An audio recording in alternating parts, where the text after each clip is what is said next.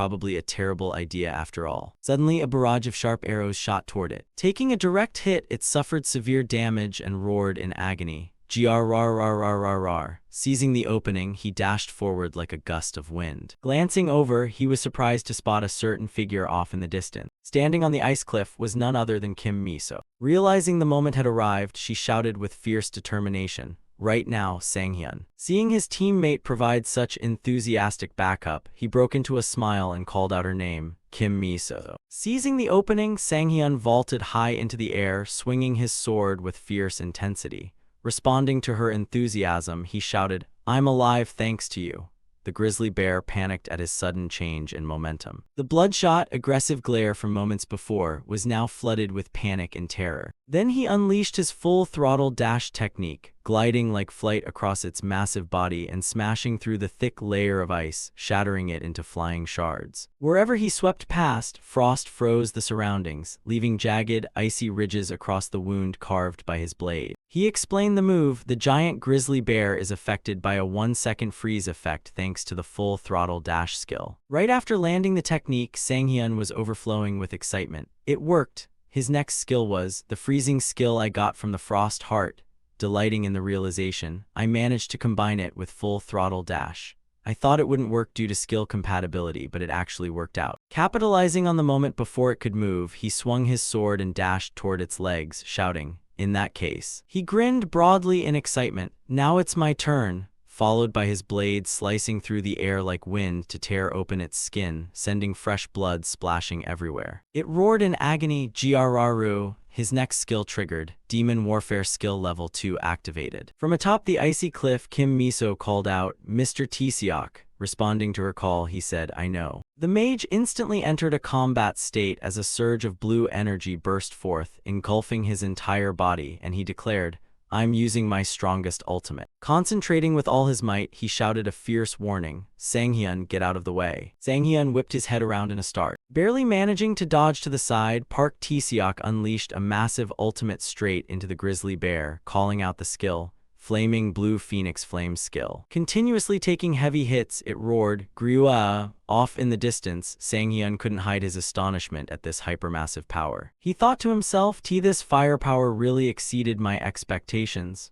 The AoE of the skill was so massive that Sang-hyun had to brace himself, thinking, at this rate for sure. And the end result was the giant grizzly bear getting taken down as Sang-hyun silently rejoiced. "We've dealt enough damage." Strangely enough, its eyes suddenly blinked open, transforming into multiple layers of glowing golden pupils. A bizarre change seemed to be occurring. The energy around the giant grizzly bear is changing. Its teeth are growing out right now, becoming razor sharp. It roared, "Kaira'a." Just as planned, he smiled. It worked. Further rejoicing inwardly, the damage output was enough. From this exact second onward, everything changed. The giant grizzly bear has entered the devour state. He smiled excitedly. Just according to plan, the devour state. With a combat-ready posture, Mi-so called out to him, "Hey, Sang-hyun." He thought to himself, the giant grizzly bear starts devouring everything around it. Bearing a new, hyper-aggressive appearance, it stared fixedly at Sang-hyun with a famished gaze. His expression now filled with anxiety, he thought, is the devour state normally this violently unhinged? Wondering briefly, where did that stupid bear from earlier go? But calculating ahead, Sang-hyun thought the ultimate finisher will be handled by Kang Joo-hee. While overwhelming fear made it impossible for him to concentrate. Can I even survive until then? Park Taeseok panicked. Is that really the devour state? Thinking with extreme anxiety, it practically turned into a completely different monster. Suddenly swooping down from above, Mi-so called out to Taeseok, "Taeseok, how is Joo-hee doing?" And he reacted with surprise, "Mi-so." Looking over at Joo-hee, Park Taeseok replied, "She's still preparing." She gradually drifted up into the air as swirling green energy coiled around her. Her eyes turned green as she entered a state of intense concentration. With an astonished expression, Kim Mi-so asked awkwardly, "She'll make it in time, right?"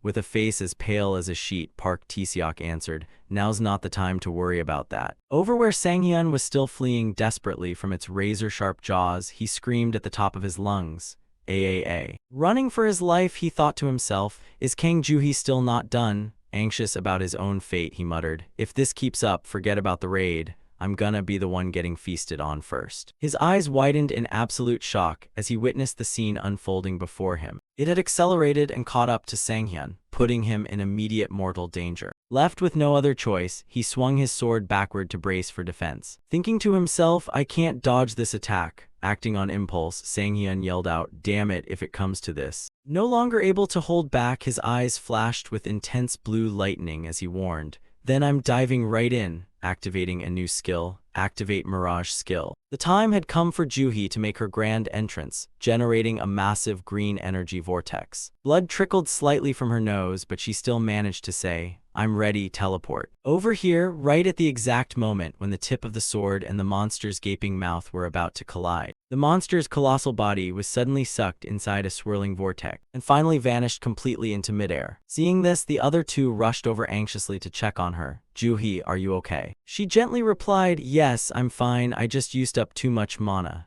Meanwhile, the protagonist let out a sigh of relief. That was way too close to being game over. If my attack hadn't hit that exact spot just now, both of us would have been swallowed up right then and there. Haha, well, as long as it worked, I guess we pulled it off. He spoke while turning to look at the group celebrating together. The gray bear, its mouth bleeding profusely, trembled with wide eyes and moaned, "Jiguruk." It bolted upright from the pool of blood, clinging to the cliff face as it let out a fierce roar. Jiguruk, leaving the three of them stunned at its current state. It used a hand to cover its earlier wound. Suddenly, its eyes rolled upward strangely as it growled in agony, "Jijuk." And a notification popped up. "Congratulations, you have defeated the final boss, Giant Gray Bear." Covered in blood, it collapsed heavily, the impact shattering the ice floor into flying fragments as Sanghyun and Miso instinctively shielded their faces.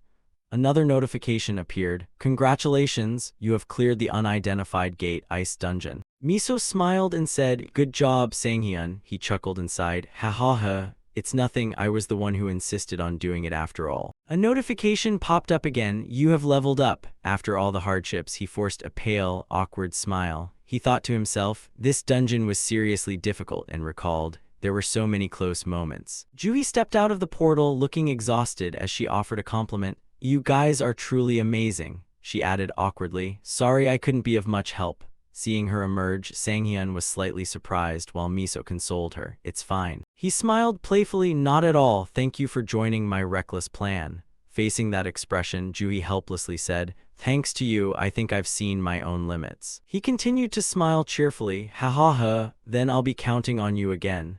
But deep inside, happiness and gratitude mingled. "Honestly, I'm so thankful my teammates listened to such an absurd plan." He still harbored his own lingering thoughts. Anyway though, imagining an alternative scenario, even if they hadn't followed me, I still would have pushed through to the end. Suddenly, he pictured the previous gates he used to face, witnessing terrified citizens running in panic while someone screamed, "Over here, we need a medic," thinking, the gates I faced in my past life, as his tone grew somber, always ended in tragedy. He remembered the moments he was heavily wounded, even having to be cared for by others, and recalled hearing, "Are you okay?" He thought, "The average survival rate of the gates I targeted for high rewards is terribly low, but conversely. However, since this raid was carried out by non-amateurs, the survival rate was quite high." He remembered having to be helped along due to exhaustion as people cried out for help. "Check over here too." A helpless look flashed in his eyes, but still. A 10% mortality rate always falls on the weak players in the party. But then he asserted, "This time that person won't be me." He thought with a shudder, death is always right beside players at all times and places. Returning to the present reality, Sanghyun thought, self-improvement is important, but,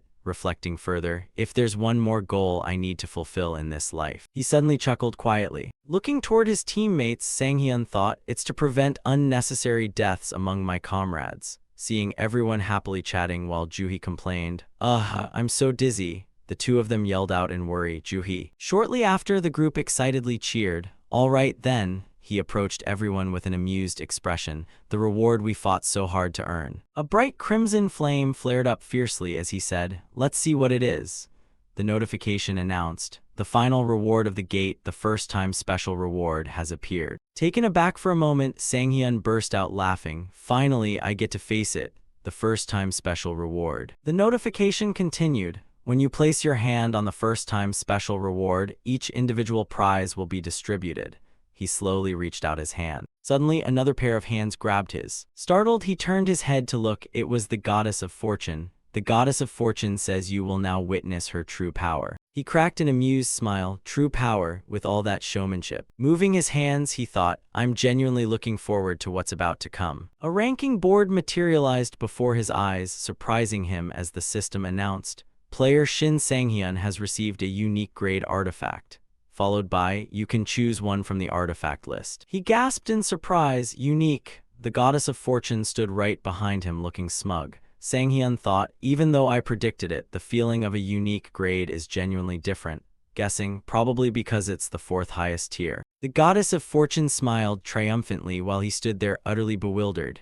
A blinding light flashed before his eyes and a new notification popped up. Due to the power of the goddess of fortune, unique grade and higher artifacts will guaranteed unlock and inherit their hidden effects. A look of surprise crossed his face as he remembered. All right, I completely forgot, thinking that clause was definitely in the contract. The next notification was about the goddess of fortune. The goddess of fortune requests that you sincerely call her Nuna, older sister. Hearing that, she laughed gleefully while he panicked. Goddess Nuna, thinking happily, I'd call you that 100 times over. Turning back, he thought helplessly, great, looks like the other teammates are too busy checking their own rewards, and guessed, they probably won't notice. Reaching his hand toward that glowing light, he exclaimed excitedly, am I really choosing it now? He decisively thrust his hand in, no need to hesitate. A burst of pink light erupted. Instantly, a sword materialized as he cheered. I've had my eye on this artifact from the start. Introduction of the sword, Spirit War Greatsword, a two-handed weapon artifact of the greatsword type, accompanied by its attack and strength stats. He rejoiced inwardly, as expected from a unique grade artifact. Those stats are insane. Slowly touching the hilt, he thought, from now on. Gripping the hilt tightly, he grinned ear to ear. I'm counting on you. Its sheer destructive power left him astonished. Trying to lift the heavy sword, he thought, what the hell, why is this so heavy? Guessing, where did the weight reduction effect go? New effect, weight reduction passive effect is always active. He stared skeptically at the effect panel. New notification, due to the skill artifact devouring, mana consumption for existing skills is removed and all equipped artifacts will feel like they weigh only 100 G. However, the effects of duplicate artifact types will not stack. Seeing this, he got irritated. What is this, a new contract? Complaining. Since when was that clause added? Miso walked over and asked, is something wrong, Sang-hyun? He froze for a second. Nothing at all, ha. Sang-hyun looked at everyone and said, oh, but you guys. Seeing everyone beaming, he asked, looks like everyone got rewards they're happy with? Miso responded enthusiastically, that's right, all of us got artifacts suited to our classes. Adding a compliment, all thanks to you, Sang-hyun. He awkwardly said, oh, I didn't do much. Denying his modesty, she firmly stated, there you go again, but it's undeniable that this is all thanks to you. Miso continued with a smile, so we discussed it as a team. She said, how about we leave all the byproduct drops like the boss corpse and magic stones to you, Sang-hyun? Hearing that, he was struck speechless. He awkwardly refused, no, you really don't have to do that. Juhi firmly cut in, no, we need to keep things clear. We've already calculated everyone's contributions in this battle, so don't worry about it. He blurted out helplessly, oh. Seeing his reaction, the others panicked. Miso said, Sang-hyun, we told you it's fine. Juhi worriedly urged, don't cry please, while Taeseok just called out his name, Sang-hyun. But deep inside, he felt an indescribable emotion. I can't believe my teammates think this highly of me. Sobbing internally, the monster corpse alone is worth 600 million. Add the other byproducts, and it definitely exceeds 1.5 billion. He suddenly flashed a sly, wicked smile. This is really... Seeing him staring at the ground, Miso anxiously called out, Sang-hyun, while he thought joyfully, I can't hold back this smile anymore. Afterward, they moved on, outside the Chunui Station ice dungeon gate. He helplessly told Miso, yeah, let's hold a celebration party next time. She turned to say, is that so? What a pity, but it can't be helped. Continuing, I wish you could come eat with us. A spark of excitement lit up in his heart. I can't wait to see the results. Afterward, the three of them headed in the opposite direction, calling out their goodbyes. See you later, Sang-hyun, Miso said. I'll text you. Sang-hyun replied, yeah, thanks for all your hard work. But it seemed Miso still had something left to say. She asked him, Sang-hyun, can I talk to you informally from now on? Leaving him slightly surprised. Smiling awkwardly, he agreed, yeah, sure. Thinking, I obviously couldn't say something like, how dare you speak informally to your elder to her. She smiled gently. Beaming brightly, she said, then, have a safe trip home, Sang-hyun oppa. He stood frozen without any reaction. Then he smiled and replied, yeah, you get home safe too. Thinking internally, oppa, just how long has it been since I last heard that word? Perhaps from this moment on, things would get sweeter between the two of them, as Juhi and Taeseok started speculating about the word oppa. Juhi and Taeseok began sensing a hint of sweetness in the air. A short while later in the alley behind the Chunui station gate, Sang-hyun placed the massive sword in front of him and began channeling his magical power. Instantly, the system notification chimed. You have absorbed worn-out greatsword. The condition for the lightweight effect has been met. The effect has been activated. The sword gradually dissolved as he looked at it and smiled wryly. As expected, since it didn't come with substats, it couldn't be absorbed for much. Anyway, since it's like my favorite spicy tuna gimbap, I guess I'm pretty happy. Sang-hyun slowly raised his hand and triggered the system. Alright, so everything is done. Now it's time to check the results so far. He pressed OK with high expectations, excitement written all over the hunter's smiling face. The player info window popped up quickly, showing his current level at 51, with his stats boosted by 150 in strength and 50 in agility. Sang-hyun had also acquired a few skills, including Knockback Burst, a skill with a knockback effect that cost 27 mana to use. And the hunter had also obtained the title Clever Hunter, which restored 1 HP every time he killed a monster by absorbing their blood. Observing each sweet fruit of his labor, Sang-hyun smiled with total satisfaction. He couldn't believe it. Switching to a new sword alone boosted my strength this much. Add 2 titles and a skill. This dungeon is an absolute treasure trove. What if I pump more points into luck? No sooner said than done. Sang-hyun reached out and tapped the screen. And the system immediately notified. The player's luck stat has exceeded 200. Critical strike damage range has been recalculated, approximately 120% to 600%. Starring at such a crazy number, the hunter couldn't help being astonished. A whopping 600% critical strike. Does that mean with a lucky strike I can deal 6 hits worth of damage? I've come way further than my past life, reaching level 50 in just 2 weeks, something Yoon Dekyung took years to do. Finally, Sang-hyun just chuckled at everything. Alright. While the hunter was still overjoyed, I gotta keep up this pace, just you wait, demon swordsman Do Kyungsu. This life, I'm definitely gonna catch up to you. A strange magical aura suddenly approached him from behind. The system urgently warned, the atmosphere around you is getting increasingly eerie. But Sang-hyun hadn't noticed yet and remained carefree. Now to go find Shin Tae-ri for a rematch. Mid-thought, the glaring red light of that aura shone so brightly it caught his attention. Glancing at it, the smile on the hunter's face froze. This familiar feeling. The system continued its announcements. 3 new constellations are approaching you. Lion King is interested in your swordsmanship. The Sower of Beauty and Flame acknowledges your fierce fighting spirit. Shadow Hunter questions your existence in this world, deeming that you do not belong here. As Sang-hyun witnessed all 3 of them appearing before him at once, he couldn't help feeling astonished internally as the system reported. Goddess of Fortune says a few decent constellations showed up and Sang-hyun coins are skyrocketing. Hearing that, the hunter could only sigh wearily. Where on earth did she learn to talk like that? After a moment, Sang-hyun stood frozen, staring blankly at the newly arrived constellations. He forced an awkward smile, feeling somewhat incredulous inside. I didn't expect the next wave of constellations to appear this fast.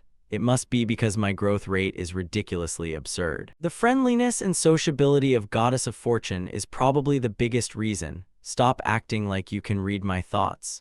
No sooner had that thought crossed his mind than the Goddess of Fortune cheerfully gave him a thumbs up, leaving Sang-hyun startled. Wait, can she actually read them? Then the hunter slowly lifted his eyelids. Well, let's see who's shown up. Lion King and the Sower of Beauty and Flame, everyone knew these 2. They were historical heroes who ascended to godhood and became constellations. Sang-hyun wondered with a hint of doubt, could it be they saw warrior potential in me? Or maybe the real reason is, suddenly, Sang-hyun locked eyes with both Lion King and the Sower of Beauty and Flame, causing the 2 constellations to startle and lightly frown. Right after that, they unexpectedly grew annoyed as the system announced. Lion King rebukes you for glancing sideways in front of your seniors, and the Sower of Beauty and Flame roars that if this were back when he was a general, your head would already be rolling. Seeing their flaring anger, the hunter could only awkwardly smile and apologize, thinking to himself, this is exactly why former heroes are so damn annoying. If I contracted with them, I can only imagine how much they'd nag me. And an extremely dangerous person has appeared. Thinking this, Sang-hyun warily averted his gaze elsewhere. This time he looked toward Shadow Hunter, who was staring back at the hunter with a mocking smirk. She was the very last person Sang-hyun wanted to cross paths with as a player. She constantly monitored spatial rips in real time, wandered everywhere tracking players who reaped excessive benefits from system glitches, and acted as a bounty hunter specializing in dealing with dirty players who crossed the line. Suddenly, Sang-hyun remembered something. In my past life, something similar happened. Aside from special exceptions like Goddess of Fortune, a ranker who signed a dual contract. She hounded them relentlessly until they completely collapsed. It's genuinely terrifying. The more he thought about those horrifying things, the more the hunter couldn't help panicking, his face turning pale. Damn it, none of the constellations here are right for me. But Lion King boosts constitution and the Sower of Beauty and Flame boosts strength. Of course, contracting with constellations is crucial. It's definitely a life-changing decision for a player. But I have Goddess of Fortune, and that's enough for now. Meaning, if I wait a little longer, might I get something even more amazing? Suddenly, Sang-hyun thought of the Divine Throne. Historically, you could count on one hand the number of players who contracted with truly mythological entities. He didn't like gambling, but the hunter had no other choice now. Sang-hyun slowly shifted his gaze toward the constellations. Then he bluntly gave his answer, "Sorry, but I don't think I'll be choosing anyone today." The swordsman's words left all of them utterly shocked. The system then announced, Lion King is stunned, stating he has never been treated this way before. The Sower of Beauty and Flame departs, saying he might visit you 3 times like a sworn blood brother. As Sang-hyun stood frozen watching them leave one by one, upon hearing the system's message, the hunter could only offer a wry smile. Even if you come back 3 times, my answer won't change. Suddenly, Sang-hyun noticed something, his eyes widening slightly. At this moment, Shadow Hunter was slowly stepping into that spatial doorway. Before completely leaving, she slowly turned her head to give Sang-hyun one last look. Her eager gaze and blazing eyes were glued to him, the corners of her lips curving into a sharp smirk as the system rang out. Shadow Hunter warns that one day she will expose the secret you are hiding. Sang-hyun was startled upon seeing that expression and hearing her parting message. This left him extremely annoyed. What a pain.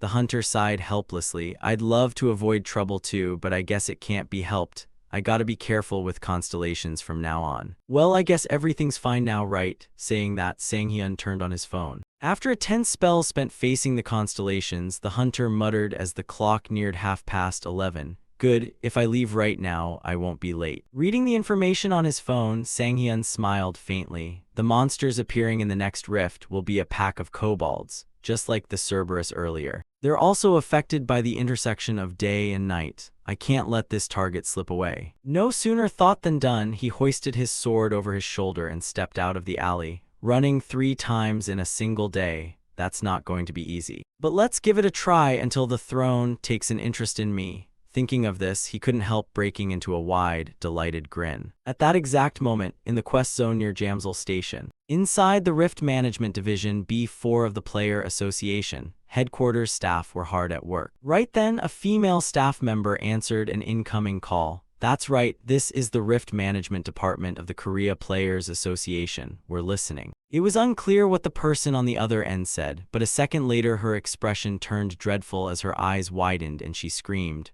What? Having received the shocking news from the line, the staff member spun around in disbelief to look at the others. No way. A rift has appeared at Exit 1 of Bupyeong Station. All combat personnel prepare to deploy immediately. She then anxiously replied to the caller, confirmed, we're going to request cooperation from nearby players, so, before she could even finish, the voice on the other end interrupted.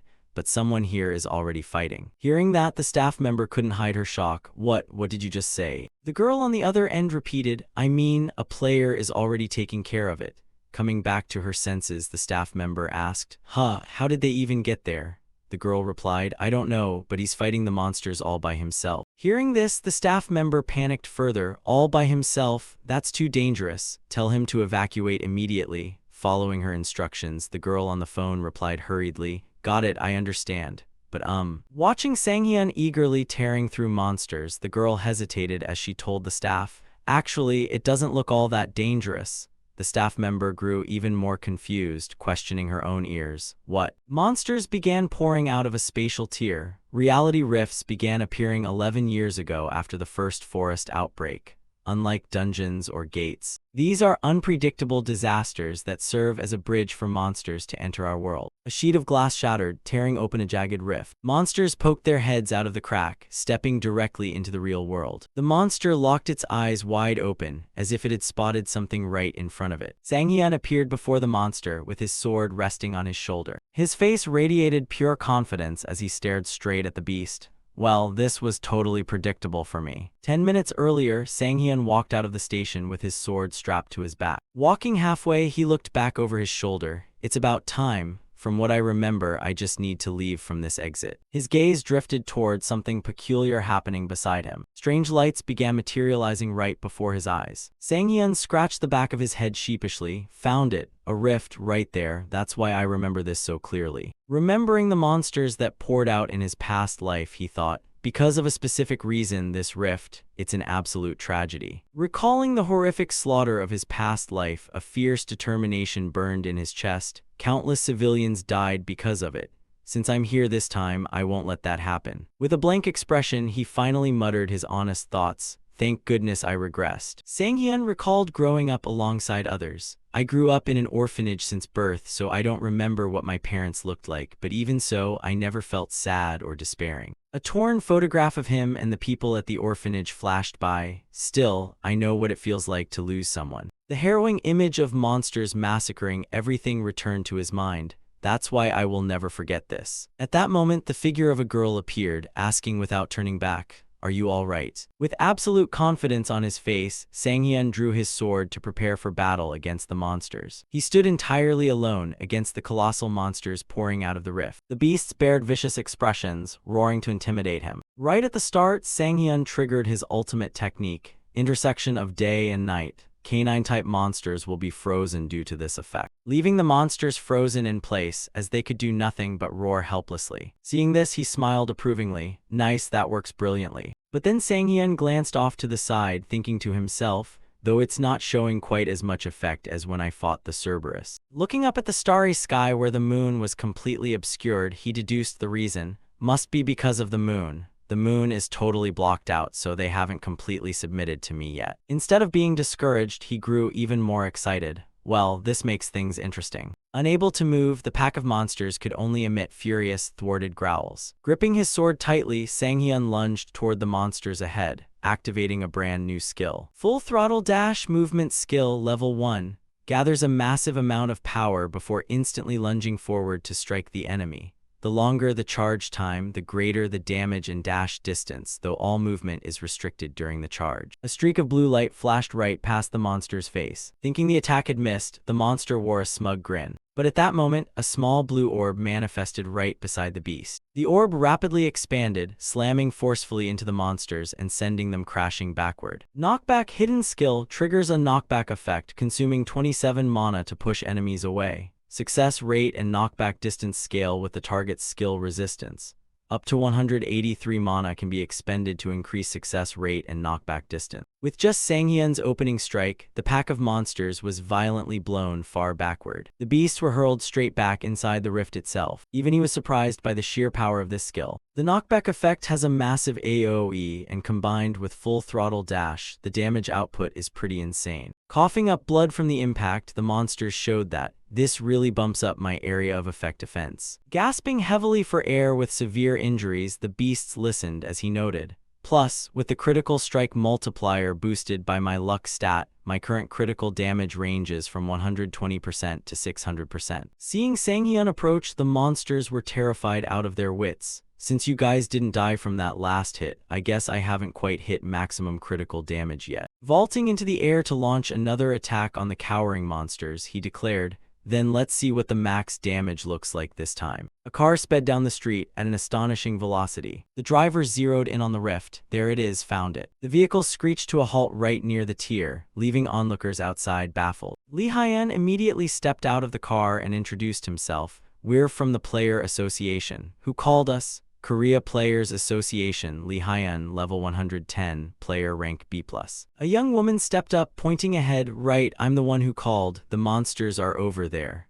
After taking in the situation, Lee Hyun instructed her, "All right, find a safe spot, Will." But someone beside him interrupted. Hyen. Lee Young stepped forward with a suggestion. I think we should go check it out first. Korea Players Association. Lee Young, level 90, player rank B. Right before their eyes, Sang-hyun was single-handedly fighting off the monsters, leaving the two speechless. What the hell? Roaring fiercely, a monster threw a heavy punch straight toward Sang-hyun. Lee Hyen and Lee Young instantly drew their weapons. Recognizing the enemy, Lee Hyen exclaimed, "Kobold warriors, is this a kobold rift? Let's take it down fast." Got it. From a distance, Sang-hyun called out to reassure the two. "I'm fine, you guys don't need to come over here." He confidently declared, "I'll take them all down by myself." Unable to believe his ears, Lee Hyen started to ask, "Wait, are you saying?" Sang-hyun activated a new title and skills. Title Confrontation activated. State Isolation, Kobold Warrior. With no allies within a 5-meter radius of the target other than yourself, all stats are increased by 20%. Let's test this out. Skill Body Enhancement activated. User's physical body has been enhanced, speed increased. The Kobold warriors brandished their swords in unison to counterattack. But Sang-hyun held his ground, channeling power into his blade. Let's see what happens when I unleash the accumulated power of knockback. Two massive forces instantly collided head-on. Proving vastly weaker than Sang-hyun, the monster was blown violently away. Struck by lightning, the beast writhed and growled in agony. It ultimately crashed straight into the ground right in front of Sang-hyun. Gorgeous. Watching the scene unfold, Lee Hyen and Lee Young wore expressions of utter speechlessness. One of them finally called out, "Hey, are you Shin Sang-hyun?" Stepping closer to thank him for his help, they said, "Right, you guys are from the association. Sorry about earlier.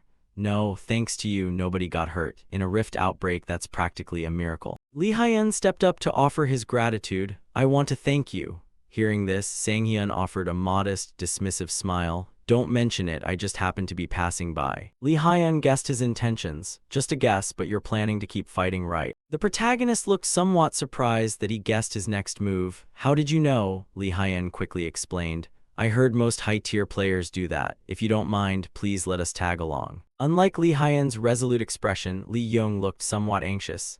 Hyen. Eager to learn, Lee Hyen added, "We won't get in your way, I just want to observe how you handle things." Hearing that, he simply smiled. Agreeing to let them follow, he let out a soft sigh as he turned around. "Do as you like, rookies, how cute. Man, I'm starting to sound like an old man." Taking the lead, Sang-hyun sliced through monsters to clear a path for Lee Hyen and Lee Young. Bupyeong Station, Rift, Intermediate Arena. With a single casual swing, Sang-hyun cleanly cleaved a blocking monster in half. Panting heavily as they jogged behind him, Lee Young complained, "Why is he moving so fast? Is he really a low-level player? Forget his level, just keep running after him.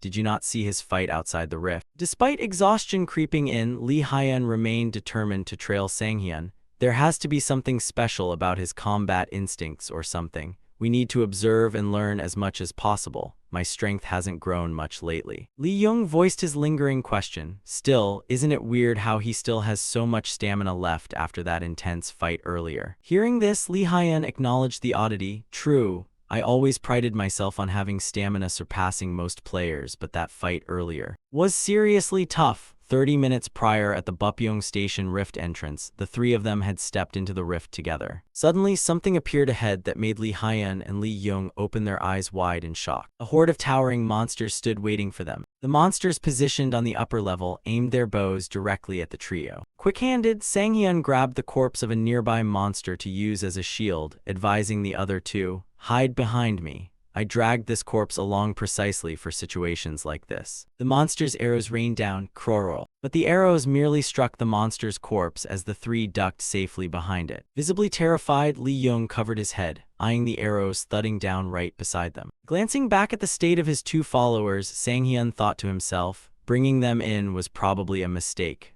Trying to clear monsters while protecting them is a bit too much work. His face remained entirely expressionless and silent. But a surge of determination quickly replaced his doubts. "Why am I complaining again? I need to learn how to handle situations like this." Revering his grip on his sword, he reminded himself, "Otherwise, I'll never reach a high rank, right?" Right then, a monster drew its bow directly at Sang-hyun. Unfortunately for it, his thrown sword flew straight into its head, sending it flipping backward. Seeing its comrade go down like that, the adjacent monster froze in sheer terror. Seizing the opening, Sang-hyun darted forward with his sword. Quit getting distracted, the arrows have stopped flying, haven't they? Simultaneously activating his skill, he swept through and decapitated the monsters. In the blink of an eye, the monsters collapsed onto the floor. Glancing back at his followers, Sang-hyun announced, "All right, next up is the second floor." Just then, a giant monster stepped out to block his path. Sang-hyun was knocked a few steps back by the monster. What the hell, why suddenly? Unwilling to yield, he thought to himself, "Good thing I reacted fast. If that hit landed, my body would have turned to mush." The massive monster stepped forward, panting heavily. It was a kobold champion. I honestly didn't expect a monster this strong to be guarding the second floor. Wielding its heavy shield, the kobold champion charged towards Sang-hyun. It roared as it closed in on the protagonist. This bastard's still kicking. Doubts flickered in his mind. Can I push back this attack with knockback? No, I can't gamble on uncertain outcomes like this. Meaning, after a brief calculation, he decided to charge straight ahead to face the kobold champion. I have to take its attack head-on and minimize the collateral impact as much as possible. The protagonist's sword thrust straight into the shield of the kobold champion. The blade not only pierced right through the shield, but also cleanly sliced off the champion's head. Even Sang-hyun couldn't believe the sheer magnitude of his own strength. What the hell, this damage output? It didn't just pierce the shield. The champion's severed head rolled away across the floor. It actually one-shot a kobold champion famous for high defense. My stats shouldn't be nearly this high. Is this the raw power of the greatsword's sword spirit? The kobold champion's head rolled right up to the feet of the remaining monsters, terrifying them. Sang-hyun looked at the terrified monsters with a wicked smile that made them jump out of their skin. So that's how it is. Rushing forward, he wiped out all the monsters on the second floor with a single strike, leaving Lee Hyun and Lee Young staring in stunned amazement from behind. Up on the second floor, the monsters lay carved into pieces. A new pair of boots gleamed amidst the remains. Speed boots, platinum sacred relic, common equipment. Type, boots. Effect, imbued with the will of an assassin who desperately yearned to run faster. Blessed by ordinary spirits, movement speed is tripled when traveling on unpaved terrain and doubled under normal conditions. Sang-hyun quickly crouched down to slip the speed boots on, marveling, hit the jackpot. Kobolds are way harder to deal with than goblins, and they're rumored to drop some rare sacred relics. As he laced them up, a faint energy radiated from the footwear. Gazing down in surprise, Sang-hyun muttered, "These things even auto-adjust size? Kobolds don't exactly have athletic runner feet, but whatever. Things are gonna get a lot easier from here." He walked over to the second floor railing and looked down. Besides, down below, after a fierce struggle, Lee Hyun and Lee Young had finally finished off the remaining monsters. Watching them, Sang-hyun finally offered some praise. These two actually fight better than I expected. The trio regrouped on the upper level. This trip brought in a pretty decent haul, 5 silver, 4 gold, and 1 platinum. That's easily worth 1.5 billion won. Just clearing the kobolds along the way maxed out my HP, so the boss shouldn't be an issue. With his HP bar fully restored, Sang-hyun felt fully confident facing the boss here. This new title is pretty strong too. Wise Hunter title effect restores 5 HP via blood absorption every time you defeat a small monster or higher. Suddenly something ahead caught the protagonist's eye, making his gaze light up. Before him stood another door radiating a crimson energy. This weird energy, so it was in here. The deepest room in the rift, the king's treasury. Sang-hyun stepped inside without hesitation. Something glowing brightly inside left him utterly dumbfounded. What? Why is there? Spread out before him was a colossal mountain of gold. What on earth is this? Sang-hyun's eyes turned into sparkling dollar signs as he practically threw himself onto the pile of gold coins. Forget the weird energy, sorry about that, you precious items. What is this? Can I just retire early now? Unnoticed by him, a monster in the shadows aimed an arrow straight at the protagonist. Still staring casually at the treasure below, he mused, "Forget getting stronger or whatever, with this much money, my life is completely set." The monster perched up high loosed its arrow toward Sang-hyun. The arrow struck the pile of gold down below. Little did it know, Sang-hyun had been on guard all along as he leaped into the air to launch an attack. An ambush again, huh? The Kobold King turned its head and growled at him. The main character's sword immediately slashed down and he even mocked it. Always the same trick, so boring. The Kobold King quickly rolled to dodge Sang-hyun's previous attack. Even he himself didn't expect it to dodge his attack. What it dodged from that distance? What kind of movement is that? The Kobold King turned around, preparing to fire another arrow at Sang-hyun. Feels like it's deliberately luring me here. Turns out the final monster he had to overcome was none other than it. Final boss, the Kobold King. Fortunately, Sang-hyun noticed in time and turned his head back to look. At the same time, the Kobold King's arrow was fired, and luckily Sang-hyun managed to dodge it using the move Omni Strike. Looking at the arrow firmly embedded in the ground, Sang-hyun secretly felt lucky, thinking, that was close. If I hadn't used Omni Strike in time to dodge, my body probably would have been pierced through. Sang-hyun and the Kobold King stomped the ground at the exact same time. Sang-hyun looked at the Kobold King in front of him with a skeptical expression. This thing. It seemed the Kobold King wouldn't give him a single second to rest, plucking a hair from the back of its neck. Instantly, the hair transformed into a powerful arrow, and seeing it, Sang-hyun thought to himself, this is getting pretty troublesome. Lee Hyun and Lee Young quickly tracked down the gate of the crack. Has it already started? The two of them rushed inside and shouted loudly, Sang-hyun, sorry we're late. Inside, upon seeing the two, the Kobold King immediately growled to threaten them. It transformed into a giant, baring its sharp teeth with a fierce gaze directed at the two. Due to the effect Monarch's gaze of the Kobold King, the effect Immobilize has been applied. Lee Hyun looked at it with a terrified expression and screamed, what kind of boss is this? Only then did he realize something was wrong, stammering, my body, I can't move. Before anyone knew it, Sang-hyun appeared right behind the Kobold King, raising his sword high to strike down. Sang-hyun wore a triumphant smile, teasing the Kobold King, you dare look away from me? Skill, recovery level 1 activated, Immobilize has been broken by recovery. Only then did the Kobold King notice Sang-hyun above its head, glaring up and growling. Sang-hyun's slash landed squarely on the Kobold King's arm. The Kobold King roared in pain, clutching its injured arm, but at that moment, another unexpected thing happened. Demon combat cannot be executed due to the Kobold King's skill resistance stats. Sang-hyun looked at it with a trace of regret. Thanks to recovery, I found an opening, but because of its high stat resistance, I couldn't trigger a stun. What a pity, but... He glanced at Lee Hyun and Lee Young sitting slumped on the ground. The effect, intimidation right now. Both of their faces showed sheer shock, while Sang-hyun looked at them and got an idea. If two level 100 players react like this, maybe it's even stronger than the Goblin Lord I fought before. Sang-hyun smiled, confident he had a new plan. I couldn't get it last time, but thankfully. Once again, he grabbed his sword and charged at the Kobold King with a confident expression. This time, I'm definitely getting intimidation. The Kobold King wasn't to be outdone either, summoning a barrage of arrows behind its back. Sang-hyun felt no fear, his ice-like shadow unwavering as he charged straight at it. This time, the Kobold King used a stronger move. Kobold King used multi-shot, unleashing countless arrows simultaneously, all of which Sang-hyun managed to dodge. Sang-hyun used his sword to block the incoming arrows. What the hell? Suddenly, the Kobold King leaped up into midair. It conjured countless more arrows behind its back. Witnessing this scene, even Sang-hyun was surprised by its intelligence. Just as I thought, it's very smart, unlike any monster I've seen before. But are its arrows infinite? How unfair, it keeps the distance and turns this into a drawn-out battle because of Omni Strike. Judging by the current situation, the Kobold King's cooldown time is faster than Sang-hyun's. From what he remembered, its intimidation has a shorter cooldown than his recovery, if it figures out. Once the Kobold King discovers Sang-hyun's weakness, he would surely only have one path. Then I might actually die since I can't do anything when affected by intimidation.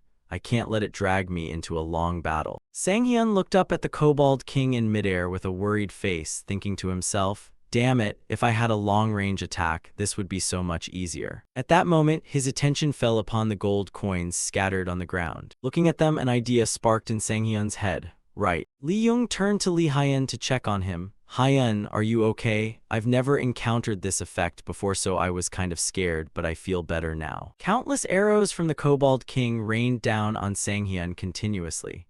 This time, the Kobold King roared with supreme confidence, while Lee Young watched the fight in total bewilderment. But why is Shin Sang-hyun still fine? Does he have some kind of cleansing skill? Lee Hyun also stared up at Sang-hyun with a suspicious look. Looking at it this way, it wouldn't be strange if he had one or two, not surprising at all, but what is this weird feeling? Suddenly, Lee Hyun's eyes widened, as if he had just spotted something right in front of him. The arrows that the Kobold King had fired earlier were now driving deeper into the ground.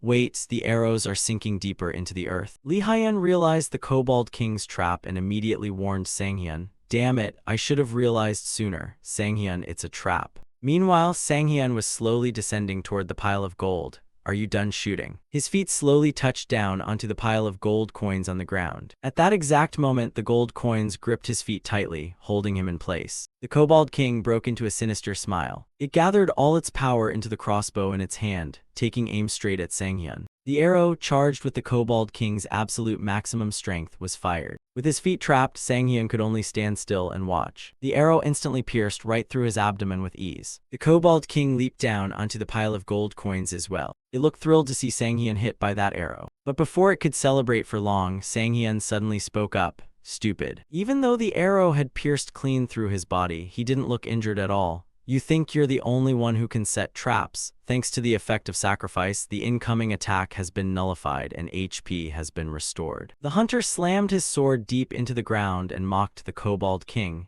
You should have wondered why I was so easy to hit in the first place. Sang-hyun's eyes turned pitch black. Now then, skill illusion activated, user's physical stats enhanced, movement speed drastically increased. Grip tightening around his sword with complete confidence, Sang-hyun rushed toward the Kobold King. Time for you to take a beating. A brand new skill was unleashed by him, Knockback Burst. The gold coins on the ground flew backward toward the Kobold King like a storm. Those golden coins embedded themselves deep into its flesh, making it roar in agony. Outside, Lee Young finally understood Sang-hyun's strategy. Gold coins, they act like shotgun pellets. Just how powerful is his knockback anyway? Lee Hyun stared in utter shock at the scene unfolding. No, that's not even the main point. I've met countless players before, but the Kobold King's body was covered in embedded gold coins, and Lee Hyun was astounded by Sang-hyun's strength. I've never seen anyone with combat instincts on this level. The gold coins clung tightly to the Kobold King's body, yet it still struggled to get up and fight. Even though it was injured, the Kobold King refused to give up.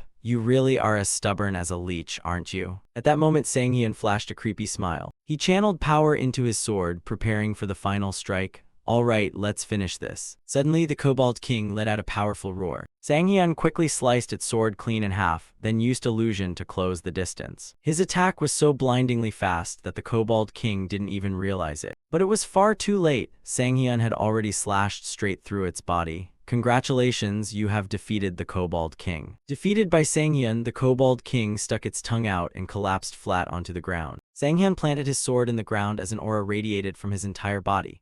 Your level has increased significantly. You have acquired a C-rank title. Before the drink goes cold, title rank C, title description. A title forged by one who embodies beauty and flame based on her old memories. Within 2 hours of entering a dungeon, you and all party members are immune to the intimidation effect. His body emitted a brilliant glow. The one who embodies beauty and flame once proudly declared, back in my youth, I cut off my enemies' heads before the wine had even grown cold. This is the first time I've gotten a title related to a constellation I've met, huh? Sang-hyun turned his head to look at the stream of light behind him. Finally. On the ground lay the items he had unlocked after leveling up. They dropped intimidation. Despair Talisman, Platinum Holy Relic, Support Equipment. Special Effect, Intimidation. The roar released by the Akatis Kobold carries extreme hatred. Enemies hit by this pressure rapidly lose their will to fight. Swift Boots, Gold Holy Relic, Common Equipment. Equipment Type, Footwear. Special Effect, Retreat. Specialized boots for high-speed evasion, moving backward faster than moving forward. When the opponent leaves an opening, it creates a massive counterattack opportunity. Breakthrough Necklace, Gold Holy Relic. Equipment Type, Accessory. Special Effect, Tracking.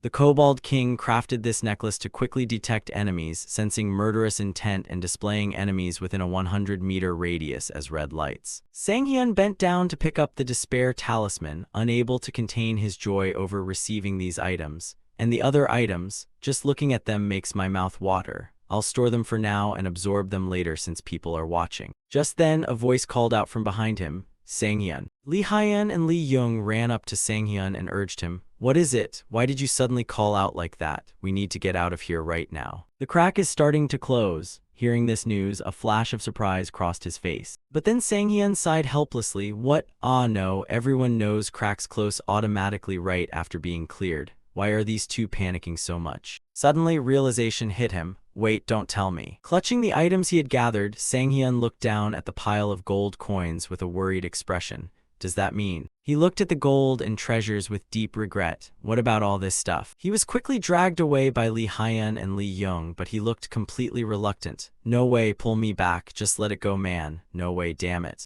Outside the crack, a crowd had gathered, complete with reporters filming the scene. From inside the crack, 3 figures slowly stepped out to the utter astonishment of the crowd. Seeing them emerge safely, the people outside breathed a massive sigh of relief and cheered wildly. Looks like they pulled it off. Holy crap, Sang-hyun is so cool. Look at that, the crack is closing too. But suddenly the crowd froze, all of them wearing blank expressions. Clutching the pile of items in his arms, Sang-hyun walked out looking devastated over leaving behind the gold and treasure. Why is the atmosphere like this? A microphone was instantly shoved right toward the gloomy Sang-hyun. A reporter stepped forward to greet him. Hello Sang-hyun, we are reporters from Player magazine. The reporter smiled warmly, eager to get Sang-hyun's thoughts. As the hero who saved Bupyeong Station, please say a few words. Sang-hyun could only force an awkward, skeptical smile. Hero, what are you talking about? Player Town, Building SB1 Advanced Training Room, where 2 young women were currently fighting monsters. Jo Ihyun wielded her staff and made her move. Summon B-rank Golem. Korean Player Association, Jo Ihyun, level 120, Summoner Mage, player rank B+. The stone monsters immediately charged at Terry. Begin combat simulation. Terry remained completely calm without a shred of fear, fixing a sharp gaze on the approaching monsters. A stone monster rushed forward, but Terry slashed across its body with her blade. Its body exploded instantly upon impact. The remaining stone monster stared at her with a look of utter confusion. Terry spun the blade in her hand fiercely. Seizing the right moment, she gripped her sword tightly and prepared to strike. With her agile movements, she slashed through the stone monsters one by one, leaving countless gasps on their bodies as they roared in pain. The bodies of those stone monsters slowly crumbled into pieces. The moment Terry kicked off the ground, the stone monsters behind her instantly shattered. The debris rained down behind Terry's back. She turned around to look at the rubble, not forgetting to praise Ihyun's previous technique. You did great. I came here so I wouldn't forget the feeling of that day, but... In Terry's mind flashed the memory of her past battle with Sang-hyun. I want to fight him again. I should have exchanged contact info back then, but Miso had to interrupt. At that moment, a news broadcast playing behind her caught Terry's attention. Breaking news today, a crack appeared at Bupyeong Station. Witnesses say a local player cleared it entirely on his own. Hearing the news, Terry looked skeptical. A crack? We're going to interview that player right now. Suddenly, her eyes widened as if she had just spotted something on screen. The broadcast displayed footage of Sang-hyun being interviewed, with the reporter asking him, "How does it feel to clear a crack without a single casualty?" I just did what I had to do. Seeing him on the news, Terry couldn't help but smile. Still so humble. That's awesome. Never thought I'd run into him like this. The reporter calmly asked Sang-hyun another question. So did you face any difficulties? According to the Player Association, the monsters were around level 150. Your level is a bit lower than that, right? You must have faced a lot of hardships. Sang-hyun answered very humbly, that's right, levels are important, but I don't think it's the absolute factor that decides victory or defeat. Watching him on the news, Terry didn't disagree at all and praised him wholeheartedly. He's right. If he can speak with that much confidence, it's clear he knows his own limits. I sensed it long ago, but he really has matured like a player who went to hell and back. Terry wondered curiously, who is his teacher anyway? Is his constellation the god of war? She also considered another possibility regarding Sang-hyun's constellation. Or maybe he has a contract with a transcendental being, just like me. The next day, at Shin Sang-hyun's house, he was focusing on absorbing the items he had gathered yesterday. His hair instantly turned white, infinite space. He opened his eyes and looked at the items on the ground with overflowing joy. Finally time to eat. Sang-hyun looked extremely excited to absorb these items. Yesterday I got the Despair Talisman, Tracking, and Retreat. Every single one is useful. Must be thanks to my high luck stat. Alright, keep this up and I can grow strong just the way I want. Ever since the dawn of the player era, most swordsmen shared this image, showing bulky swordsmen with bulging blood vessels all over their bodies, swordsmen trapped forever in the mold of pure strength and stamina. But then, a giant octopus monster coiled around the body of a bulky swordsman. However, with the emergence of monsters with diverse attack patterns, those blindly pursuing brute strength began walking the path of destruction. The bulky swordsman stared in shock at the scene before him, and swordsman stagnated, maybe so. But the appearance of one man who sliced off all the octopus's tentacles changed everything. Ever since the demon swordsman Du Kyungsu appeared, the entire mindset of the swordsman world changed. He shed heavy armor to optimize speed, choosing evasion over defense and utility-oriented skills instead of pure destruction. In other words, he's a swordsman who can handle any situation. Kyungsu was the pioneer of the current swordsman phenomenon. Basically, he is the pioneer of the concept of the all-rounder swordsman. This time, Sang-hyun was ready to change compared to his past life. Even in my past life, I never changed my fighting style because of my stubborn pride as a dragon, but this time will be different. Pride won't fill my stomach. At that moment, the system notification chimed. Preparation for absorption complete. Despair talisman, swift boots, and breakthrough necklace. Delicious dishes were laid out before his eyes. Exquisitely decorated, cobalt fresh wild mushroom soup, cobalt steak with rich pepper sauce. Looking at the food in front of him, Sang-hyun started salivating from how appetizing it looked. Delicious. So this time it's based on cooking related to the Kobold King. I thought that thing was just cunning. Who knew it was such a foodie? His stomach growled loudly at the appetizing dishes, though he wondered, wait, why are there only 2 dishes? Another dish appeared in front of him, emitting a dark, ominous aura. On the plate were wriggling larvae, fresh kobold swamp orange larva salad. Taking back what I said about it being a foodie, this one is definitely not okay. In front of Shin Sang-hyun's house, 2 guards were trying to block people who wanted to force their way inside. A man holding a camera argued, "I told you we had permission last time, open the door right now."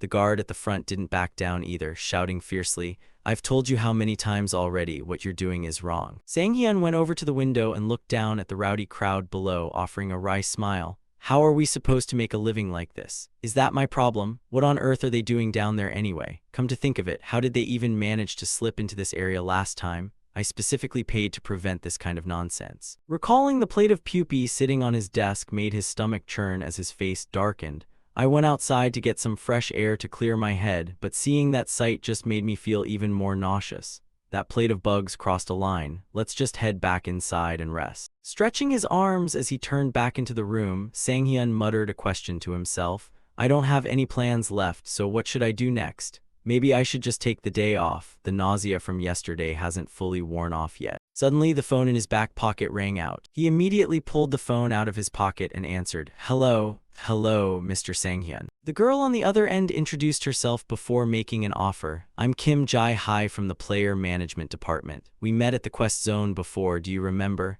Yes, I remember. Why are you calling me?" Jae-hi didn't beat around the bush and revealed her reason for calling. "Ah, well, nothing special. I just wanted to call and issue your reward for the Rift incident. As for the nameplate, honestly, judging by my standards, an achievement like this is so tiny it's almost embarrassing." Remembering the far more powerful swordsmen he had fought alongside, Sang-hyun felt humbled. Because compared to the players who will soon have to face and stop future disasters, the rift I cleared was nothing more than a drop in the ocean. Without missing a beat, Sang-hyun turned down the praise from Jae-hi. "I still don't deserve this kind of praise. I'm sorry, but I'll have to decline." "Well, then at least let us grant you priority access to the dungeon you requested earlier." The moment priority dungeon access was mentioned, Sang-hyun's expression turned grim. "I'm talking about the Silent Land dungeon." Even he was surprised at how quickly his request was approved. It got greenlit. Yes, thanks to your recent achievements, higher-ups processed it immediately without any obstacles. The Silent Land is a dungeon where practically all elite monsters utilize silence status effects. And also, Sang-hyun cast a sideways glance. He was sitting next to a blonde young man with the corpse of a defeated monster lying behind them. Sang-hyun asked curiously, "Looking at your sister's photo again?" "Just a habit. I always look at her picture when everything's over. It's been about 10 years since I lost her." Highly curious about how the blonde young man had lost his sister, Sang-hyun asked, "What kind of dungeon did your sister go into last time?" Staring regretfully at the cheerful photo of his sister, the blonde man didn't hesitate to name the dungeon, the Silent Land. She was a player who relied heavily on skills, so once she got in there, she couldn't do a thing. The blonde man gazed at the photograph with lingering grief. "But now, I could easily wipe that place clean. Regretting it now is useless, though." The young man wished for only one thing, "Unless I can go back to the past." Returning to the present, Sang-hyun was thrilled to hear he had priority access to the Silent Land. "Awesome, get it ready for me right away. That's a dungeon I absolutely must visit." A car sped down the road at an incredible velocity. Sang-hyun was the one driving, marveling from inside the vehicle. driving a new car really feels amazing. I originally only planned on spending money on ancient artifacts. He recalled walking down the subway with a long sword strapped to his back while drawing every pair of eyes in the room. But last week when I headed to Bupyeong Station for the rift, I learned a painful lesson. I like attention, but not that kind. I'm never taking public transit again. Just then, the phone mounted on the dashboard rang. He immediately picked up to answer the caller. Yes, I'm listening. Ah, hello, Mr. Sang-hyun. I'm calling to confirm that today is the raid for the Silent Land. I'm on my way, almost there. Fully understanding the situation, the voice on the other end replied, Ah, I see. In that case, another staff member will assist you at the location since it's outside my jurisdiction.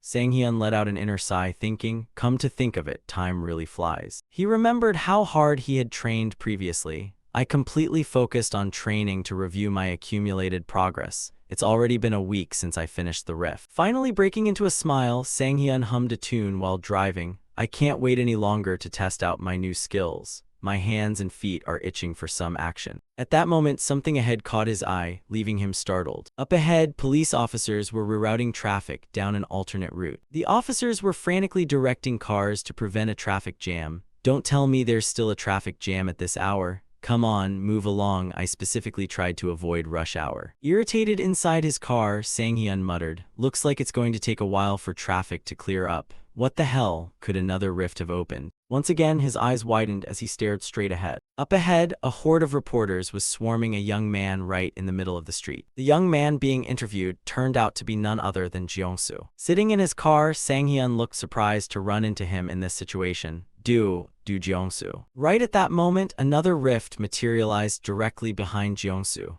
Gate number 21 at the Uedo intersection. The girls standing on the sidelines were ecstatic at the sight of Jeong-soo, screaming his name at the top of their lungs. Oppa Jeong-soo, I love you, just look over this way even once. Seizing the opportunity to squeeze more info out of him, a female reporter chimed in with high praise. You're drawing crowds as crazy as ever, Do Jeong-soo. How does it feel to receive this much adoration? Jeong-soo gave an answer completely unrelated to the reporter's question. It is an honor. Feeling slightly miffed, the reporter forced a smile as she pressed for actual news. What's with that perfunctory answer? Do you think you can act aloof just because you're famous?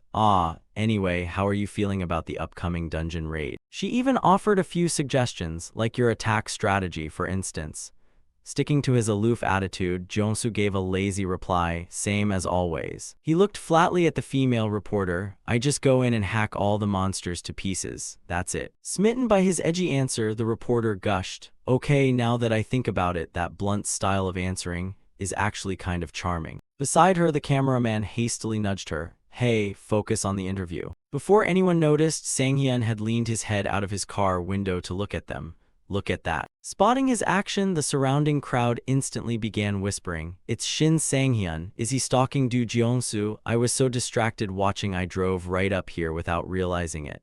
Oh crap, I forgot I'm a public figure too. Other reporters immediately pivoted to report on Sang-hyun's presence. Breaking news, a clash between gods and mortals. He's stepping up to challenge the throne of the demon swordsman. Jeong-soo's bodyguard leaned over to whisper in his ear. That's the guy who soloed a rift not too long ago. I heard he uses a swordsmanship style similar to yours. Hearing the news, Jeong-soo didn't get angry. Instead, he flashed a rare, faint smile. Yeah, I know, excuse me. Meanwhile, Sang-hyun stepped out of his car to field questions from the press as reporters swarmed him. Mr. Sang-hyun, why are you here? Is this a coincidence? Did you come to challenge Do Jeong-soo? No, it's not. The rapid-fire questions left him utterly bewildered. Why did you park your car like that? Is that the full options trim? Can you reveal how much the car costs? It's a coincidence. What? No, I meant the car has the full package. Damn it, I didn't want to catch Do Jeong-soo's eye like this. From afar, Jeong-soo was locking eyes with Sang-hyun, leaving him flustered. What am I supposed to do now? Jeong-soo shot Sang-hyun a rare, mocking smile. Seeing him smile back like that left Sang-hyun completely dumbfounded. Did he just smile? Was that a sneer? So did you borrow money to buy that car, or did you pay for it yourself? Tuning out the reporter's chatter entirely, his mind zeroed in on Jeong-soo's smile.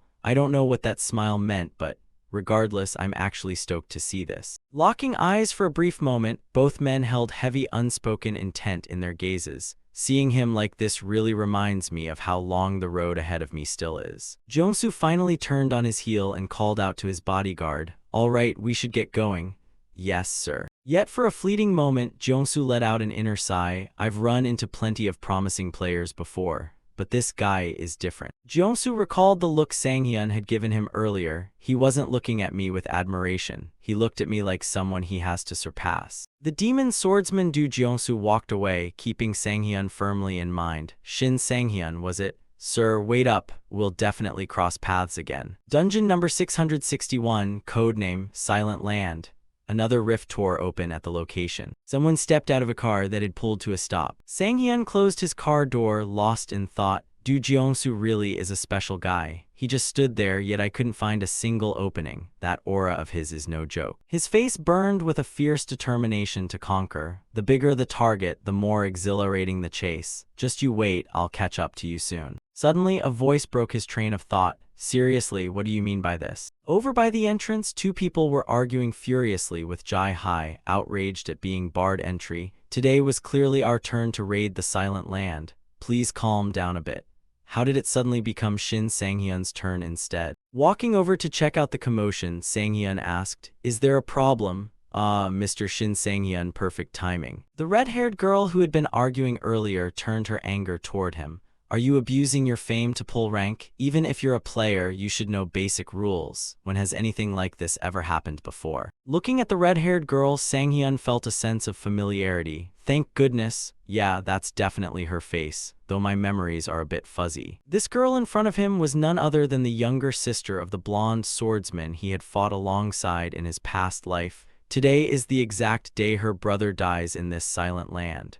Hey, are you even listening to me? Recalling the gentle demeanor of the girl's older brother, Sang-hyun made an inner comparison. I never expected her to be this loud and wild. Man, she's the absolute polar opposite of him. He must have had a really hard time dealing with this brat. Unable to suppress her anger any longer, the red-haired girl raised her voice. Look, there's no need to hold back in a situation like this. Hey, Shin Sang-hyun. Standing tall and looking down at her, Sang-hyun retorted, so what? Sometimes you just gotta put your foot down with people. He decided to teach the young girl a lesson. Even if you're pissed off, don't take it out on me. I'm just following the schedule set by the association. Got a problem with that? Having lectured the red-haired girl, he turned around and waved dismissively. Well then, I'm heading into the dungeon. I don't have all day.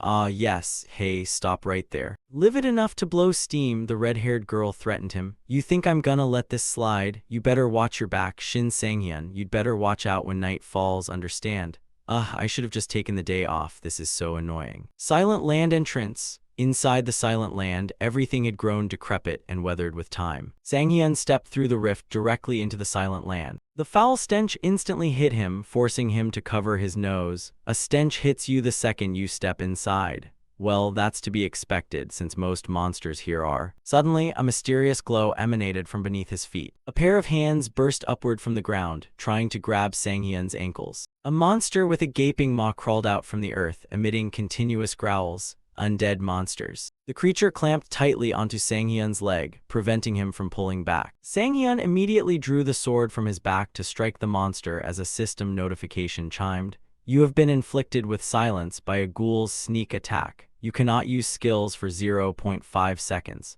Tusk, I get silenced the moment it touches me. Though silenced, his limbs functioned normally as he raised his sword high. The blade cleanly cleaved the undead monster in half. It turned out there wasn't just one undead monster. Dozens more clawed their way up from the soil. The ghouls flailed their arms as they lunged toward Sang-hyun. So basically, don't take a single hit and limit skill usage. The rotting arms of the monsters nearly grazed him, but he remained utterly unbothered. Seriously, sounds like a pure hardcore run. If there's one thing I'm confident in though, it's this. Korea Players Association, Recon Team 4 Tactical Conference Room. An association staff member was presenting player data. The next player we need to discuss is player Shin Sang-hyun. His profile was magnified across the projection screen. A team leader smiled approvingly. Oh, so this is that kid, the one who soloed a whole rift, right? Left quite a strong impression. He cast doubt on the validity of the feats. Even so, I heard he only awakened his abilities a month ago, and before that he was just a porter, right?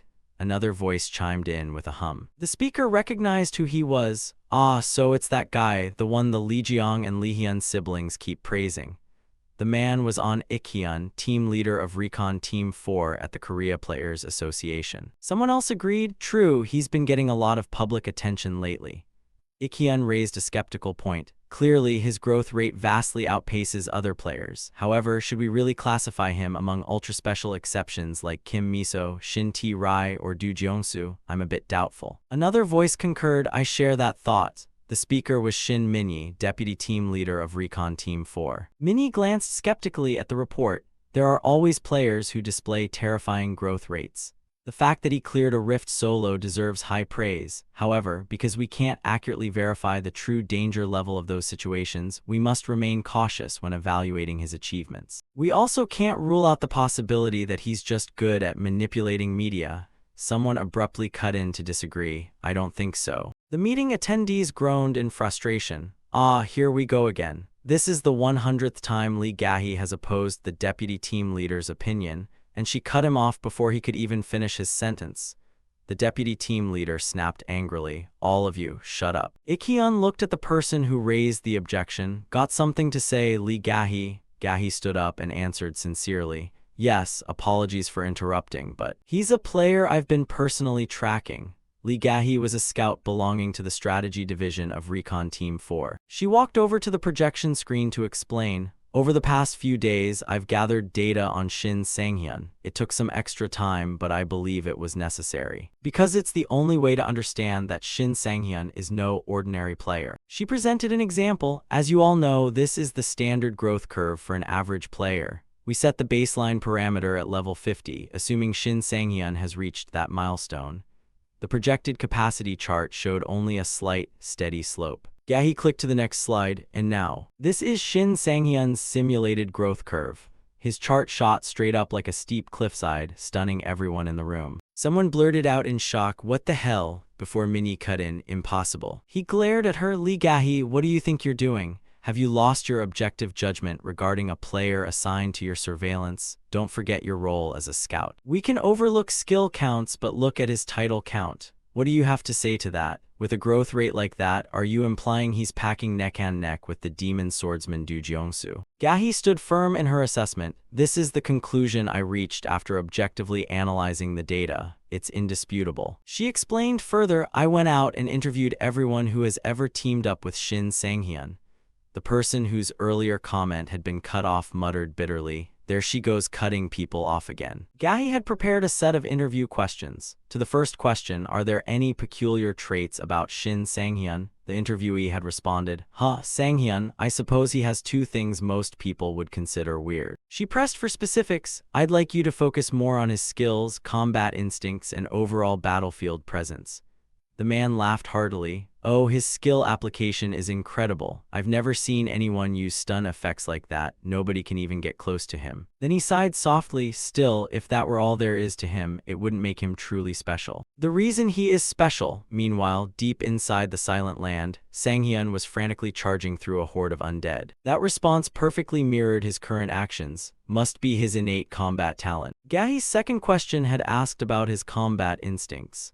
Tae-seok enthusiastically replied, his fundamental training is top tier. Joo-hee chimed in right after, that's right, Mr. Sang-hyun is super cool. Finding the answers too vague, she narrowed her question. Would you say he outperforms other players of his rank? Joo-hee immediately pushed back. More than that, if it weren't for him, we wouldn't even be here right now. Tae-seok excitedly added, it's hard to explain, but I feel like the gap he puts between himself and other players comes down to how insanely hard he trains. It feels like I'm teaming up with a battle-hardened veteran. True to those words, Sang-hyun slaughtered the undead like an experienced pro. Intrigued, Ga-hee asked, could you elaborate a bit more on that? Sang-hyun smoothly evaded and butchered undead exactly as Tae-seok had described.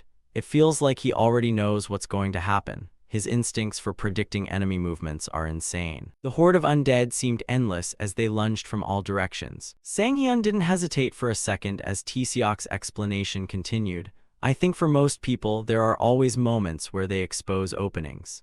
Ga-hee agreed. Right, unless they have enough experience to cover them, vulnerabilities always slip out. Tae-seok stated, not Sang-hyun though. It's like his body moves on its own before he even consciously thinks about what to do. Sang-hyun casually sliced through another ghoul while surging forward. Even when a ghoul suddenly lunged from a blind spot behind him, he evaded it effortlessly without taking a scratch. Gahi summarized Taeseok's point. In other words, his combat instincts are practically razor-sharp. Confirming her conclusion, Taeseok nodded. Exactly, perfectly honed combat instincts. No matter what situation Sang-hyun ends up in, even when swarmed by multiple monsters at once, he always finds a way to resolve it, easily clearing out the threats. Based on those findings, Gahi concluded her presentation. To summarize everything I've just said, what sets Shin Sang-hyun apart is a set of combat instincts bordering on precognition. To add to that, his combat instincts are on par with a high-tier A+ player. If we factor that into his analysis, I believe he fully qualifies to be evaluated as an S-rank player. Surveying the pile of scattered corpses, Sang-hyun let out an exhausted sigh. Man alive. There are way too many monsters here. Minnie refused to buy it. This is unbelievable. He challenged Gahi. Do you even realize what being evaluated as an S-rank player means? She refused to back down. I'm fully aware. The deputy team leader grew even more infuriated. And what was that about precognition? Are you trying to say Shin Sang-hyun knew rifts were going to appear beforehand and farmed titles on purpose? He pushed past his breaking point. Why don't you just say he regressed while you're at it? Gahi's eyes lit up as if enlightened. Regression? That actually sounds plausible. I knew the team leader would. Minnie bellowed her name, Lee Gahi. Rubbing his throbbing temples, Ik-hyun intervened. Everybody quiet down. Why do you two argue every single time we meet? Are you children? Still, I understand why you're saying Shin Sang-hyun isn't an ordinary player. He issued his orders. Lee Gahi, starting today, your sole assignment is to monitor Shin Sang-hyun.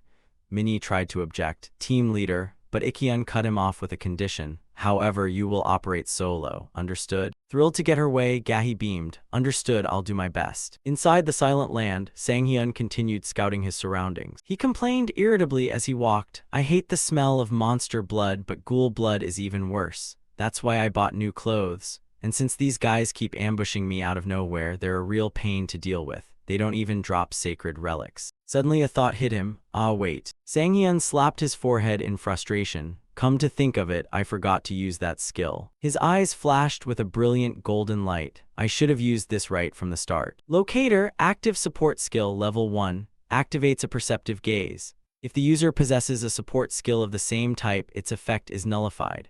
Marks all monsters within a 100-meter radius, tracking monsters that leave the primary marked zone up to a maximum distance of 500 meters. Instantly, a swarm of ghoul zombies burst out of the ground all around him. Sending a shiver down his spine, Sang-hyun muttered, What the hell? Why are there still so many of these things? I thought I cleared out most of them. Maybe I should skip a few. Something strange appeared before his eyes, leaving him startled. Huh. A red object hovered in the air, and he guessed. A fly, does that even count as a monster? Why is the tracking skill marking it? He reached out to touch it. With a loud bang, the fly burst into a massive explosion. Only then did he realize, it's a suicide fly. Looking at his slightly burned hand, Sang-hyun felt lucky. Good thing I reacted in time so I didn't get scorched, otherwise I would have lost my entire arm. If there are any more suicide flies around, there must be some kind of magic-type monster nearby. True to his thought, a swarm of suicide flies came flying closer. If I can't shake them off. Those flies exploded again, triggering a massive blast that could be tracked from afar. And in the distance were several undead mages, the ones controlling those very flies. Returning to the meeting of the Korean Player Association, Minnie calmed down and called out, Lee Gahi, catching her by surprise. He asked seriously and meticulously, I understand that you hold Shin Sang-hyun in very high regard, but besides his combat intuition, do you have any other information about his skills or titles? Because as you said, perhaps he has some special way to collect them, am I right? She replied, no, actually I've thought about it too, even though this is just my hypothesis. However, at that exact moment on Sang-hyun's end, an undead mage noticed something. Her steady voice rang out, even if it's only partially true. He appeared with a shield blocking the horde of undead. Seriously, do you guys not even care about your lives? Guard sword skill activated, support type. Uses a sword to create a barrier blocking attacks aimed at the blade. While the barrier is active, cannot move forward, can only retreat, consumes 2 mana per second. If the barrier is broken, guard sword must be reactivated. She stated Shin Sang-hyun is a player who shatters all conventional limits. Over on the other side, he also called out to them, "Guess it's my turn now." A few days ago, in the underground training room of Building C in Player Town, someone was frantically practicing swordplay against flying arrows all around. The arrows fired continuously, without a single break. That person fought fiercely and accurately slashed down every single arrow. That person was none other than Sang-hyun, who muttered to himself while training, "Looks like I've been sticking to this training schedule for 3 days now." Except for special situations like consuming holy relics, the way to acquire skills is quite simple through repetitive habits. If you use well-known guides, unlocking basic passive skills is fairly easy. However, to acquire active skills like Omni Strike, those methods don't work because they require repetitive habits to align with specific conditions. Players who discover these methods usually keep them to themselves, making it almost impossible to acquire them unless you stumble upon them by sheer luck. But anyway, returning to the present moment, he had just withstood a massive explosion in the Silent Land. He assessed himself, and I'm supposed to be a fairly experienced player. Guard Sword skill activated, support type. Uses a sword to create a barrier blocking attacks aimed at the blade. While the barrier is active, cannot move forward, can only retreat, consumes 2 mana per second. If the barrier is broken, Guard Sword must be reactivated. Seeing that Sang-hyun was completely unharmed, the undead mages grew cautious and continuously spawned more suicide flies. One of them let out a roar as if giving an order. It conjured a pitch-black magic orb from its skeletal hand, multiplying the swarm of suicide flies. Then it directed hundreds of thousands of flies to swarm toward the charging swordsman. At the same time, he was analyzing the skill. The Guard Sword I worked so hard to get is definitely a great defensive skill, but its biggest drawback is that you can't move forward. However, hundreds of thousands of suicide flies detonated consecutively, sending clouds of thick smoke and mud billowing into the air. Sang-hyun pushed steadily through the dust and smoke, charging straight ahead. Surrounded by a spherical barrier, he rushed forward forcefully and swung his sword to strike them, startling the monsters. He said to them as much as to himself, "There's always a way around every limitation." A group of undead mages cast multiple hellfire spells simultaneously. They continuously hurled hellfire balls right at him. He leaped into the air to dodge while letting out a mocking chuckle. Sang-hyun shouted toward them, "Way too late." He activated his combat skill. With a single slash, he cleaved the undead mages in half, giving them barely enough time to let out a few agonizing cries. That cry caught the attention of a monster not too far away. It prepared to leave its spot and head toward the sound. The undead mages gradually dissolved amidst their own painful shrieks, leaving behind a crystal radiating a strange purple glow. He picked it up and speculated, "Is this a purple mana crystal? Finally seeing high-tier drops like this, huh?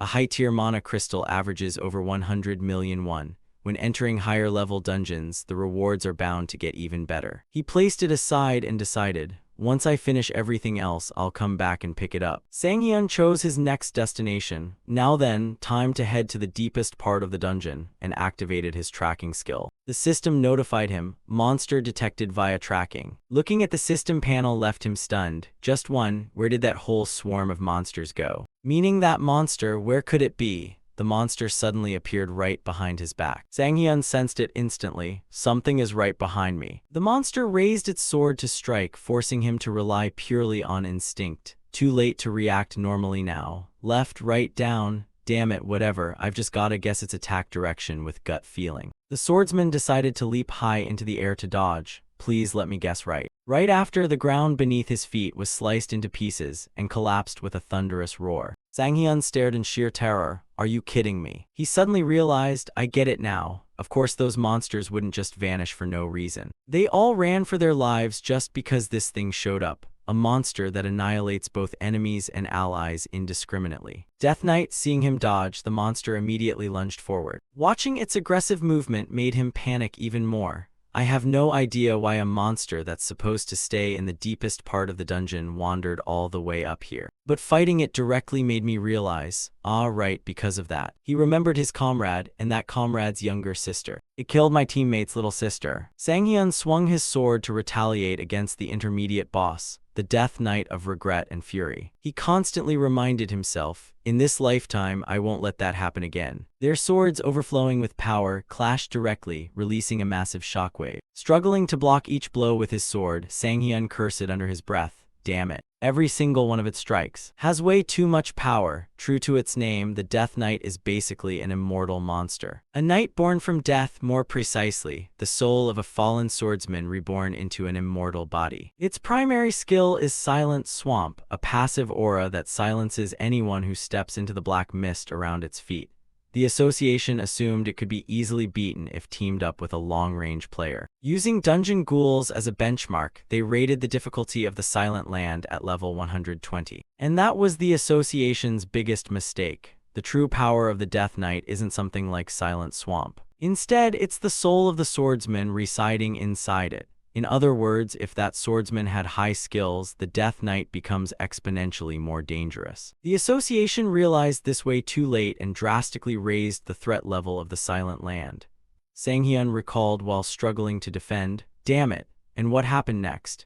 After discovering that the Death Knight in the Silent Land has a danger level between A+ and S, the monster unleashed another devastating blow toward him. Barely able to block, Sang-hyun took the brutal impact head-on and crashed down onto the ground. The pain was so intense his eyes rolled back and he spat out a mouthful of blood, realizing things were turning bad. "This is bad." Looking at the Death Knight slowly closing in, he self-deprecatingly muttered, "Am I really going to die here this time?" Sang-hyun stayed silent, thinking and waiting. Then he let out an irritated shout, so damn frustrating. He propped himself up with his sword and spoke to the monster. "Every time I tell myself I'm going to die, it's so hard. Humans really can't change that easily. Whenever things get even slightly dangerous, weak thoughts are always the first to pop up. At this rate, I won't change at all." Sang-hyun yelled at the monster, "Hey, bastard. What the hell are you staring at? Hurry up and come at me, asshole." He provoked it. The Death Knight stood silently, as if absorbing the human's words. Then its expression hardened into a furious glare at him. Both sides, the Death Knight monster on one side and the swordsman Sang-hyun on the other, stared each other down in intense silence. The monster let out a roar in response to his provocation. Sang-hyun moved swiftly to find an opening to attack. The monster didn't rush, calmly sizing him up instead. Then it kicked off the ground and charged after Sang-hyun. Looking at the monster behind him, he calculated, "All right, it's chasing me without any suspicion. With my current stamina, confronting it head-on is pure foolishness. I need to find a way to recover even a shred of stamina." The system chimed, "Tracking has located monsters. 17, 18, 19.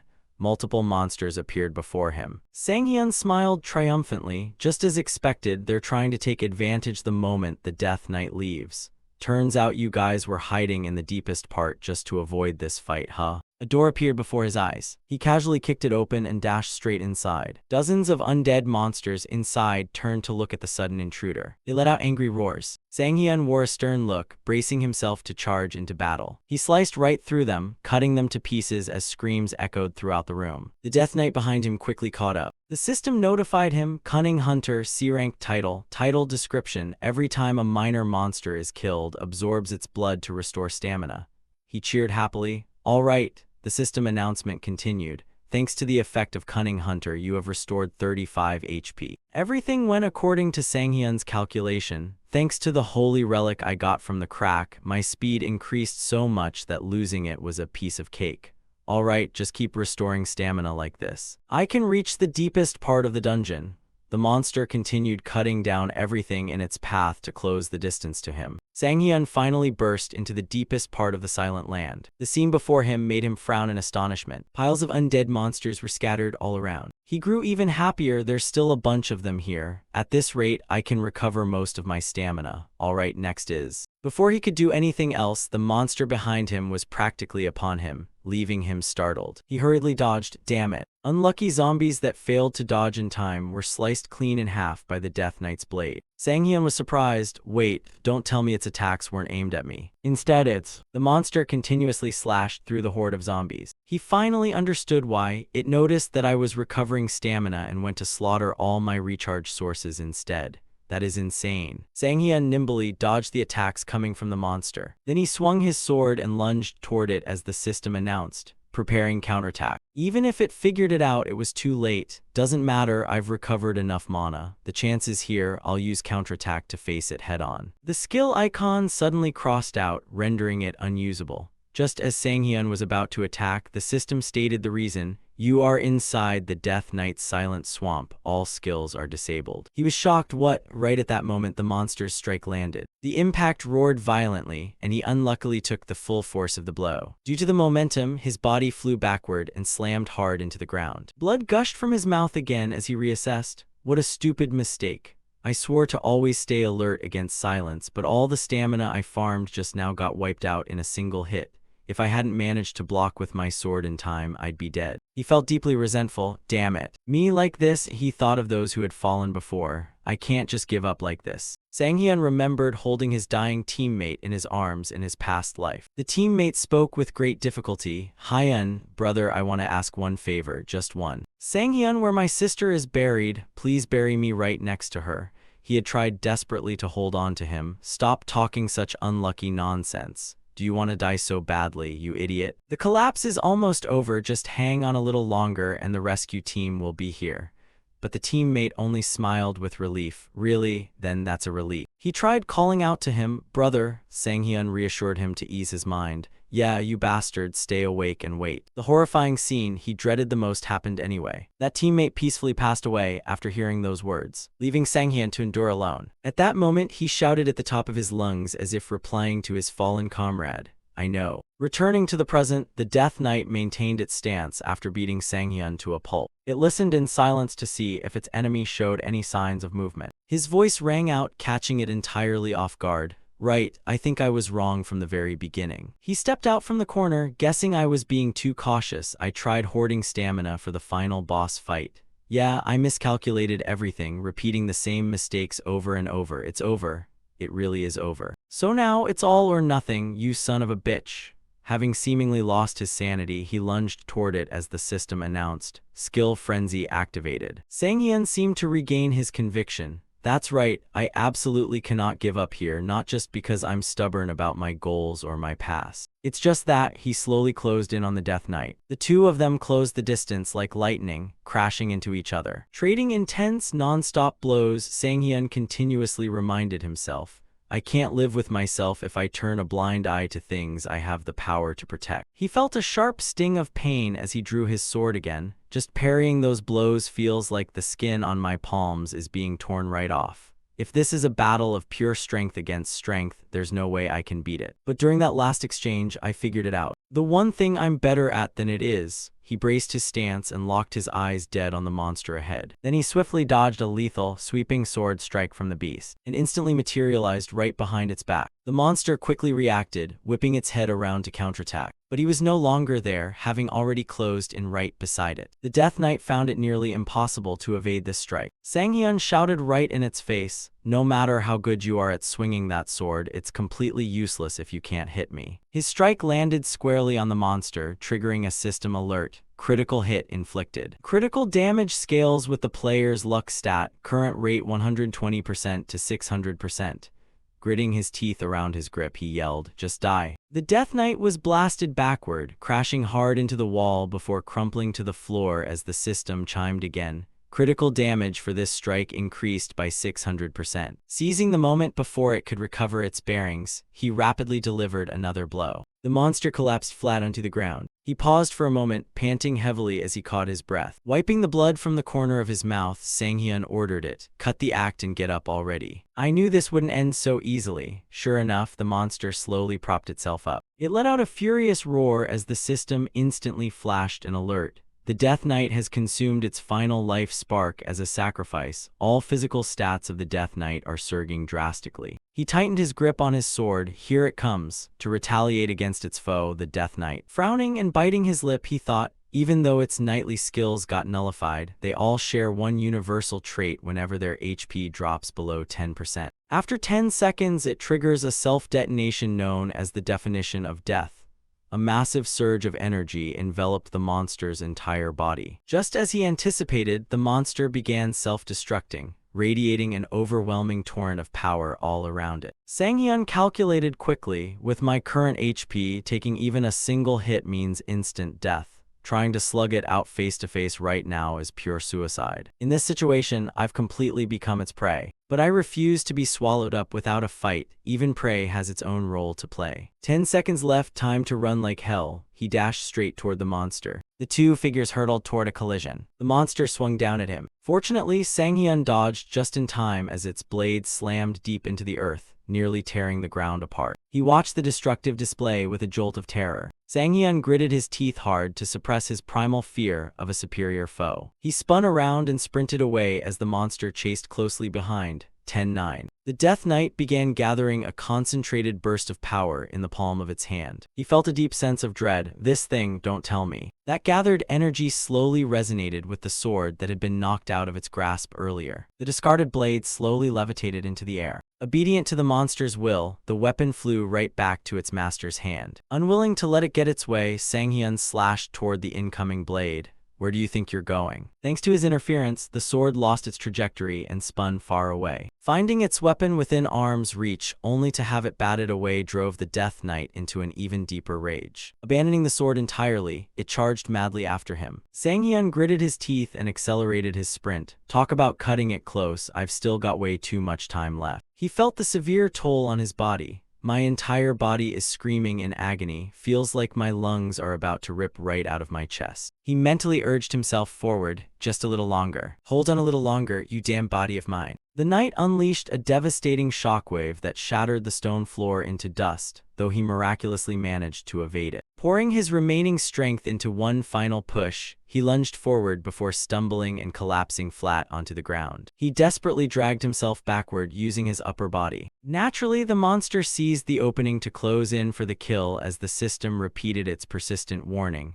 You are caught in the Death Knight's silent bog. All skills are currently disabled. Panicking, Sang-hyun urged himself, think you need to think. If you can't figure something out here, you're dead. The monster's giant hand reached right over him. A swift slash cut horizontally through the air, cleaving an approaching ghoul zombie clean in half. It managed to gasp out a single word, you. Staring at the pile of defeated corpses scattered across the floor, a past version of Sang-hyun panted heavily. Finally, he yelled out in frustration, I finally killed these damn ghouls. Exactly how many times were they planning to spam that silence effect? His former teammate approached from a distance and called out, Hey, are you done yet? Turning to look, he replied, just finished. Noticing the kid's spotless face, he asked, How come you look completely clean? The junior smiled awkwardly and answered, Oh, well, honestly, it wasn't as hard as you'd think.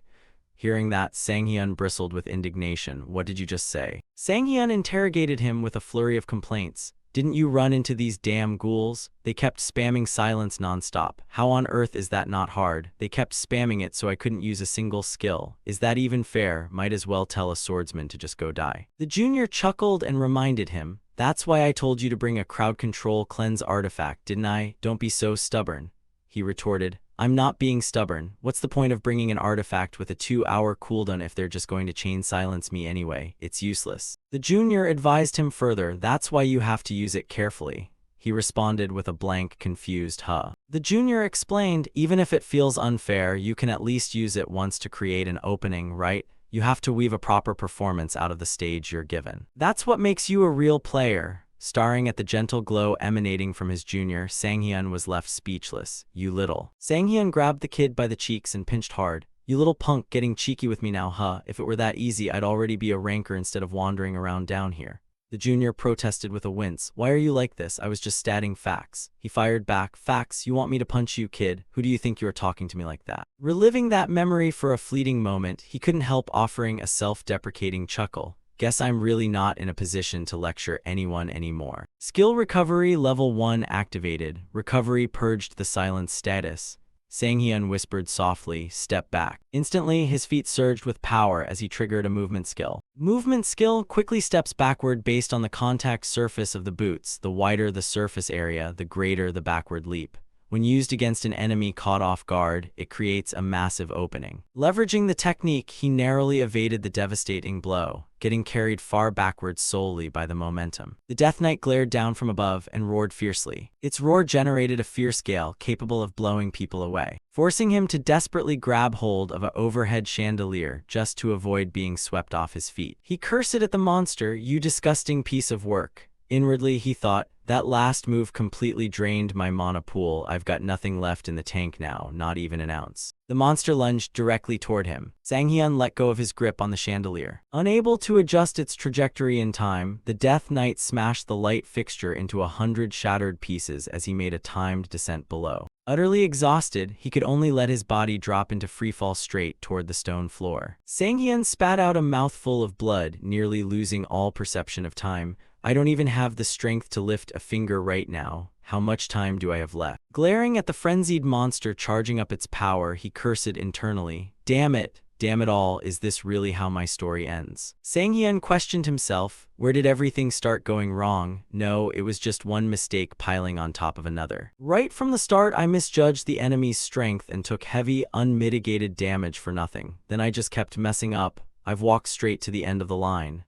The monster's hand hovered mere inches from his neck. Sang-hyun felt a wave of bitter helplessness. I should have made better use of this so-called second chance. Damn it all. Just as those clawed fingers stopped barely 5 centimeters from his throat, they began to dissolve. Having completely exhausted its remaining duration, the monster's body crumbled away into fine dust. Cheating death by a hair's breadth, Sang-hyun managed a wry, exhausted smirk. He muttered to himself, thought I was a goner for real that time. Staring at the dissolving monster, he mused, guess I get to feel what rebirth is like all over again. The system chimed in, congratulations, you have defeated the intermediate boss, Death Knight. You have acquired a massive amount of experience points.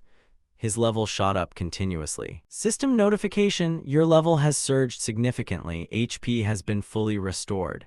He burst out laughing in disbelief. I completely forgot about this. HP recovery via consecutive level ups just saved my life. However, stamina and HP aren't linked. My physical fatigue hasn't recovered at all. Sang-hyun stared down at his hands, which were still trembling uncontrollably. And one more thing, the lingering side effects from that frenzy skill are still active. Guess I'll just have to push forward carrying all these debuffs. Still, the final boss of the Silent Land isn't a pushover. That Death Knight was abnormally strong. Trying to push any further right now is completely unrealistic. He reached a firm conclusion. There's only one logical choice left for what I need to do. Cancel Frenzy, no other choice but to accept the backlash in order to recover stamina.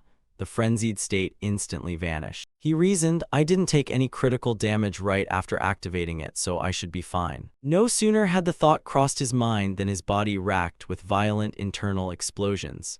Agony flared through his entire frame. Sang-hyun clutched his body and let out a tortured scream. The system alert sounded alongside his screams. Due to the cancellation of frenzy, you have entered a state of extreme fatigue from accumulated recoil damage. Warning, accumulated recoil damage has tripled. Fatigue severity has spiked drastically. Warning, allowing this condition to persist may result in player death. He wanted to chew out the system. Why couldn't you give me this warning a bit sooner? But he couldn't even manage that as he felt his senses slipping. No, my consciousness, it's fatting out. Entrance of the Silent Land. The gatekeeper staff member looked uneasy. That's weird, according to organizational statistics. He should have cleared the place and walked out by now.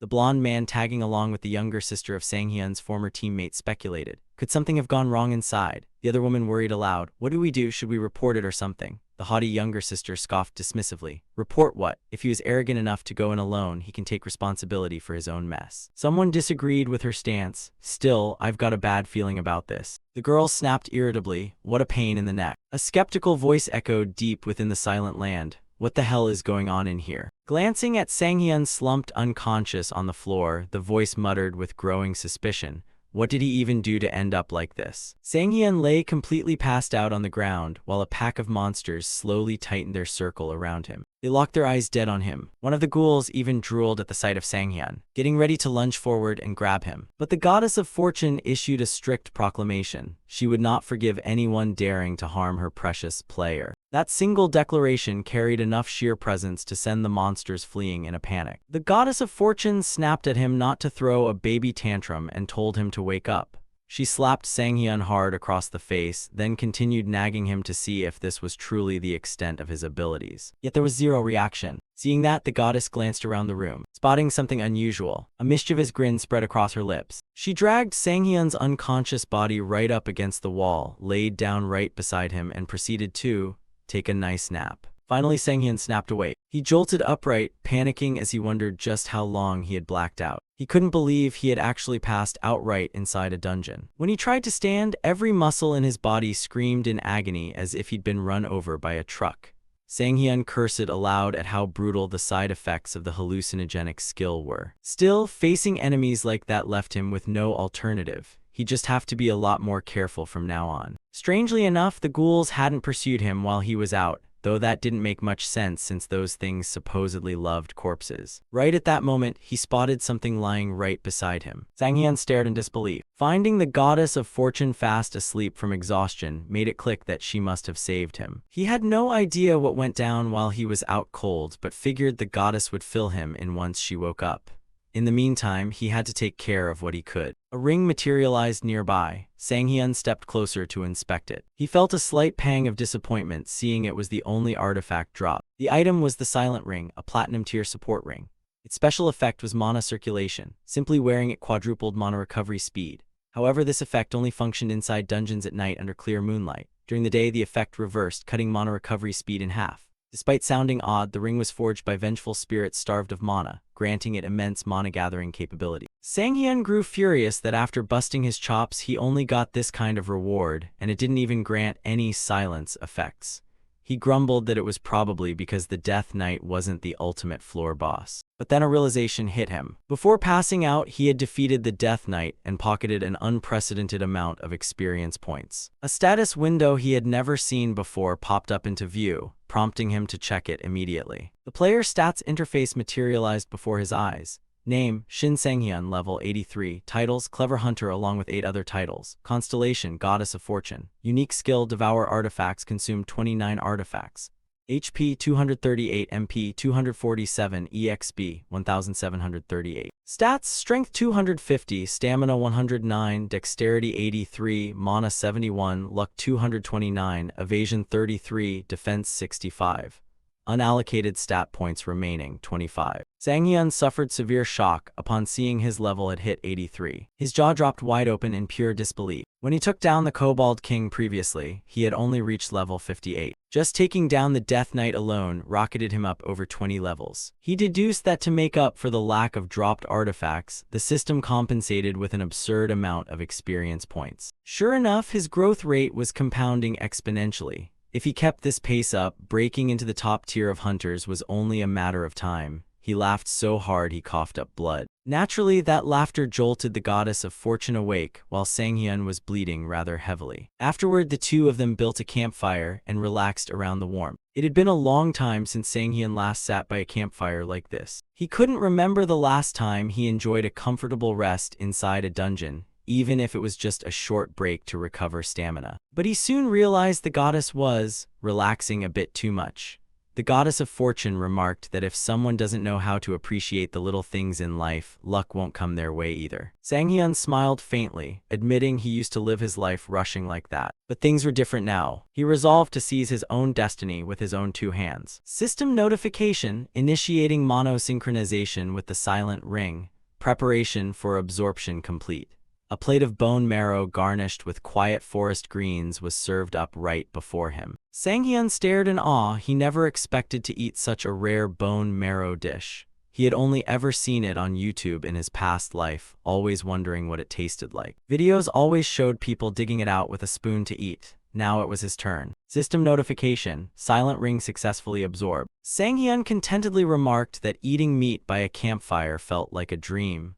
The goddess of fortune looked at him with a dazed expression, wondering who on earth was actually relaxing too much here. She curiously asked how he managed to acquire such an ability, nodding that abilities without growth caps were exceptionally rare. Sang-hyun explained that upon awakening, every player receives an innate ability, at least that's all he knew.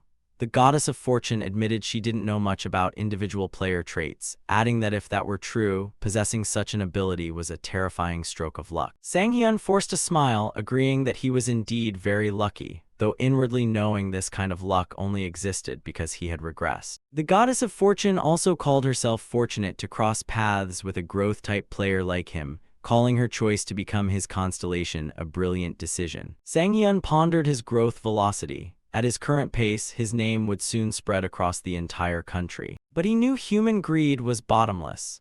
When the stage expanded past a single nation to encompass the entire world, he would reach a realm no player dared to dream of. The territory of true monsters. There was one man who shattered all limitations of mage-type players. After mastering all 4 elemental magics, he stood completely alone against an S-class rift, a monster towering above all other monsters. He was the United Kingdom's premier archmage, Geron Decay. Sang-hyun realized he was still far too distant to even dare look up at that man, but perhaps one day he would make him his goal. He called out to the goddess, vowing to work his hardest so she would believe choosing him was the greatest stroke of luck in her life. He had to keep growing stronger and eventually set his sights on that man. The goddess looked astonished at his words, before breaking into a happy smile. Suddenly, a massive silhouette loomed overhead. The goddess returned to her true size and pulled Sang-hyun into a tight hug.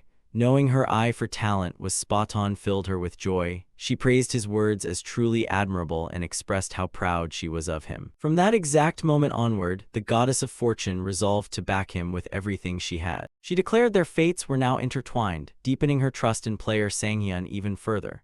Sang-hyun shrieked in distress as she squeezed him tight, groaning that it hurt and that his muscles were already sore. Yet that enthusiastic bear hug from the goddess of fortune completely restored his stamina, leaving him dumbfounded as even his muscle soreness vanished. Meanwhile, in a gloomy domain guarded by the Grim Reaper, deep within the final boss room of the Silent Lands, the audience chamber of silence, seated upon the throne was the final boss himself, the weary King Archik. He spoke tandem huc preventum est. He then switched to another language upon realizing no matter how many times he repeated it, the intruder wouldn't understand. He complimented the intruder for doing well to make it this far, wondering if this person could chase away his boredom. The other person, Sang-hyun, looked at him with a puzzled expression and asked if he was always like this. He asked why the archmage let them camp right outside his doorstep, though it did allow him to recover completely. Drawing his sword, Sang-hyun told the final boss he would wrap things up quickly so the old man wouldn't have time to get bored. After that, he'd be leaving this dreary place behind. Moments later, the Archlick rained countless magical beams down onto Sang-hyun's head. It burst out laughing, saying that watching him scamper around like a rat was deeply entertaining. Afterward, it declared it would see how much longer he could keep running his mouth. Another powerful surge of energy shot straight toward him. Sang-hyun realized the subspace skill was terrifyingly dangerous. Weapons constantly flew in from every direction, and even though he used his sword to parry correctly, blocking everything was getting tough. He had no clue how many more attacks he could endure. By this point, he couldn't help wondering if these monsters ever ran out of mana. On the flip side, he would definitely run dry if he kept using skills like that. He had already activated his skill 4 times in a row. While caught in thought, he suddenly figured out the enemy's intention behind how they used their skills, feeling as though they were deliberately trying to drain him of every last drop of mana. The Archlick announced that it was time to wrap up the show, calling him Vermin. The Archlick began to transform as dry bones sprouted from its body while dark fabrics slowly wound around them. It proclaimed that the end had arrived and told Sang-hyun not to be too terrified. Sang-hyun told the skeleton to chill out. He confidently declared he would end the fight in the blink of an eye, though he sarcastically added that the Archlick didn't even have eyes to see with anyway. The Archlick was an undead monster capable of high-level spellcasting, classified as a high-tier mage.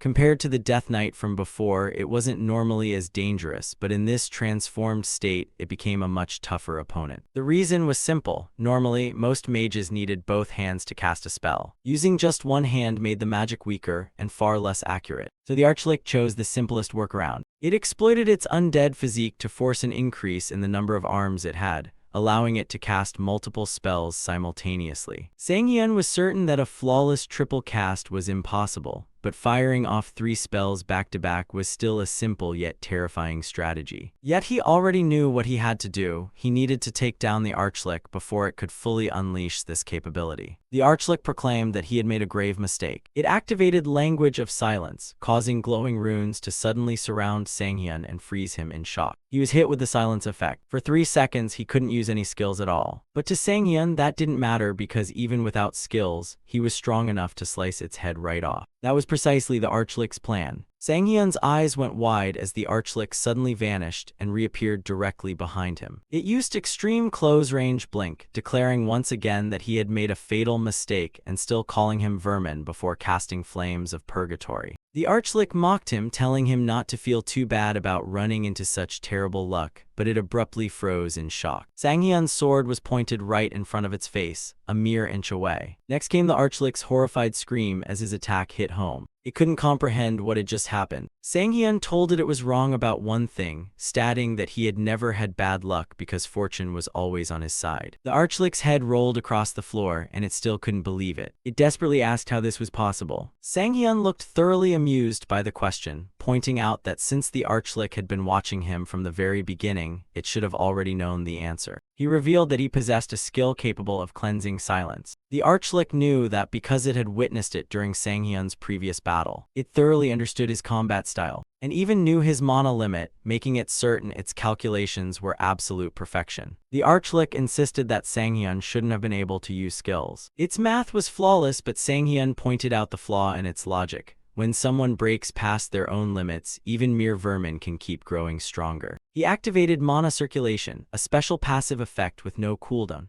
Thanks to Devour artifacts, the ring's ability still functioned even without wearing it, though the trade-off was that mana circulation's effectiveness was halved.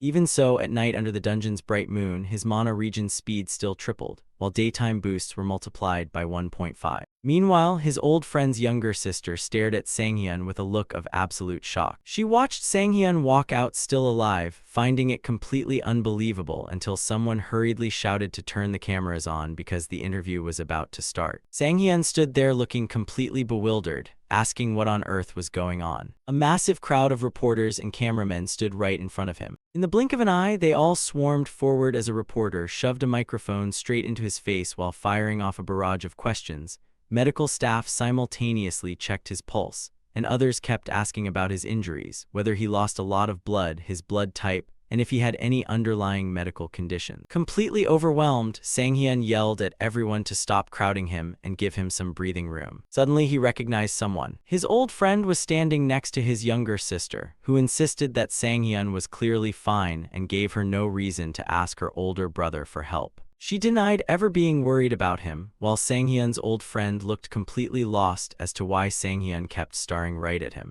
The people all around were still making a chaotic uproar, but Sang-hyun's focus was locked entirely on his old friend, as if the two of them were the only souls left in the world. Deep down inside, Sang-hyun felt an overwhelming sense of relief that he had finally paid off his debt. 10 years after the awakening, Sang-hyun had hit a wall. His progress completely stalled because he funneled everything into Devour artifacts, failing to build any meaningful relationships with other players and ultimately isolating himself from the entire player community. It was just an ordinary day where nobody paid him any mind. Then the guild leader, his old friend, asked if he wanted to join a raid. He shyly explained that one of their members had suddenly come down with a stomachache after eating expired green onion kimchi, without realizing kimchi had an expiration date. Everyone joked that this was precisely why they needed a kimchi refrigerator, though they reminded him that the missing member was a swordsman anyway.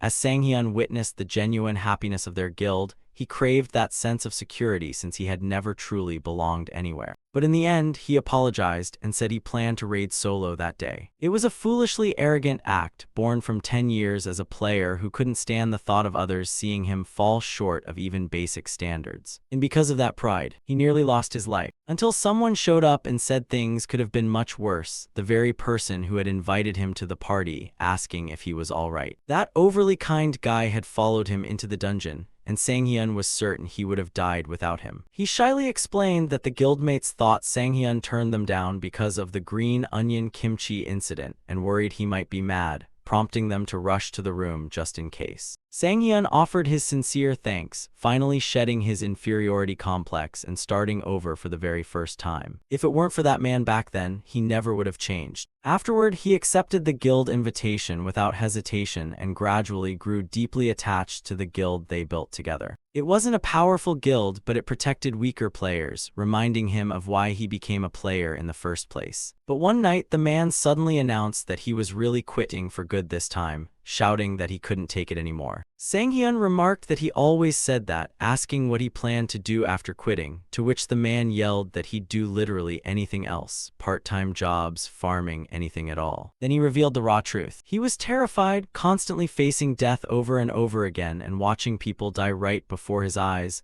unable to take it anymore as he asked Sang-hyun if he even knew why he created the guild in the first place. It was because his younger sister had passed away, driving him to help players in danger as his way of surviving ever since, though he had just heard the previous day that another guildmate in the ICU had quit. Even though he had received so much help from the man, Sang-hyun admitted he still wasn't strong enough to help when it truly mattered. He wanted to tell him to just quit, but the guild had grown too large and he couldn't abandon all the members relying on him to survive, leaving Sang-hyun completely speechless. Back in the present, Sang-hyun stepped forward and gave a light tap of his fist against the man's chest, finally getting the chance to say those words in his stead. He told him never to even think about starting a guild. He warned that it would only make his life miserable, leaving the man staring at him in absolute shock. He then shyly apologized and admitted he didn't remember ever meeting him before, while his younger sister angrily screamed at Sang-hyun, accusing him of taunting her family after he had practically hijacked her dungeon. Sang-hyun quietly walked away, praying in his heart that the man would live a much happier life this time around. Down in the Dimension Core residential district, a notorious slum area, various bizarre creatures wandered the gloomy, filthy streets. A massive entity held a backpack between its fingers, muttering words humans couldn't possibly understand. Meanwhile, a mysterious man whispered that it was already too late, realizing he had to execute the plan immediately. A news broadcast soon reported that thanks to information provided by the player Sang-hyun, the danger level of the Silent Grounds dungeon had been officially readjusted, given that it had long been notorious for an abnormally high mortality rate relative to its assigned rank. It was revealed that a monster called the Death Knight was far more lethal than any other creature in the dungeon, resulting in a complete ban on entering Silent Grounds until its true danger level could be thoroughly reassessed. The broadcast added that the association's careless management policies had led to countless needless deaths. Hearing the report, Sang-hyun muttered to himself that it was a good thing, certain that the tragedy from his past life wouldn't happen again. He wondered if this was the first time he had genuinely saved anyone since regressing, realizing he had gained an incredible amount from entering Silent Grounds. And it wasn't just artifacts and titles, as he had also gathered crucial information regarding the late bloomer model student. On top of that, he scored some insanely overpowered items, starting with the Dimensional Bag, platinum rank accessory featuring the subspace special effect, which lore described as a mage's failed experiment that accidentally tore open a dimensional rift, leaving behind nothing but a pouch linked to an infinite subspace that let users defy physical reality by storing and retrieving items freely without a care for weight or size. The next item was the Lick Ring, a gold rank accessory featuring the Silence special effect, which consumed 25 mana, serving as the Archlick's favorite ring required to cast Swamp of Silence, its silent energy threatening to swallow all light and warmth in the world. Finally, the Telekinesis Necklace, also a gold rank accessory featuring the Telekinesis special effect, allowing users to move objects with sheer willpower so he could summon any designated item via telekinesis, though items heavier than 200 kg couldn't be summoned, and the heavier the item, the longer the summoning process took. Sang-hyun was utterly stunned, finding the reward simply insane. He had known Silence would show up, but he never expected to get subspace and telekinesis as well. Those two skills alone multiplied his combat flexibility manifold, and depending on how he used them, he could step up to a completely different level. In his past life, he had never heard of anyone possessing abilities like these, making him wonder if he was about to land a first-in-the-world title while the goddess of luck nagged that no matter how many blessings she showered upon him, he had never properly thanked her even once. Sang-hyun hurriedly admitted he was immensely grateful to the goddess, but she demanded a more sincere display of appreciation, and right at that moment, the three artifacts suddenly began mana synchronization. Then bizarre food items appeared one after another: Purple Soul Macarons, Whispers of the Void Meringue, and Legendary Mill of Infinite Layers. Staring at the plate of food with a bewildered expression, he asked what on earth was up with these dish names, cursing the archlick and wondering what kind of freaky things that undead bastard ate all day long. He decided to try the mill of infinite layers first. His taste buds were hit with a total surprise. He was shocked to find that, true to its name, it genuinely had countless layers. It felt like the layers melted in his mouth endlessly while a tidal wave of flavor surged forth to overwhelm all his senses, tasting as magnificent as a dream. A sudden wave of guilt washed over him for looking down on sweets his entire life, and from the bottom of his heart, he offered a sincere apology to every single dessert he had ever disparaged. Around that time, he began absorbing the 3 artifacts, and once the absorption finally finished, Sang-hyun conceded that while the archlick never shut up, it wasn't actually all that bad and even had decent taste. Looking at the status boards in front of him, he realized he had a decision to make. He had to choose between binding silence or telekinesis, but since he had already selected the great sword of fighting spirit for his left hand, the system automatically assigned telekinesis to the right, meaning he didn't even need to think about that part, leaving silence as the real dilemma. Unlike stuns or freezes, it didn't come with a lingering duration effect. So he wondered if binding it to full charging or knockback burst would generate a greater impact. He also had to factor in skill delay, and since the risks were still unknown, he decided this was the safest bet for now, ultimately choosing to bind silence to his basic attack. An immediate prompt appeared stating that certain conditions needed to be met to bind the absorbed silence effect to his basic attack.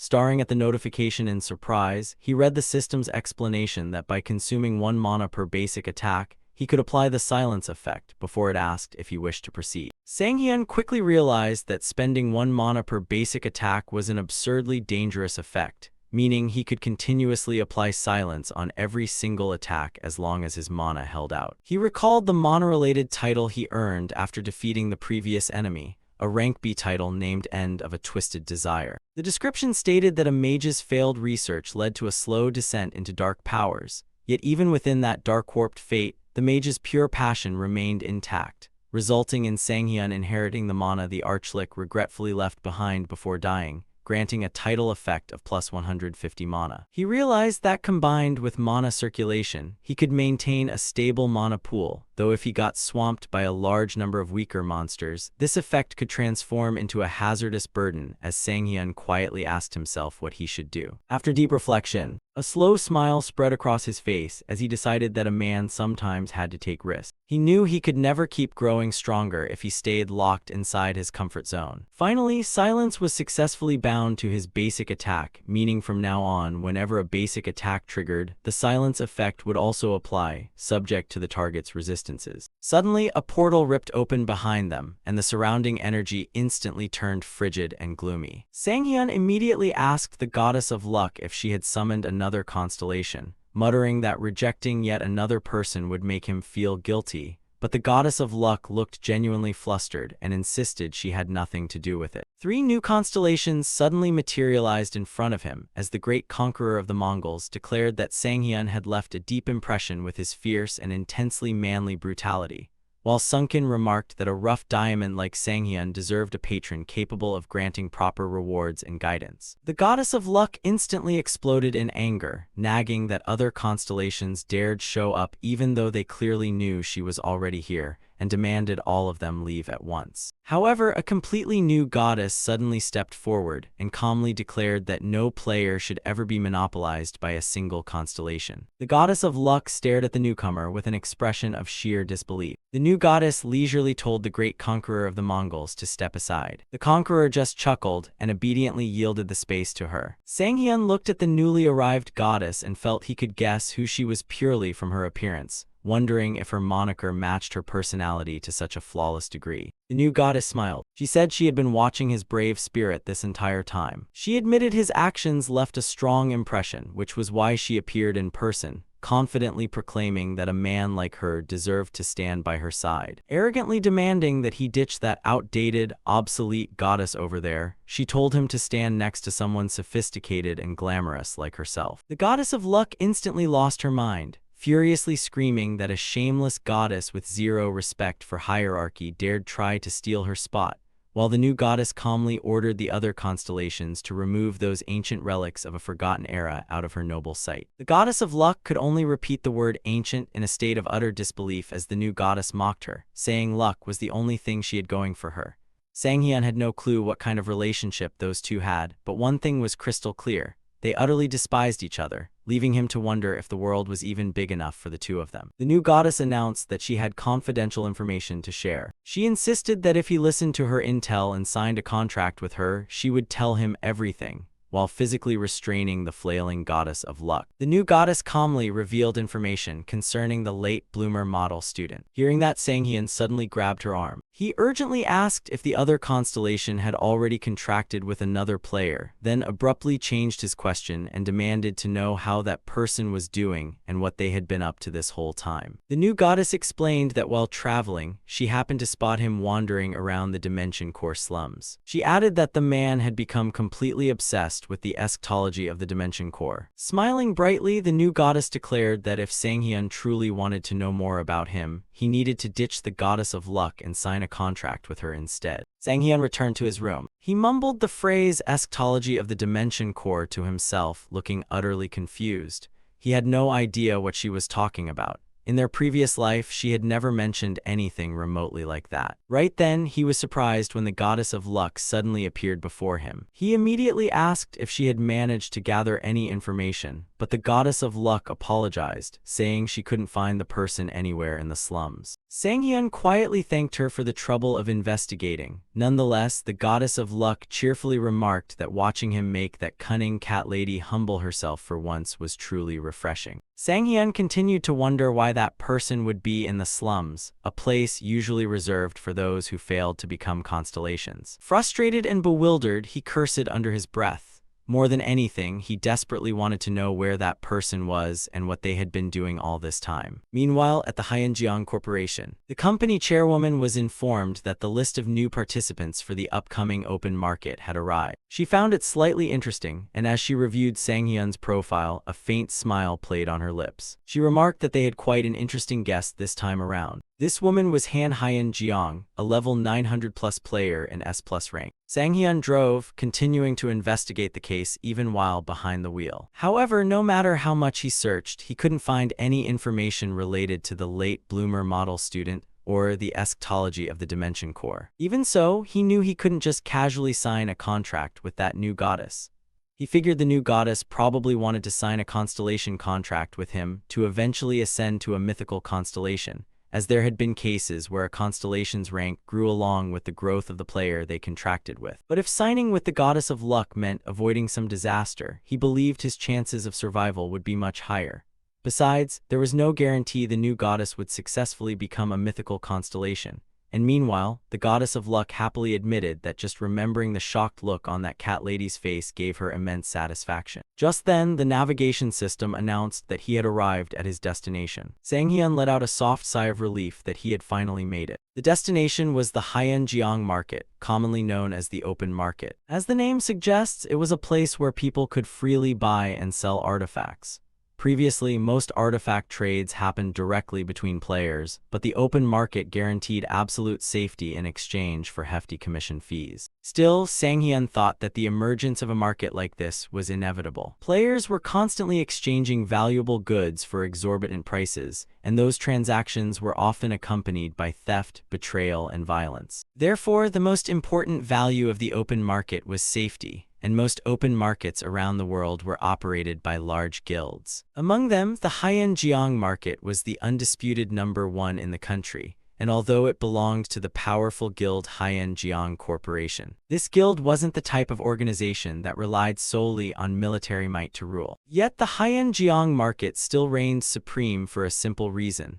Han Hyunjeong, the leader of the Hyunjeong Corporation and the only S+ rank buff player in the world. High-level players from all over the world flocked to the market she operated, and in a way, these elite players became invisible bodyguards who naturally maintained peace within the market. After all, anyone wanting to receive a buff from Han Hyunjeong had to stand in a line longer than several football stadiums combined. So in a place like that, no one dared to cause trouble. Thinking back, Sang Hyun realized just how terrifying that old lady really was, and just then, a female staff member approached him. Before letting him in, the staff member politely explained the need to verify his entry code and identity. so Sang-hyun introduced himself as Shin Sang-hyun and said he had received entry clearance about a day ago. After checking his information, the staff member thanked him and announced that Mr. Sang-hyun had been granted access all the way down to the 8th basement level. Sang-hyun was stunned. The 8th basement level was the VIP area, and he wondered in confusion if Han Hyun-jong held him in such high regard,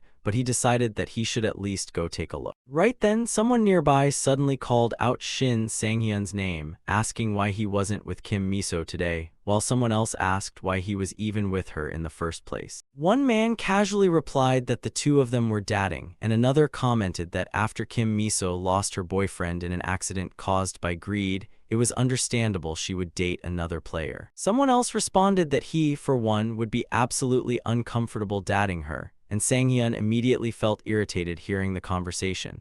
He had accidentally overheard things he shouldn't have, and at the same time, he didn't understand how people could gossip so comfortably about others. Nearby, someone joked that he would still date her if she made the first move, and another guy laughed loudly, saying he would just play around with her. Sang-hyun realized that Kim Miso really had it rough with this kind of dirty gossip following her everywhere, and although he knew he should have just ignored it, he wasn't mature enough yet to just smile and be the bigger person. So he loudly remarked that the Hyeonjeong market certainly lived up to its name by being open right from the entrance, and he publicly asked how people could spit out such dirty trash without any shame. Almost immediately, the men were escorted out by security, and the group looked bewildered, demanding to know why they were being kicked out, while the security guard calmly replied that everything would be explained once they were outside.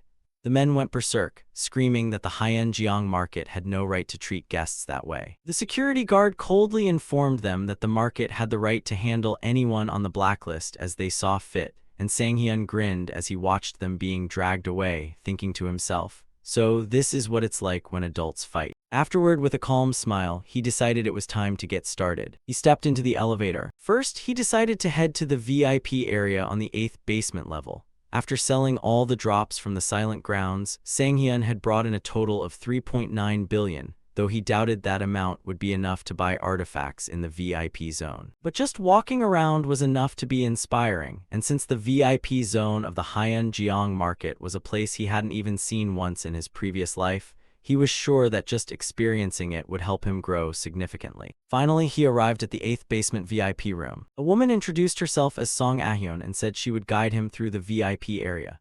She politely added that if he didn't want a guide, he just had to say so and she would wait nearby in case he needed support later. But Sang-hyun felt completely out of place. To him, it felt like a child suddenly wandering alone into a high-end department store. Still, he told himself he couldn't back down now, especially since he might become a regular here in the future, so he finally accepted Song Ah-hyun's guidance, and she smiled, telling him to ask anything he needed. He looked around the display cases, and the moment he saw the price of the first item, he was completely overwhelmed, 140 billion. Song Ah-hyun explained that it was an epic-grade artifact called the Book of the Abyss and that the listed price was indeed 140 billion, so Sang-hyun quickly replied that he understood, but since he was a swordsman, book-type artifacts weren't useful to him. Song Ah-hyun immediately apologized and politely offered to lead him to an area with artifacts more suitable for a swordsman, and while Sang-hyun tried to keep a calm face and said he was fine for now, inside, he was praying she wouldn't notice the moment he froze at the price. Nearby, other guests continued to admire another item, saying they never thought they'd see such a thing with their own eyes, and someone else wondered who on earth would buy an artifact this terrifyingly expensive and take it home. Curious, Sang-hyun asked what everyone was looking at over there, and Song Ah-hyun explained it was a special exhibition for newly acquired goods, which of course could also be purchased. She offered to explain the artifact to him, but Sang-hyun politely declined,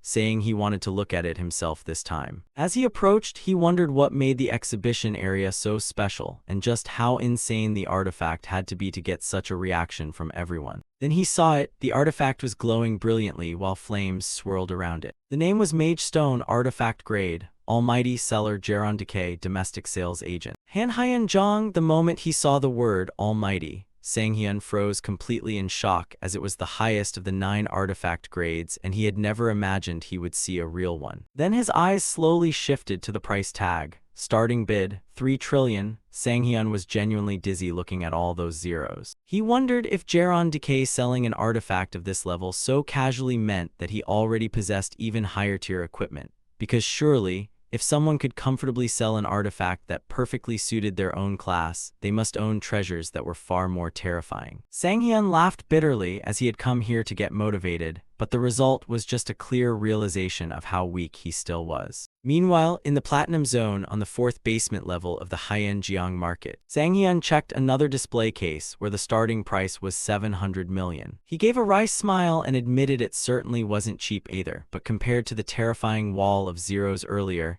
this was much easier on his morale. Suddenly, someone approached him. The man introduced himself as Jang Junhyuk and politely asked what kind of artifact Sang-hyun was looking for. Sang-hyun immediately recognized the name. In the future, Jang Junhyuk would become famous under the moniker Perfect Storm as one of the legendary players who rose after the regression. So Sang-hyun replied that he wasn't looking for anything specific and was just browsing. Junhyuk asked if he wanted to see some of his own artifacts, explaining that he was having trouble with one because it didn't really fit his build. He then opened the item details and showed Sang-hyun a closer look. The artifact was named Stream of Life Ring, Platinum Grade Support Type.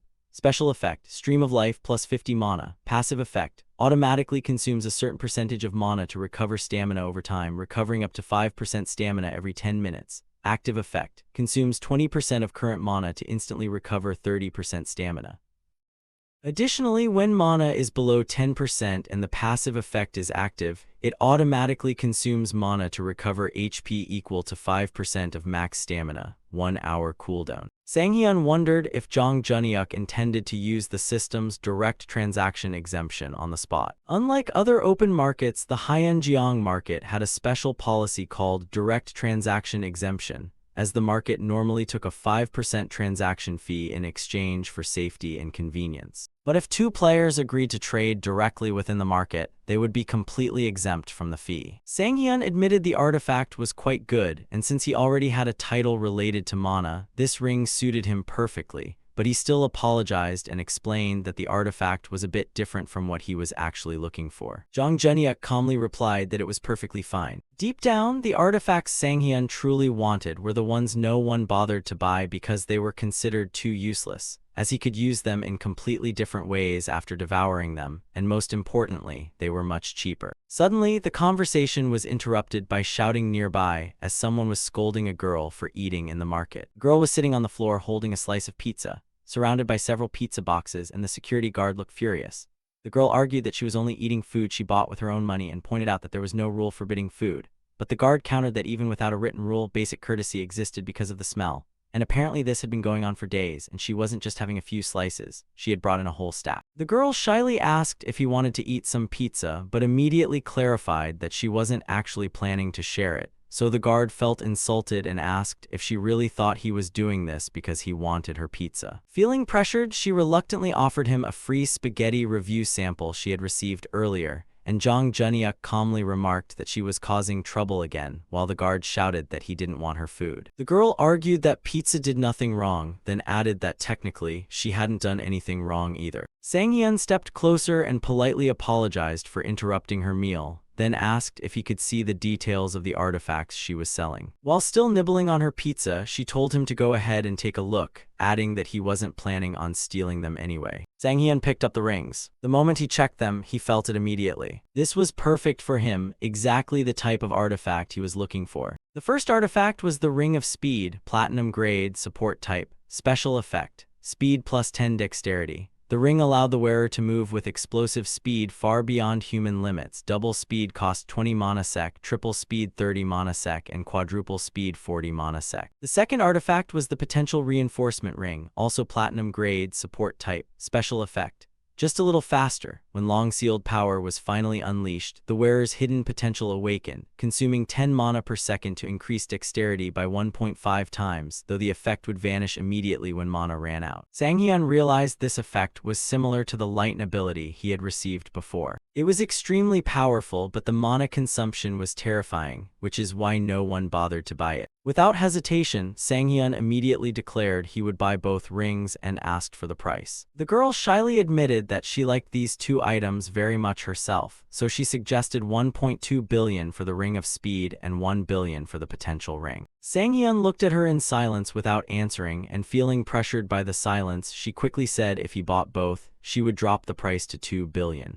But Sang-hyun just kept staring at her without a word. The pressure was unbearable, so she finally announced nervously that because she was in a great mood from eating pizza today, she would give him a special offer. 1.8 billion. Sang-hyun just kept looking at her. Finally, they agreed on 1.3 billion. Sang-hyun thanked her for the bargain, and the girl laughed, remarking that he was really good at haggling. Of course, she didn't know that Sang-hyun had been dirt poor for most of his previous life, so for him, haggling like that was second nature. After finalizing the deal, the girl casually said she would get going now, adding happily that she planned to buy something delicious to eat first, and then with the remaining money, she intended to donate to an orphanage. Sang-hyun was curious, so she explained that she was running an orphanage herself. Then she proudly showed him a photo. It was a picture of her with some adorable children. The moment Sang-hyun saw the photo, his eyes widened in shock. It was the Joy Orphanage, the very orphanage he had grown up in. The girl quickly noticed his reaction. Sang-hyun's face suddenly turned pale, so she asked anxiously if something was wrong. He replied that he had just remembered an old story, then explained that he happened to know about that orphanage, even though he had thought it no longer existed. The girl looked genuinely surprised and confirmed that the orphanage had indeed been destroyed after being attacked during the collapse. Then she asked curiously how he knew about the place.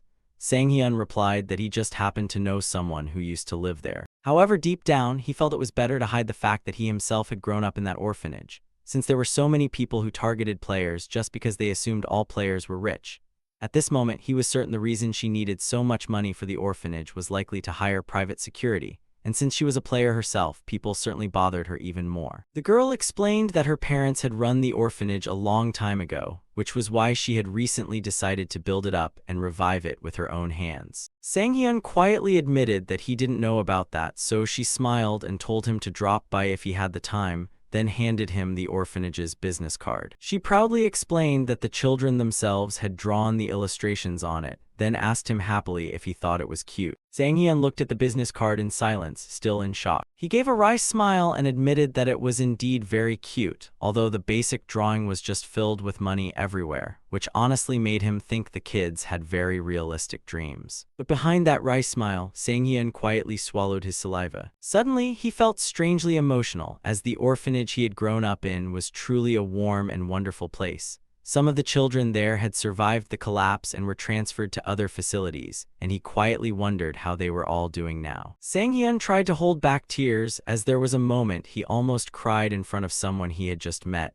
but he immediately told himself he absolutely couldn't let that happen. He realized he was getting emotional over something small, yet he just barely managed to keep his composure. He had never realized that having someone else treasure the same memories as himself could feel so fulfilling. And at that moment, Sang-hyun quietly decided that he would visit the orphanage soon in a different way. At the Eden Guild headquarters in Yeouido, Sang-hyun walked into the building. He was greeted immediately. A burly, middle-aged man wearing an orange jumper welcomed him, saying they had been waiting, and introduced himself as Jinho, then invited Sang-hyun upstairs. Sang-hyun laughed bitterly inside, thinking he hadn't expected Jinho himself to come out and greet him the moment he walked in. Although he had only stopped by on a whim initially, he now realized he needed to take this seriously. An hour earlier, Sang-hyun had told the girl selling the rings that he would be in touch later. She happily replied that it was no problem, and that the kids would probably love to meet him too. Just then, Sang-hyun suddenly received a call. He apologized and explained he needed to take the call, asking if she minded, and she quickly replied it was no problem at all and said she should get going,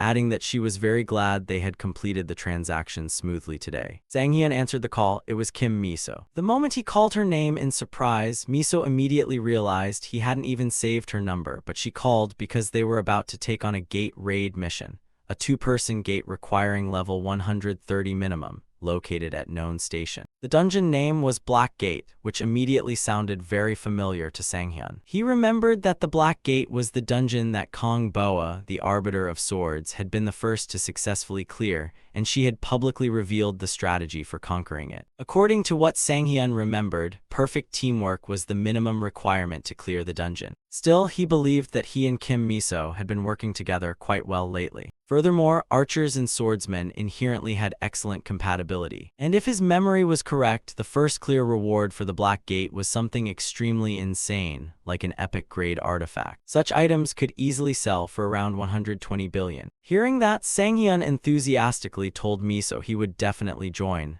then asked what he needed to do and suggested coming to her guild first to plan properly. Miso told him to come over, and they would figure it out together. Honestly, Sang-hyun was looking forward to it. At least this would help him stop being a loser craving scraps in the corner of the high-end Jeong market. Jinho noticed Sang-hyun's strange expression and asked if everything was okay, and Sang-hyun replied that it was nothing. The two went up to the 4th floor. Jinho explained that Miso was in a meeting with the guild leader, so he would lead Sang-hyun for the time being, then joked that it might be a bit uncomfortable being led by an old man like him, but Sang-hyun laughed and insisted he wasn't uncomfortable at all. Jinho explained that after going through the next area, they would reach a special training room, which was considered one of the Eden Guild's greatest sources of pride. However, there was a limit to who was allowed to use it. The moment Sang-hyun stepped inside, he immediately realized the atmosphere had completely changed, and Jinho laughed, admitting he felt the same way every time he came here. He said no one had booked it today, so Sang-hyun could take his time, but after they opened the door, Sang-hyun immediately pointed out that someone was already inside. Jinho looked genuinely surprised. Inside the training room, a woman was fighting a giant golem. The giant golem roared fiercely. Terry quickly dodged the attack. Then she thrust both daggers into a precise point. A hole immediately burst open on the golem's body. Its arm was completely severed. And just a moment later, the giant collapsed to the ground. Jinho asked if she had booked the room since he didn't see it in the system, and Terry finally noticed the two and looked surprised. Jinho calmly explained that if it was just a booking error, they could wait outside. He asked how much longer she intended to use the room, informing her that they needed it from 6:00 p.m. onwards, but something suddenly caught her attention. Jinho's eyebrows twitched slightly when she completely ignored his question. Instead, Terry greeted Sang-hyun and asked what he was doing there, and Sang-hyun replied that it was nice to see her again and he hadn't expected to run into her here today. Afterward, he explained that he had come to train with Miso to improve their coordination for the upcoming gate raid. Terry remarked that he and Miso looked quite close already, and Sang-hyun replied shyly that things just naturally turned out that way. Meanwhile, Jinho called Terry again, asking if she could hear him because she was completely ignoring him. Terry was lost in thought, and Jinho gradually lost his patience as he realized she might be ignoring him on purpose. Then, as if suddenly remembering, Terry turned around and left. Before leaving, she told Sang-hyun that they should spar once when they had the chance, then casually added that she would be in touch later. Terry mentioned that she had used the room without a booking and told them they could use it now, and the veins on Jinho's head almost popped as he sarcastically thanked her for finally answering so quickly. After Terry left, Jinho apologized for her attitude and explained that she wasn't usually like that, but Sang-hyun reassured him it was fine and that he really didn't mind. So Jinho told him to make himself at home since it seemed Miso would be taking quite a while. He suggested that just sitting around waiting would be boring. Luckily, he knew a great way to kill time and asked if Sang-hyun was interested, leaving him with a confused look on his face. Jinho suggested a quick, light sparring match, leaving Sang-hyun completely stunned, especially when Jinho started taking off his outer layer of clothing. By this point, Sang-hyun genuinely began to wonder why everyone in this guild behaved this way. He even doubted whether challenging strangers the moment you met them was some sort of traditional guild custom. Jinho chuckled and told him not to feel pressured, explaining that since both Miso and Terry had already acknowledged Sang-hyun's strength, he couldn't help but feel curious himself. Jinho also candidly admitted that this was one of his personal hobbies, stating that crossing swords with another swordsman was the ultimate way to understand who they really were. It dawned on Sang-hyun that Jinho wanted to test him firsthand to see what kind of person he truly was. Jinho pointed toward a nearby weapon rack and told Sang-hyun he could borrow something if he didn't have his own gear. Sang-hyun calmly replied that it wasn't necessary because he already had a weapon and always kept it on him. Right in front of Jinho, Sang-hyun summoned his weapon straight from the subspace, utilizing a special hidden active skill. Thanks to this ability, he could open the subspace and store items at will, with the internal space expanding further as the skill level increased. Jinho's eyes widened in sheer astonishment. Then he suddenly burst into loud laughter, admitting he hadn't expected Sang-hyun to possess such a skill, and nodding that while he had heard rumors about Sang-hyun being an interesting guy, he now knew those rumors were entirely true. Grinning broadly, he declared that they should get started right away. Suddenly, Jinho's body began to grow larger. He admitted that he originally intended to go easy on Sang-hyun, but after seeing that skill, holding back would be disrespectful, meaning he would go all out and fight seriously right from the start. Meanwhile, up in the Eden Guild CEO's office, Miso's father told her to listen to him very carefully this time, warning that if she kept acting like this, the old tragedy would repeat itself. Miso immediately told him to stop bringing that up, prompting her father to apologize and ask for her understanding, saying he was only worried about her. She quietly conceded that she understood how he felt. She then turned around to leave, telling him not to contact her anymore as her father desperately cried out for her to wait. But Kim Yun-kail could only let out a helpless sigh. A moment later, his secretary answered a call. Yun-kail asked Chief Jang if he still maintained his connections within the association, and Chief Jang replied that he did. The guild master calmly stated that he had a favor to ask. It concerned Sang-hyun, and he ordered a detailed investigation into everything about him, starting with his family and his past. Jinho announced that the setup was complete as the training mode suddenly activated, displaying Jo Jinho and Shin Sang-hyun as the target players. Jinho asked if Sang-hyun was ready. The system notified them that the training mode setup was finished and they could begin the mock battle whenever they were prepared, also displaying that only one of them was currently ready. Jinho asked if they were really fine limiting the match to just 2 rounds, explaining that crossing swords twice was plenty to grasp another swordsman's true ability, and told Sang-hyun to speak up whenever he was set. Sang-hyun quietly observed Jinho's gigantification ability. Although Jinho was still smaller than the grisly big bear he had once encountered, the pressure radiating from him was on an entirely different level. People often said Do Jungsu completely revolutionized the swordsman meta with his all-rounder style, but that was only because he was Do Jungsu, as not every player could easily adapt to such a demanding playstyle. Meanwhile, other swordsmen completely rejected that path. They poured everything into raw strength, steadfastly believing that absolute power was the true answer. Those players constantly trained both their physical bodies and raw might, leading Sang-hyun, who used to belong to this group himself, to naturally ponder a recurring question. If Do Jungsu stood at the absolute peak of the all-rounder style, who stood at the summit of pure strength swordsmanship?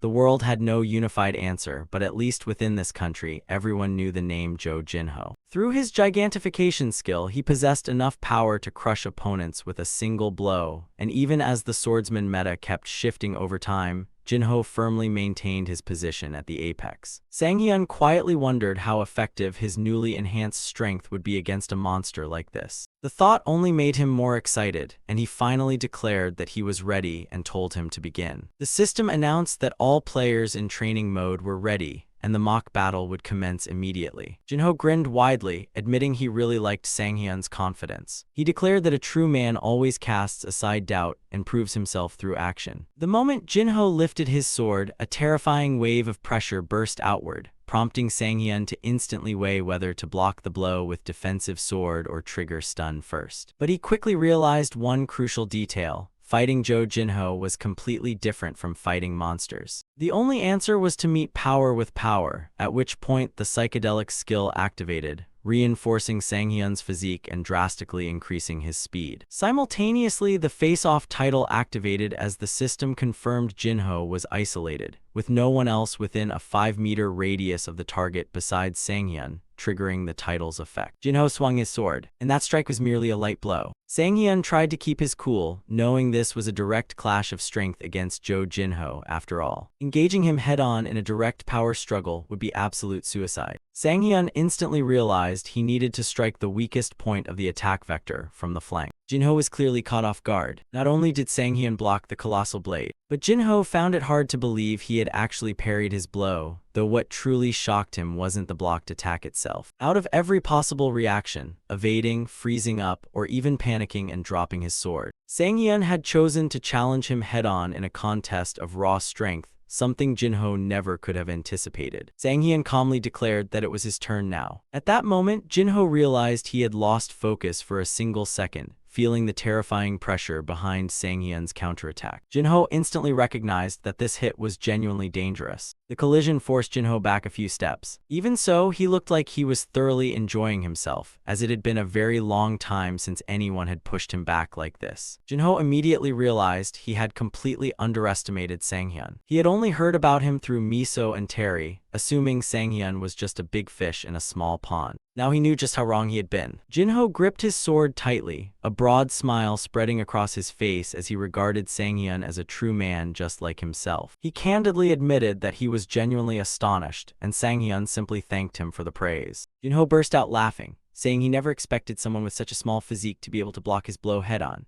realizing at last that the rumors calling Shin Sang-hyun a monster were entirely true.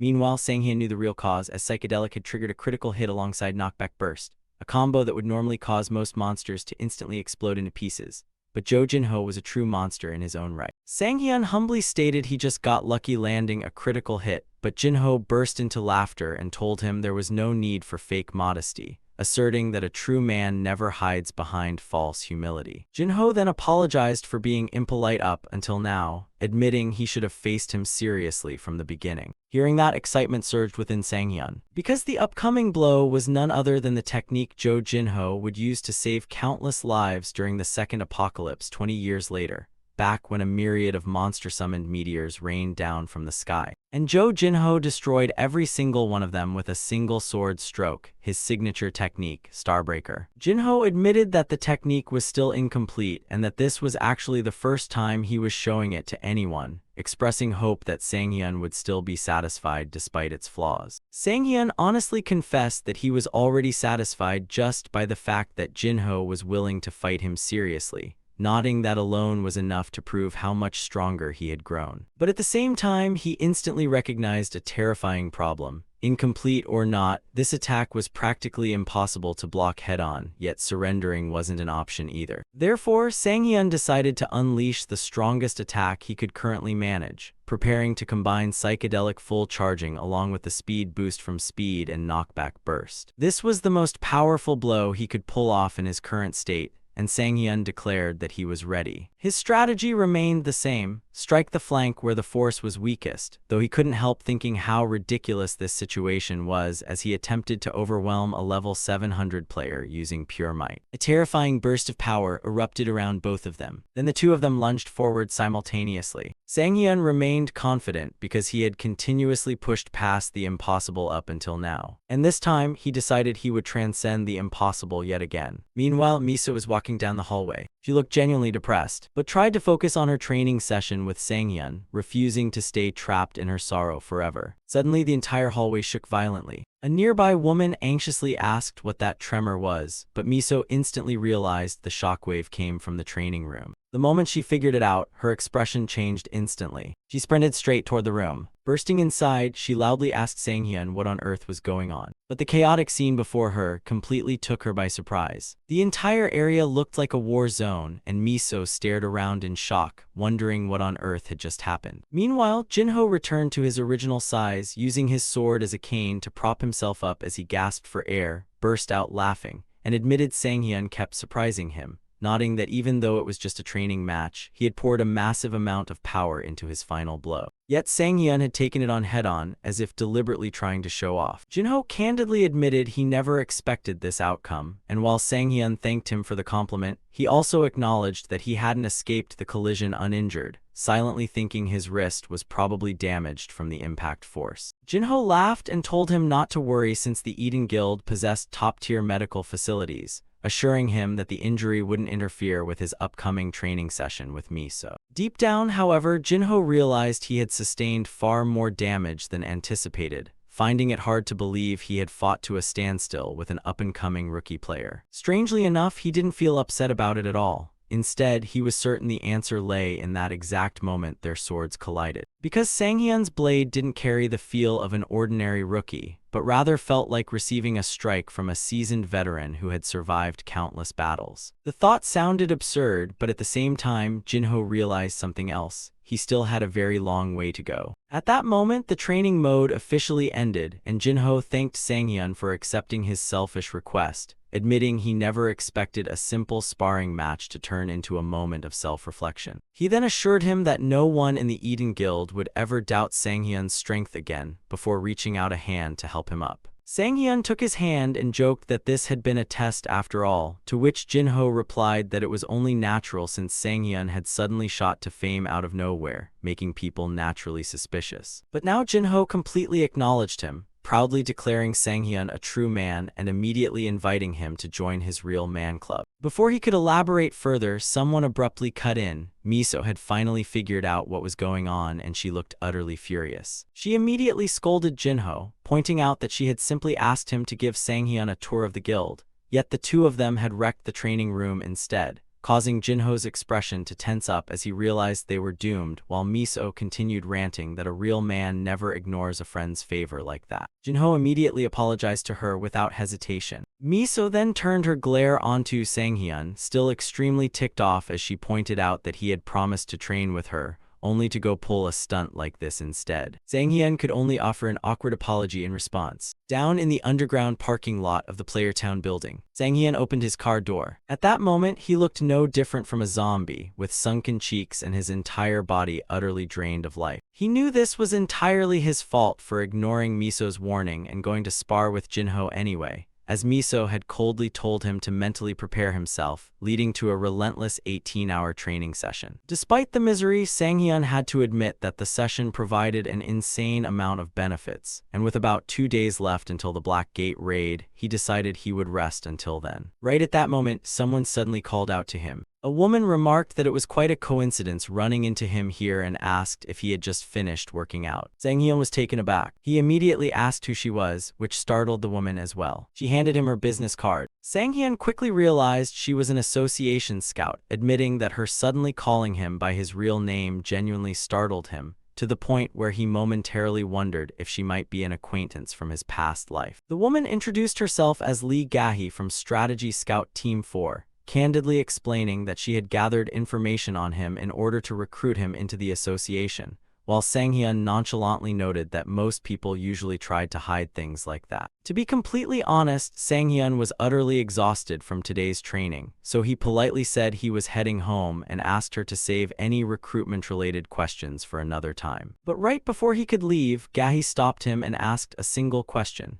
Did he truly have zero interest in becoming an association-affiliated player? Sang-hyun calmly replied that for now at least, he had absolutely no interest whatsoever. Gahi nodded as if she had already expected that answer, then admitted she had one more question, this one more personal, politely asking if she could ask one final thing. Even though Sang-hyun was clearly so tired he was about to collapse, he agreed while silently wondering why she was being so bizarrely persistent, truly feeling like he was about to pass out any second. But then Gahi bluntly asked, "Is your ability the kind of skill that can copy or even steal other people's powers?" She continued, "Or perhaps you possess the ability to see the future." Sang-hyun was completely blindsided. The next day, at the entrance of the Uedo Black Gate, a car slowly pulled to a stop. Miso stepped out and told the driver she would contact him later. She had arrived earlier than scheduled, but figured it was fine since it gave her extra time to prepare. Just then, she spotted someone sitting on a nearby bench. At first glance, she thought it was Sang-hyun. Miso cheerfully called out to him, saying he arrived earlier than she expected, and nodding that she had also gotten here faster than planned, before asking if he wanted to warm up together before the raid. But as she drew closer, she was utterly shocked. Sang-hyun looked so drained and haggard that she almost didn't recognize him. She immediately asked what happened and if he was alright, and Sang-hyun quickly replied that he was completely fine. Inside his head, however, Sang-hyun was quietly cursing up a storm.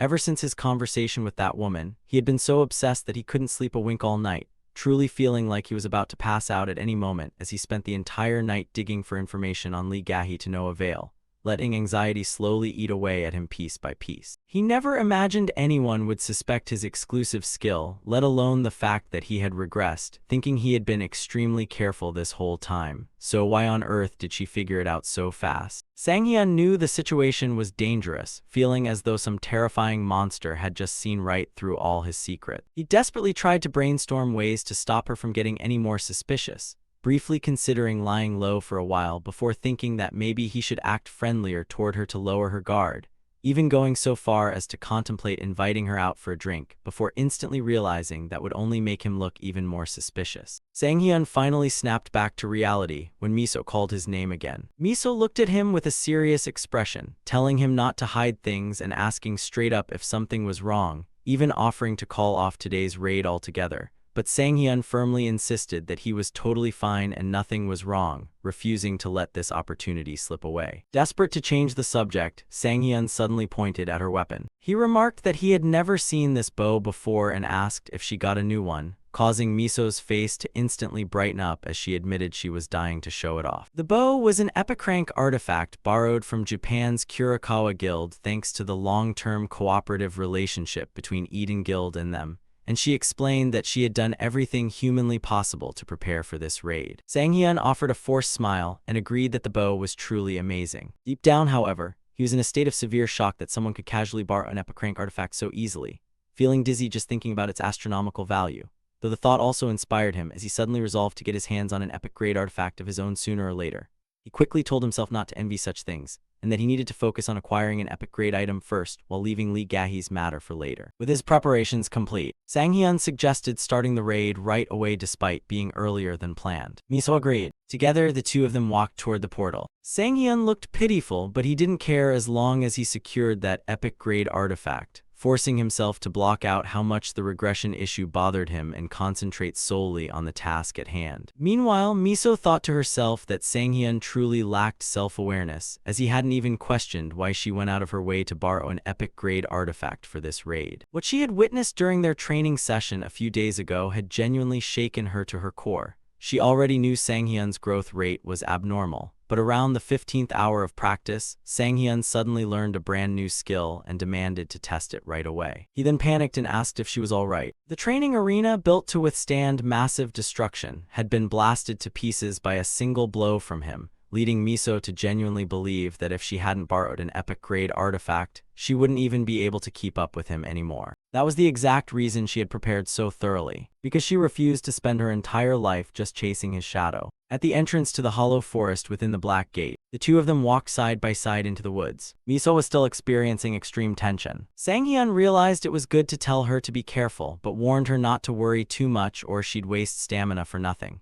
Miso quickly nodded and admitted the current situation was completely different from the preliminary investigation report, which was precisely why she was worried. According to the report, this forest had supernatural activity, but seeing it with her own eyes, the atmosphere felt bizarrely abnormal. Meanwhile, Sang-hyun recalled how thoroughly he had studied this gate in his past life, making him uneasy since this was the first time he had encountered a situation that didn't match his past memories. Suddenly, a massive monster appeared right in front of them. Miso immediately identified it as an orc, but Sang-hyun instantly corrected her. And in that exact moment, he became completely certain that this gate no longer resembled his past life because that monster wasn't an orc at all. It was a big goblin, and this was far from a minor change. The beast suddenly charged straight toward them, and Sang-hyun instantly thrust one arm out in front of Miso to shield her, before using his fingers to signal the number 2. Earlier, Sang-hyun had told Miso that after studying the Black Gate closely, he had a proposal and wanted the two of them to strictly follow that plan. Miso asked if he was referring to the hand signs he mentioned earlier, and Sang-hyun nodded, explaining that to prepare for high-pressure situations, they would simulate various possible scenarios and communicate entirely through hand signals during combat. Miso asked if it was even possible to prepare for every situation, especially when they only had a few days. Sang-hyun reassured her not to worry, clarifying that he didn't mean preparing for every single scenario, but rather that by simply memorizing basic movement patterns, everything else would flow naturally. Even so, he admitted it wouldn't be easy to remember them right in the heat of combat. Therefore, they only had one true option: endless practice. By repeating the patterns through continuous training session after session, they would eventually react instinctively to any situation, and once the hand signs became second nature, they'd clear the raid flawlessly. During practice, Sang-hyun held up 2 fingers. At first, Miso couldn't remember what the signal meant, but she eventually got it down. Back in the present, the two of them immediately executed their practice strategy as Miso instantly recalled what the number 2 signal meant. If the monster charged straight ahead, they would dodge in opposite directions. Then the monster would instinctively target whichever opponent looked weaker. And in most cases, that would be Miso. While dodging, Miso immediately loosed an arrow, and knowing exactly where the monster would move before it even acted, she could aim precisely at its joints to restrict its movement. Once the enemy's mobility was limited, she could naturally create an opening without even needing to use a skill. though Miso admitted this was already the absolute limit of her predictive archery. She hadn't expected the attack to deal a critical blow, but the moment her arrow struck the big goblin, it completely severed one of its legs. Miso's eyes widened in shock, especially since she hadn't even drawn her bow with full force. It was only then that she realized the terrifying power of an epic-grade artifact. She had barely pulled the bowstring, yet the resulting power was utterly overwhelming, prompting her to momentarily wonder if she'd end up accidentally killing someone if she ever used her full strength. The big goblin instantly halted its charge. Instead of retreating, it leaped straight toward Miso to close the distance. But during their previous training, Sang-hyun had told her not to worry even if she didn't land a fatal blow, because he intended to exploit the opening she created himself from the start. The exact moment it happened, Sang-hyun appeared right beside the monster. Then he swung his sword straight down onto the big goblin's head. That was the very strategy they had crafted to wrap up the fight in the blink of an eye. Just like that, the monster was taken down with unbelievable ease. Sang-hyun opened his mouth to speak, but Miso instantly read his mind and finished the sentence for him. Her firepower had increased drastically compared to before. Because of that, she figured they needed to completely overhaul their strategy to account for her new bow, and Sang-hyun agreed. At this point, Miso's firepower was at least 3 to 5 times stronger than before, and Sang-hyun immediately realized that if they played their cards right, this Black Gate raid was going to be a walk in the park. Miso felt a quiet wave of relief that their coordination was flowing so smoothly. Sang-hyun agreed, praising her lightning-fast reflexes in battle, which made him think she must have practiced the strategy on her own afterward. Meanwhile, deep down inside, Miso silently complained about him, having spent countless hours rewatching the training footage because she refused to be left behind by him. Sang-hyun pointed out that the warm-up rounds were officially over, meaning it was time to step into the real deal. Right on cue, several more big goblins suddenly materialized all around them. The monsters let out furious snarls, looking absolutely enraged. Sang-hyun wondered if they were pissed because the two of them had so easily killed one of their comrades, while also recognizing a crucial detail. The monsters were being extremely cautious, choosing to carefully observe the pair first instead of rushing in blindly. If they intended to play it this way, the situation would only swing further in favor of Sang-hyun and Miso. The system detected a total of 10 monsters. Sang-hyun immediately noticed the count was lower than expected, guessing it was probably because they were still fairly close to the dungeon entrance. He informed Miso that there were 10 enemies in total, including an unfamiliar monster he hadn't seen before, which, based on preliminary investigation data, was almost certainly a cobalt assassin equipped with stealth capability. Miso quickly suggested that a 4-2 formation would suit the current situation best, but Sang-hyun immediately shook his head, pointing out that since there were no ranged monsters present, they needed a completely different strategy. Miso initially wore a confused expression, but the moment she realized what strategy he had in mind, her face drained of color in pure horror. She immediately refused, loudly declaring that she absolutely wasn't going to do that. In response, Sang-hyun quietly dropped his sword to the ground and pointed at it, while a desperate Miso insisted that the 4-2 strategy was obviously the correct choice here. She even tried proposing the standard 4 formation instead, but Sang-hyun simply kept gesturing toward the sword without saying a word. Meanwhile, even the monsters looked bewildered watching the two of them argue right in the middle of a battle. Finally, wearing a miserable expression, Miso slowly sat down on the sword while asking why they absolutely had to do this. Sang-hyun calmly replied that she already knew the answer. Her firepower was far greater than anticipated,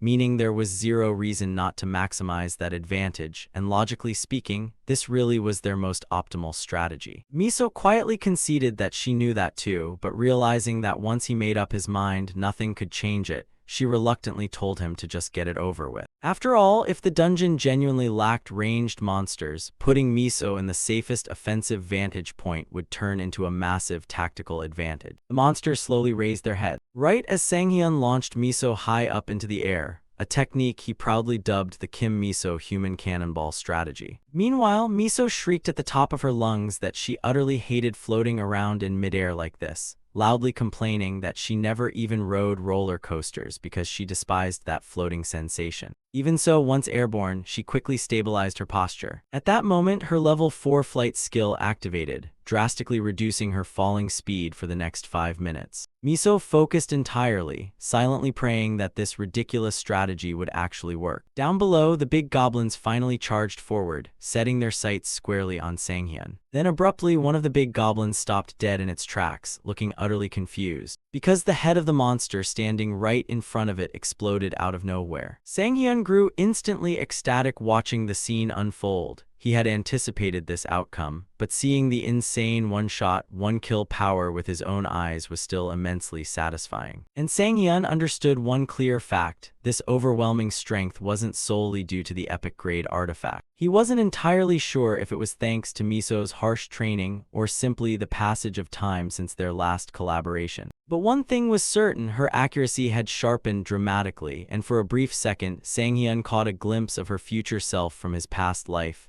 Kim Miso, the divine archer of carnage. It dawned on him then that he wasn't the only one growing stronger, as everyone else was evolving too, and to be completely honest, Sanghyun admitted he was genuinely surprised, having never expected Miso to become someone capable of inspiring him. Sanghyun shifted his attention toward a distant target. A shadowy silhouette slowly took shape before him, finally revealing the form of a bipedal beast. The cloaked kobold assassin looked visibly panicked. The exact moment it happened, Sanghyun lunged forward before it could target Miso. He coldly told it to stop. Then with a single clean slash, he sliced the kobold's head clean off. Sanghyun had decided to fight seriously to properly back Miso up. To be frank, he never imagined things would turn out like this, but today had finally arrived, the day Miso was carrying the team instead of him. Meanwhile, Miso locked her sights onto the remaining 7 monsters. She activated her multiple lock-on skill. Reticles instantly appeared above the heads of all 7 beasts. Then she unleashed Stardust Rain as a barrage of arrows rained down, every single one flying precisely toward its locked target, and in the span of a heartbeat, the heads of all 7 big goblins exploded simultaneously. That evening, at the World Tree resting area inside the Hollow Forest, Sanghyun sat quietly in front of the campfire while Miso intentionally kept her back turned toward him. Sanghyun cautiously attempted to start a conversation. He carefully asked how much longer she planned to stay mad at him, to which Miso immediately fired back, forever. She nagged that he had forced her to execute that ridiculous strategy a total of 6 times. Sanghyun offered a sheepish smile, explaining that monsters were crawling everywhere at the time, leaving them with genuinely no other choice. Miso continued whining about why she had to be the one killing every single monster, admitting that while she had the technical skill, forcing her to do it 6 times in a row was just too much. Deep down, Sanghyun agreed with her. It was a bit excessive, but at the same time, it felt like getting a free carry after a very long time, which accidentally got him all pumped up with excitement, though now he quietly wondered how to appease her. He knew ordinary gifts definitely wouldn't work this time, but suddenly an idea struck him. He pulled out a pan and started cooking. While prepping the ingredients, he muttered that it had been a while since he showed off his culinary skills. Sanghyun genuinely believed that at times like this, a delicious meal was the ultimate remedy for a bad mood. Before long, the appetizing aroma of food drifted through the air, and naturally, it instantly caught Miso's attention. She covertly took a deep sniff. As she drew closer, Sanghyun finished cooking. Miso curiously asked what he was making, and her eyes instantly glued themselves to the dish. Sanghyun explained that eating something good right now would lift their spirits since they still had a long journey ahead of them. What he had made was an adventurer's beef Wellington. Sanghyun told her to dig in.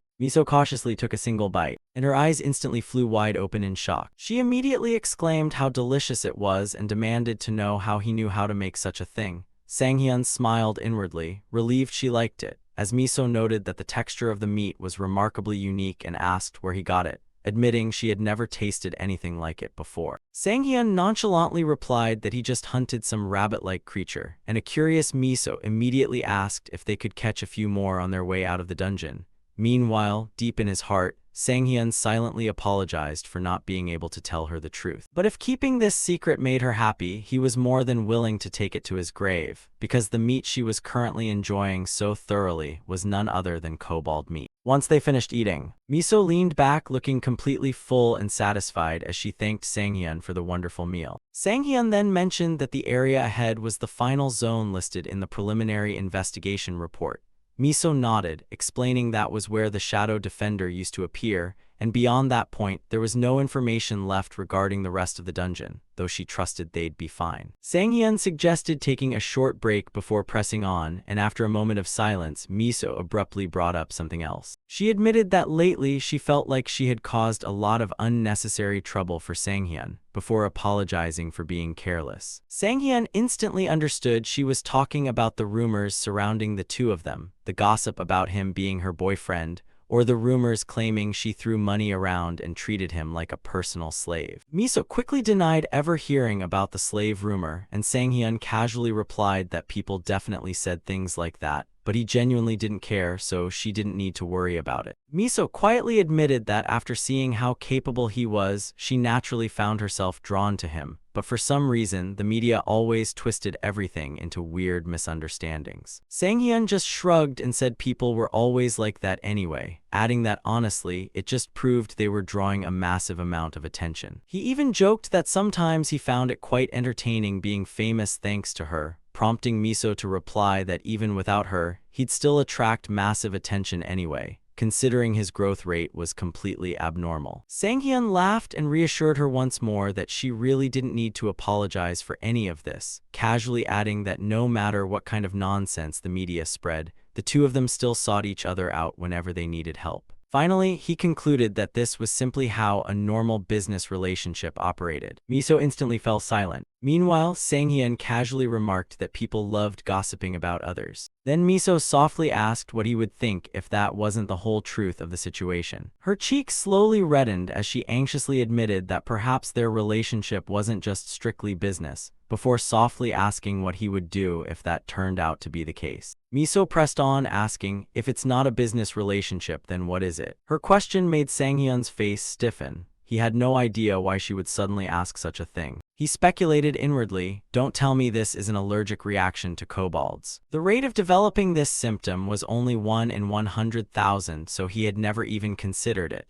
Who would have expected Miso to be allergic? The last time a teammate had an allergic reaction, it was a living hell. Let me think, what am I supposed to do in cases like this? Then, as if he had come up with something, his eyes widened. That's right, this is the only way. That method was to pretend he was also allergic so that she wouldn't feel embarrassed. Without hesitation, he spoke up, hey Miso. To be honest, I've also really wanted to turn into a bird. At first, Miso turned to look at him with a skeptical gaze. But then she became cheerful upon finding a kindred spirit. A bird. You idiot, are there fake birds too? Time passed quickly until the next morning. Because of the previous evening's incident, the atmosphere between the two of them was extremely awkward. Miso turned to look at him, feeling sheepish as she said, hey, Sang-hyun. Sang-hyun's heart skipped a beat and he stammered, what is it? That thing was delicious, right? Haha, but I think it had a weird side effect of causing hallucinations. Let's not eat it next time. After saying that, he reminded himself, at all costs, I have to pretend I don't know anything. Even though I'm doing this so Miso doesn't feel uncomfortable, I can't believe that at my age, I'm still doing ridiculous things like this. Damn it, Sang-hyun screamed in his heart, then shouted out loud, hey, we're almost there, haha, let's get ready. Behind him, Miso was also questioning herself. I'm definitely crazy, I should just stop it, stop blurting out random confessions. But actually, she whispered in the smallest voice possible, that wasn't a lie. Sang-hyun heard her muttering and turned to ask, what did you just say, Miso? Miso hurriedly forced a smile and countered, haha, it's nothing. Before the two young friends could continue to be awkward, a monster's roar echoed, drawing the attention of both. Naturally, both of them had already realized the presence of the monster. Down in the valley were 5 massive monsters. They were a group of shadow sentinels. Sang-hyun sat down to observe and asked for her opinion. Oh, so what about this, Miso? Do you think we can get through? Miso frowned and said, I'm not sure, but it will probably be a bit tough. According to accurate intelligence, their armor hardness is quite high. Isn't it extremely difficult to take them down in one hit? It means we can't count on luck like we did before.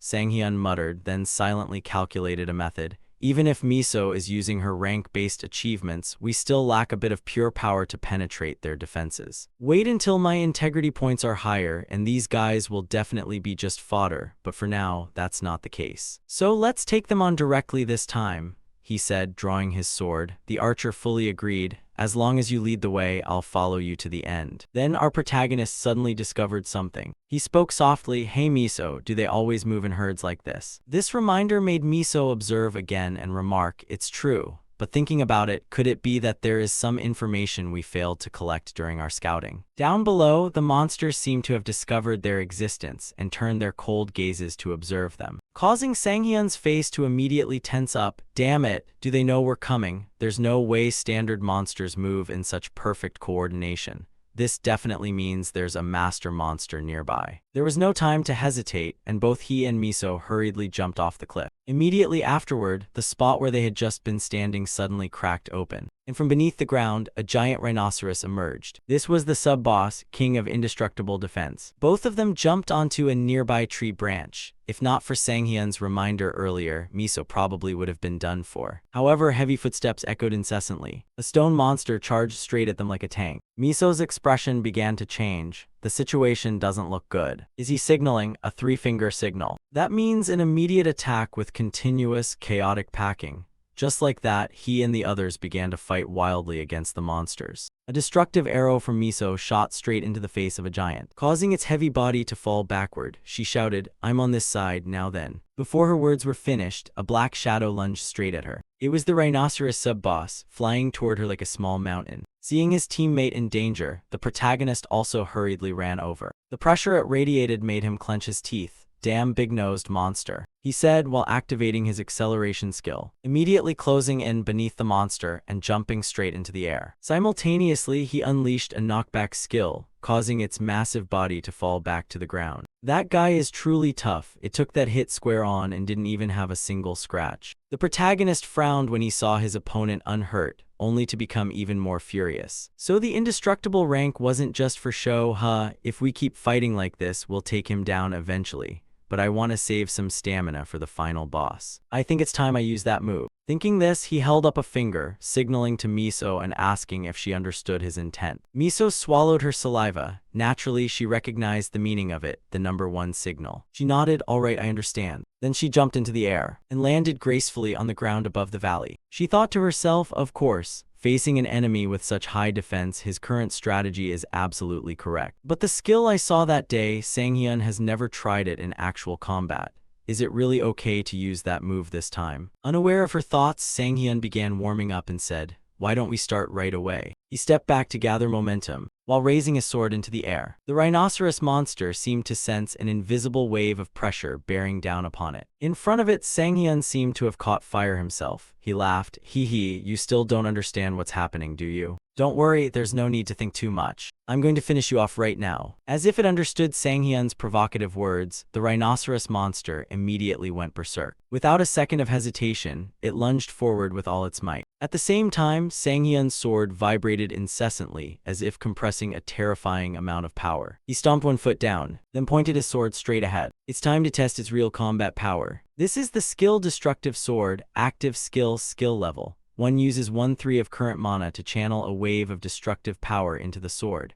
If current total mana does not exceed 50% of the maximum energy capacity, Destructive Sword will not activate. Destructive power varies based on mana consumption. Opposite him, the rhinoceros monster, which was already running, suddenly had countless cuts appear all over its body. Immediately afterward, the remains of its carcass were blown away by the pressure from the attack. As a result, with just a single attack, the protagonist sent the monster to be reincarnated. The system quickly displayed a notification. "Congratulations, you have defeated the sub-boss, King of Indestructible Defense." This made the male lead unable to stop laughing like crazy. "Haha, this is exactly what I wanted. The power is quite impressive. I finally got my first finisher after regressing." Unfortunately, he couldn't laugh for long before his face stiffened again, because another notification appeared. "You have depleted all mana for Destructive Sword, entering a state of mana exhaustion." Time rewinds a few days earlier, at the Eden Guild's special training ground. Just then, our protagonist seemed to have realized something. He hurriedly requested, "Miso, wait a moment." The archer immediately stopped her actions. The golems around them disintegrated as a result. She turned, frowning. "What is it now?" It was getting to the good part. Sanghyun said sheepishly, "Sorry, but he needed to check this." He looked at his screen interface, thinking to himself, "I finally achieved this skill. Destructive Sword, this was one of the ultimate techniques I used the most in my previous life. So I finally met the conditions to receive it.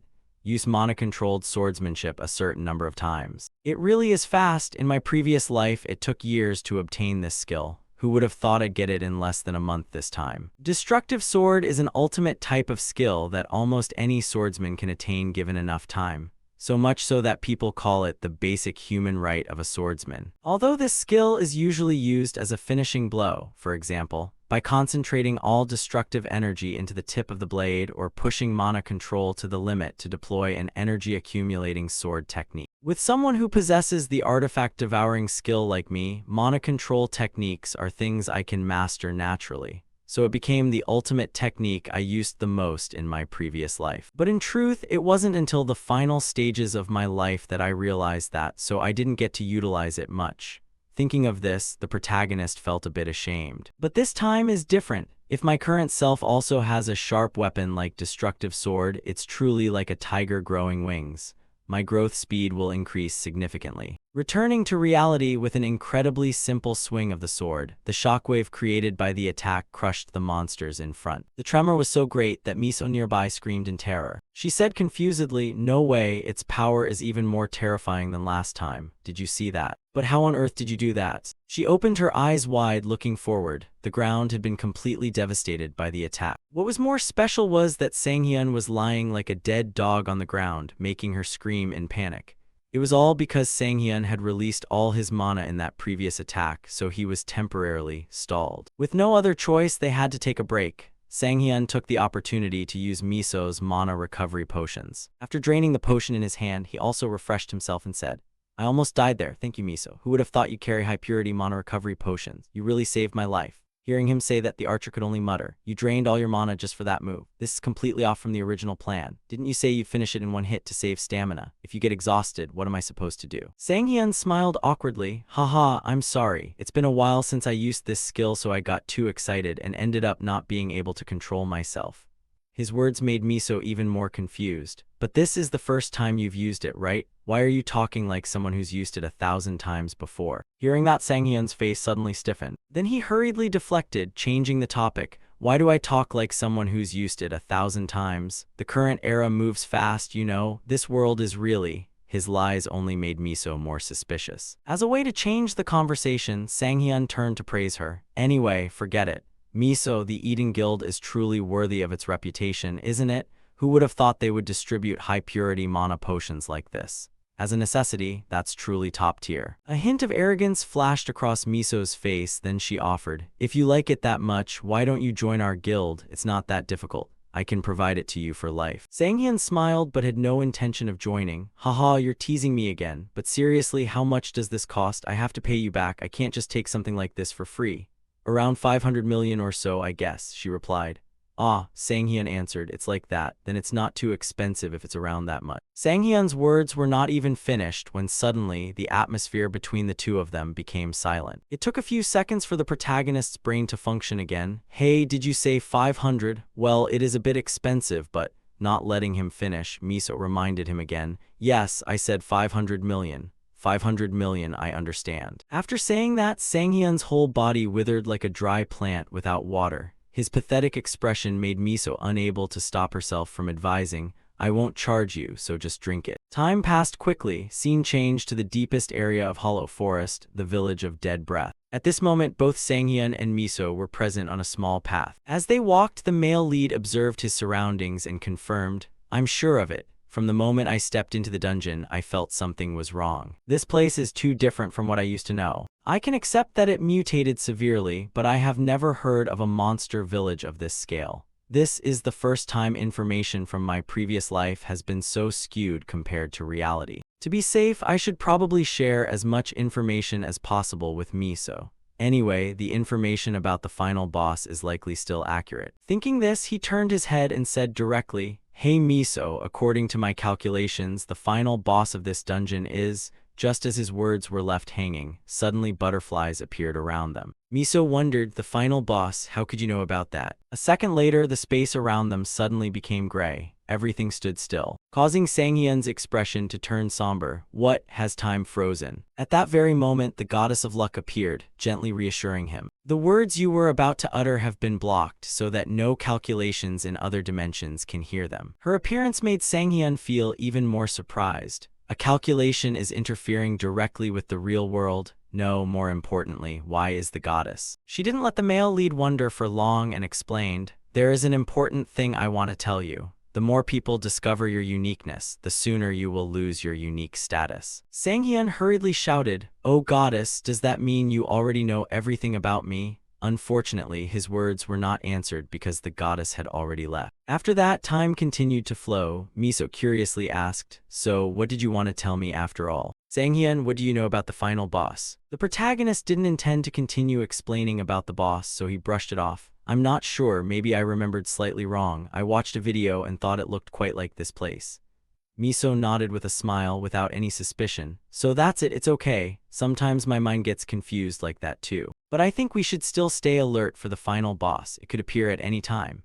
Ignoring her words, Sang-hyun's expression was still pondering incessantly about the goddess's appearance earlier. Was that a warning for me, or was it a protection? Regardless, the goddess of luck must surely know at least a little bit about me being a regressor. Have I been too reckless? That's right, I must not forget that I could fall into the crosshairs of others at any time. If there are calculations that consider my regression a cheat, just like the shadow hunter I met earlier, I will become their prey. Even if I am punished by them through torture, I will fall into an extremely dangerous situation. And there are still others even more dangerous that I need to watch out for. That's right, if I fall into their crosshairs now, I will have no way to retreat. The Predator, that is a group of heretic players who specialize in murdering other players by special methods to steal the calculations those players signed contracts with or absorb all their skills. They were founded by those on the blacklist, who erased their records or changed their identities to evade the guild's pursuit. The Predator Guilds, they were the criminal organization that pushed this world to the brink of destruction even in my previous life. And out of all of them, if I happen to run into that person, then forget about the power progression or whatever, because at that moment I will definitely be finished. To prevent that from happening, I must become strong enough to confront those bastards silently, must not attract too much of their attention. Thinking of this, he said, "Then let's check around now, let's split up to find clues." Miso fully agreed with this idea. "I understand. If we find anything, we'll signal each other." Sang-hyun smiled slightly but couldn't hide his anxiety. "That's right. I don't know exactly what the goddess wants to warn me about. But for now, my top priority is not to let even a bit of information about my regression slip. Even if conquering the dungeon becomes more inconvenient, it's still better than losing my life right now." Time passed quickly, inside the monster village filled with corpses. On the tree trunk, there was a clearly visible scratch mark. Sang-hyun observed it in silence for a few seconds, then smiled bitterly. "You left a trail that's too obvious, like a child. It looks like they are craving to prove that this village is his own personal achievement. It turns out this was the work of a hunter. Then why don't I play with him for a bit in this childish hunting game?" Scene changed to Miso's position. While moving, she also noticed a few things. There is no doubt about it. There is definitely something extremely dangerous lurking around here. Monster corpses lying scattered throughout the village along with these traces. Even though the distance between the bodies is quite far, the level of decomposition is similar. That means the person doing this is a monster who is extremely confident in its speed. At that moment, a black shadow seemed to appear behind her back. Without a moment of hesitation, Miso turned around and fired an arrow in that direction. But the arrow didn't hit anything at all. This made her feel even more tense. So fast, I just clearly sensed its presence, yet it vanished in the blink of an eye. Taking it on alone is way too dangerous. I need to signal Sang-hyun first. This thought came a bit too late, however, because the monster had already appeared right behind her. Miso instantly felt its bloodlust, her expression turning dead serious. Sensing the danger, Miso hurriedly whipped her head around. At the same time, the monster swung its arm straight toward her. Yet for some reason, the creature's arm was knocked flying outward. This left it somewhat taken aback. As it turned out, Miso's necklace had just blocked a fatal blow for her, with a lethal strike successfully parried by the power of a holy relic, Maria's necklace, which shattered immediately after triggering its defensive effect. The archer herself felt completely flustered. Damn it, I can't believe Maria's necklace got destroyed. If it hits me with another attack right now, I'm definitely a goner,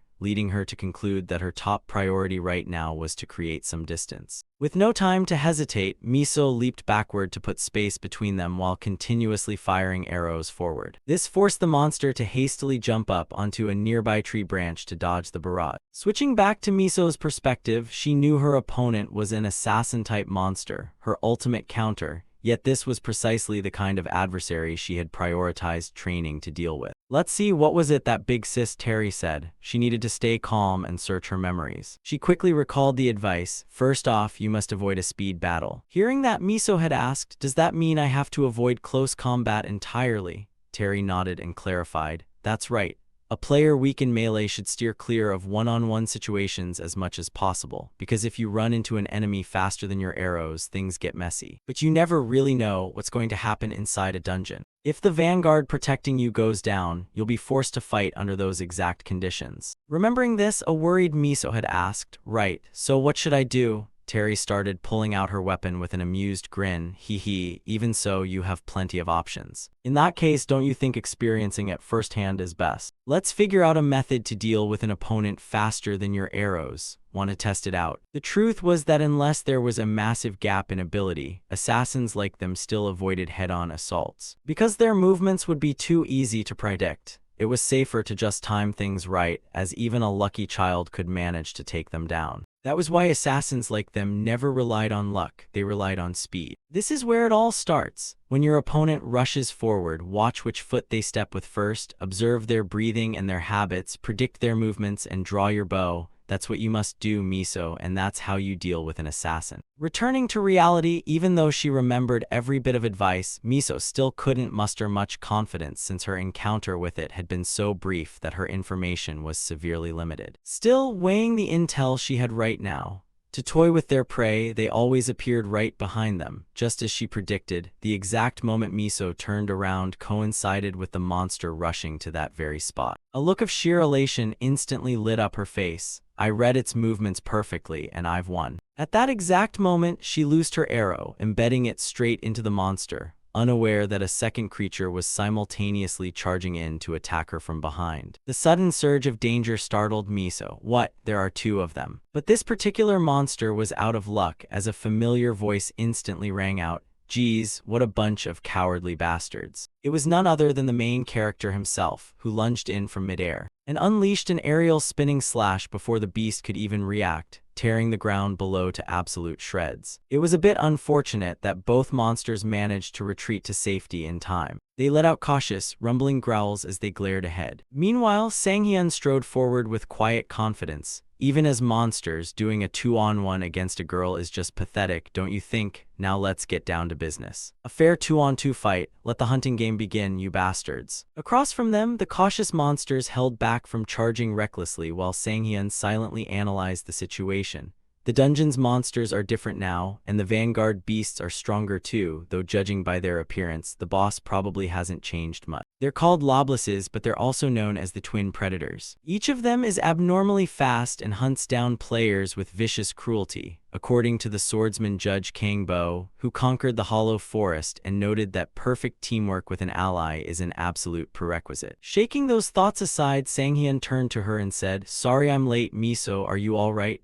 Miso let out a breath. You came and saved me just in time. If not for you, Maria's necklace would have broken. It all happened so fast. Hearing this, Sang-hyun's expression shifted rapidly. Is that so? Then we're in trouble, and we've got a disadvantage on our hands. To deal with two monsters cooperating this seamlessly, I'll have to fight while protecting our ranged DPS Miso, which won't be easy, damn it. His initial plan was to wait for any opening and pounce, but they immediately targeted Miso first. That left him with a single choice. He had to treat Miso as a priority asset requiring absolute protection. With that conclusion, Sang-hyun spoke up directly. Hey Miso, we won't rely on hand signs anymore, so I'm counting entirely on you. On her end, Miso quickly grasped his intent. He's going to move while putting his full trust in me. Got it, I just need to let you know what skill I'm using beforehand, right? The male lead readily agreed, naturally. Deep down, Miso resolved herself. That's right, I've decided I can't keep leaning on him forever. If I want to stand proudly by his side, I have to prove myself right here and now. Shouting out, my first skill will be continuous arrows. With that, she activated her skill, unleashing a flurry of arrows shooting forward at lightning speed while Sang-hyun charged in to attack simultaneously. Knowing this was a flawless skill combination, he immediately activated Berserk and Speed at the same time to pull off a coordinated assault. True to its name, continuous arrows fired an endless stream of projectiles, allowing him and Miso to sync up perfectly. So that since this was the monster's first time seeing this technique, they wouldn't be able to coordinate their movements anymore. Alright, let's see whose teamwork comes out on top here, theirs or ours. Just like that, all 4 combatants split off to pick their individual targets. Right then, one of the Loblases broke off from attacking Miso and rushed to blindside Sanghyun from behind. But the exact moment its arm swung out to strike, Miso's arrow fired, hitting its arm dead on and throwing its attack entirely off rhythm. Seizing the opening, Sanghyun unleashed a spinning slash directly across the monster's shoulder, carving out a massive wound as he praised, "Nice support, Miso." Simultaneously, when the remaining Lobless tried to charge in from behind,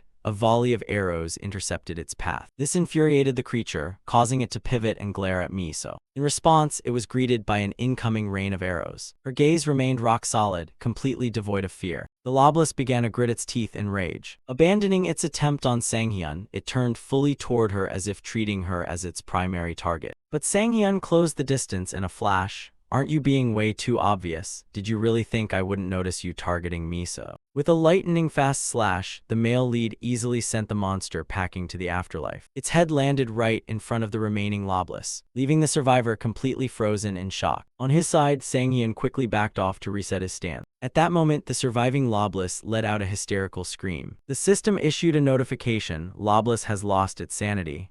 Lobless is changing its form." True to the warning, the muscles across the monster's body began to bulge massively, while a terrifying aura erupted from its physique. Yet this left Sanghyun somewhat puzzled. Is it really giving up speed for raw power? Have you honestly lost your mind? In response to his words, the Lobless charged forward and threw a heavy punch straight at Sanghyun's body. But Sanghyun merely flashed a smug grin. A second later, a beam of light pierced clean through its head. As it turned out, Sanghyun had leaped high into the air and driven his sword straight down through the monster's skull. "Your only winning condition was speed. You stupid beast, you should have kept a cool head." Pulling his sword back out, he watched the towering body of the Lobless collapse heavily onto its knees. The monster let out a final agonized roar as blood streamed across its entire body. A system notification popped up to congratulate Sanghyun on successfully subduing the Lobless. Another announcement declared that his level had jumped significantly, boosting him up to level 90. Sanghyun smiled as he realized he was only 10 levels away from hitting the triple-digit milestone,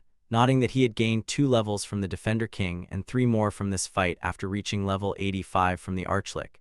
And while the EXP yield wasn't quite as absurd as the Death Knight, that encounter had simply been an exceptional outlier. A wide grin spread across Sanghyun's face as the moment he had eagerly anticipated finally arrived. A system announcement proclaimed that he would receive an epic-grade artifact. It prompted him to choose between the muffled chanting robe, the updraft belt, and the shedding bracelet. He smiled with excitement. Although it was a bit disappointing that his choices were restricted, he didn't mind, knowing each option was worth hundreds of billions of won. This would give him more than enough funds to replace every single artifact he had ever devoured up to this point. Whichever one he ended up getting didn't really matter, since one of the listed artifacts was already an absolute, tailor-made fit for his final build. Sanghyun knew there was only one worthwhile choice to pick. A few seconds later, Miso called out to him. She cheerfully praised and thanked him for making the raid run so smoothly, but he told her to save the thanks since she had worked just as hard. He added that it wasn't just because of their teamwork training or the artifacts she carried, as her personal capabilities had grown by leaps and bounds, making him feel like he owed her one. Miso's eyes welled up with tears at the unexpected praise. She wiped them away and let out a soft laugh before thanking him, admitting that hearing those words come from him genuinely touched her heart. Sanghyun quietly looked at her, realizing she had been carrying an immense amount of pressure lately, though that was only to be expected. He recalled the countless articles labeling him as nothing more than a parasite riding on Kim Miso's coattails.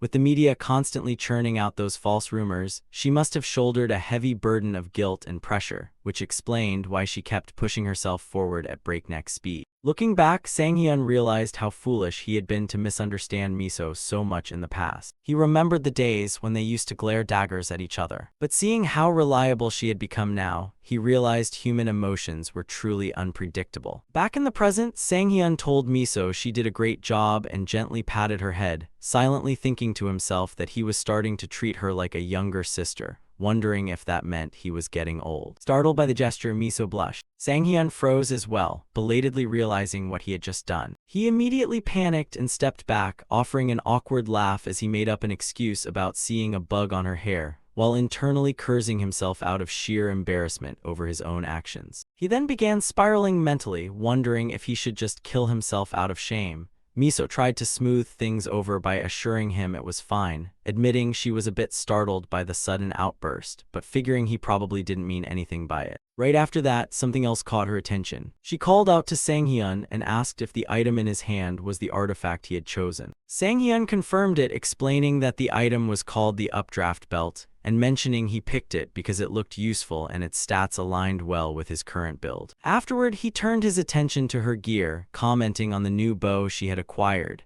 Miso replied that she hadn't checked its stats closely yet, but she chose it to replace the loner bow from the Kurakawa Guild. Feeling relieved to have lucked out with a weapon of her own, she happily showed it off and asked Sang-hyun if he thought it suited her. Sang-hyun offered a forced smile and agreed that it fit her wonderfully, while internally dying of jealousy over her sheer wealth, marveling at how she could casually treat an epic-grade artifact like a mere backup weapon without even bothering to check its stats.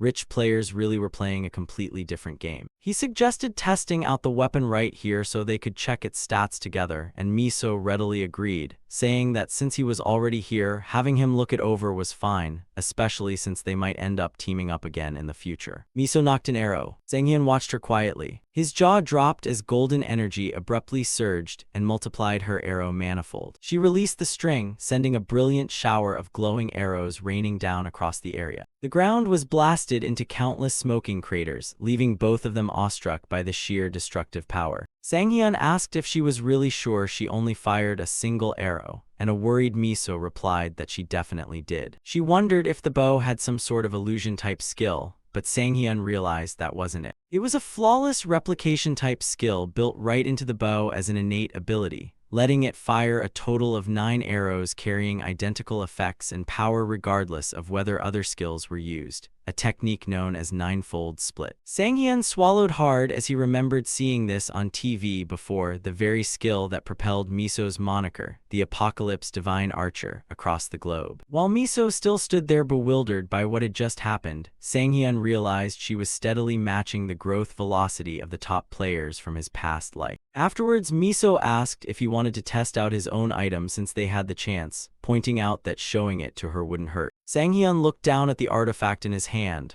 wondering if he should give it a spin. A mischievous grin spread across his face as he remarked that Miso must be dying to see its power, telling her that she asked for it. Terrified, Miso tried to stop him, stammering that he didn't have to go that far. She tried to remember the name of the artifact he'd just received, but he cut her off by excitedly raising his sword high, shouting that he was dying to test it out too. Miso let out a startled shriek of panic as a massive vortex of energy swirled around her. Sang-hyun beamed with excitement. The technique's force generated a fierce gust of wind that blew Miso straight up into the air. The equipment was none other than the Updraft Belt, an epic-grade general armor artifact granting plus 200 strength, plus 80 stamina, and plus 40 dexterity, featuring a special effect called Updraft and a hidden effect known as Super Awakening State, which encapsulated Loblaz's fighting spirit to unleash an intense gale. Its hidden skill, Updraft, inflicted a forced airborne status on the target, with the duration scaling proportionally to the user's strength,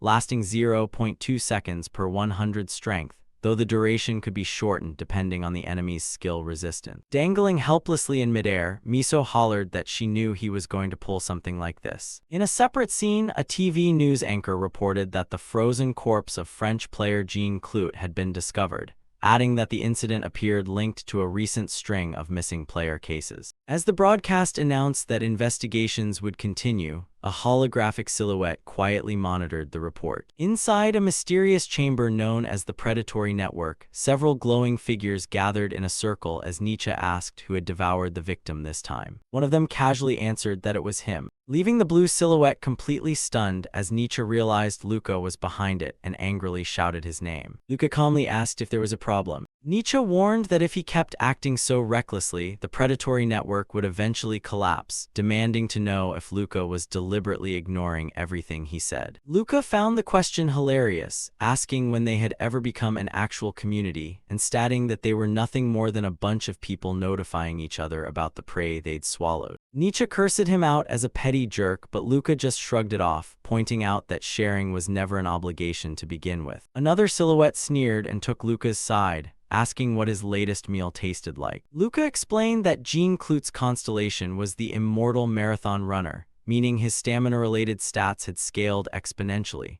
asserting that a player's stats were determined entirely by the quality of their constellation, and advising everyone to keep that in mind. Torai immediately asked if that meant the victim was chewier than usual, somehow managing to make that her biggest concern even inside a room full of lunatics. Nietzsche watched silently as a red silhouette announced she had picked her next target, inviting everyone to take a look. She displayed the digital profile of a Korean man named Shin Sang-hyun, casually remarking that none of them probably cared about him anyway. Nietzsche was shocked stiff while figures around the room waved their hands in dismissal one by one, saying they weren't interested or shared the same sentiment. Thrilled by their reaction, Torai asked if that meant she had free rein to devour him. Taking their silence as approval, she cheerfully bid them farewell and departed. After Torai left, another member announced that it was their turn, saying they had also made their choice. A bloodied corpse lay motionless on the floor next to a blood-stained knife. In a sing-song tone, Torai expressed her relief that no one had yet realized the speed of Sang-hyun's growth. Torai sat in a dark room, illuminated only by the light of a laptop screen. She remarked that even if someone else was interested in him, it didn't matter at all. A blood-stained finger reached out and slowly smeared blood across Sang-hyun's face on the screen. Torai wore a sinister smile and declared that no matter what, she was the one who would devour him. She couldn't help but let out a giggling sound full of excitement. The white SUV sped quickly down the wide-open road. Inside the car, Sang-hyun listened to a radio news report about a French player named Jean Clute, who had just been discovered dead in a frozen state.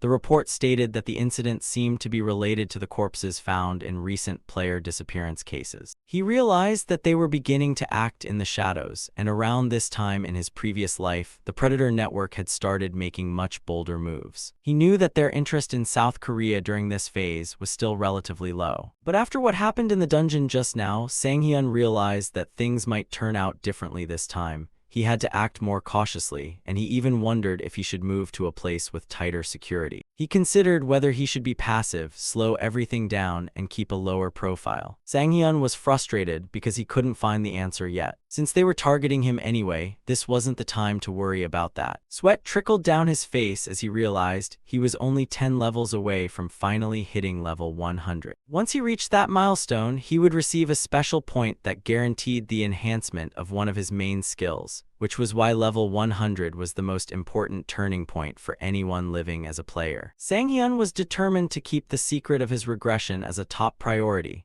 He knew everything he had achieved so far would become meaningless if his growth speed was slowed down by his enemies, and he vowed to devour anyone who dared to come looking for him first. Suddenly, the navigation system announced that he had arrived at his stop. He pulled the car over to the curb and couldn't help but be amazed at the building in front of him. He noted that he had arrived faster than expected. Stepping out of the car, Sang-hyun stood before the Joy Orphanage. He felt it was truly strange, as the place didn't look like it used to at all. Only the name remained the same, which made him feel sentimental and nostalgic, and he had expected everyone to be outside. But his train of thought was interrupted by cheers from around the street corner, where someone was loudly complaining about a woman who had eaten all the potatoes but refused to touch the pineapple. Peeking around the corner of the wall, Sang-hyun heard them arguing about whether pineapple pizza could even be considered pizza, while someone else asked why they had ordered it in the first place. Inside the room, Ham Ji-yeon held a few slices of pizza while arguing that since the kids were young, they needed to eat fruit. She told the kids to eat the pineapple and pass the rest to the teacher, while a boy in a red hoodie complained that it was ridiculous, asking why she had ordered it to begin with. Mouth full of food, Ham Ji-yeon insisted that her plan was perfectly reasonable. Then she suddenly froze when she saw someone. She gasped in amazement when Sang-hyun appeared in the corner of the room with a weary expression, while the little boy teared up seeing that she had actually eaten all the potato slices. A moment later, the children stared with round, amazed eyes. Before them was a pile of new gifts, including a soft white stuffed rabbit and a Nintendo console. One of the boys cheered as he finally got the Nintendo Switch 2 he had been dreaming of for so long. Hamjeon told Sanghyun that he really didn't need to buy so many things, and the boy wearing glasses rambled on about how the newly released game Dungeon Rider 2 was so hot, while the boy in the red hoodie bluntly called him a nerd. Hamjeon asked if Sanghyun had eaten yet. She added that they were having pizza and offered to share some with him. With a wry laugh, Sanghyun asked if she was trying to get rid of the pineapple pizza just because she didn't like it. Hamjeon was left speechless and clicked her tongue in annoyance. Sanghyun remarked that people usually tried not to make their hatred so obvious to the point of being pathetic. Suddenly, a voice called out Sanghyun's name, and he turned around in surprise. The children rushed over and asked if it was true that he was a super famous player. This caught Sanghyun by surprise, and he stared at the boy in silence for a moment. Sanghyun gave a warm smile and squatted down to eye level with the boy, answering that he wasn't sure about his fame, but he was indeed a player. The boy gasped in admiration and eagerly asked how to become a player. He asked if the boy wanted to become a player. The boy answered, of course. He explained that players were cool because they destroyed monsters and wielded greatswords. Another child immediately argued that if someone just shot arrows from afar, swords would become useless. The first boy immediately retorted, insisting that swords were clearly the strongest weapon, while the other kid argued that he didn't know anything and continued to defend his view on archers. As they continued to argue, a third child jumped in and wondered why everyone ignored daggers when assassin players were clearly the best. Sanghyun laughed softly, as watching the children brought back vague childhood memories of his own. Back then, he used to confidently declare to his friends that he would become a powerful swordmaster wielding a giant sword like the main character in a famous story. A friend of his at the time had been completely baffled by this idea. That friend had explained realistically that such a dream was impossible in the modern world, as nowadays, the only swordmasters were people suffering under piles of paperwork.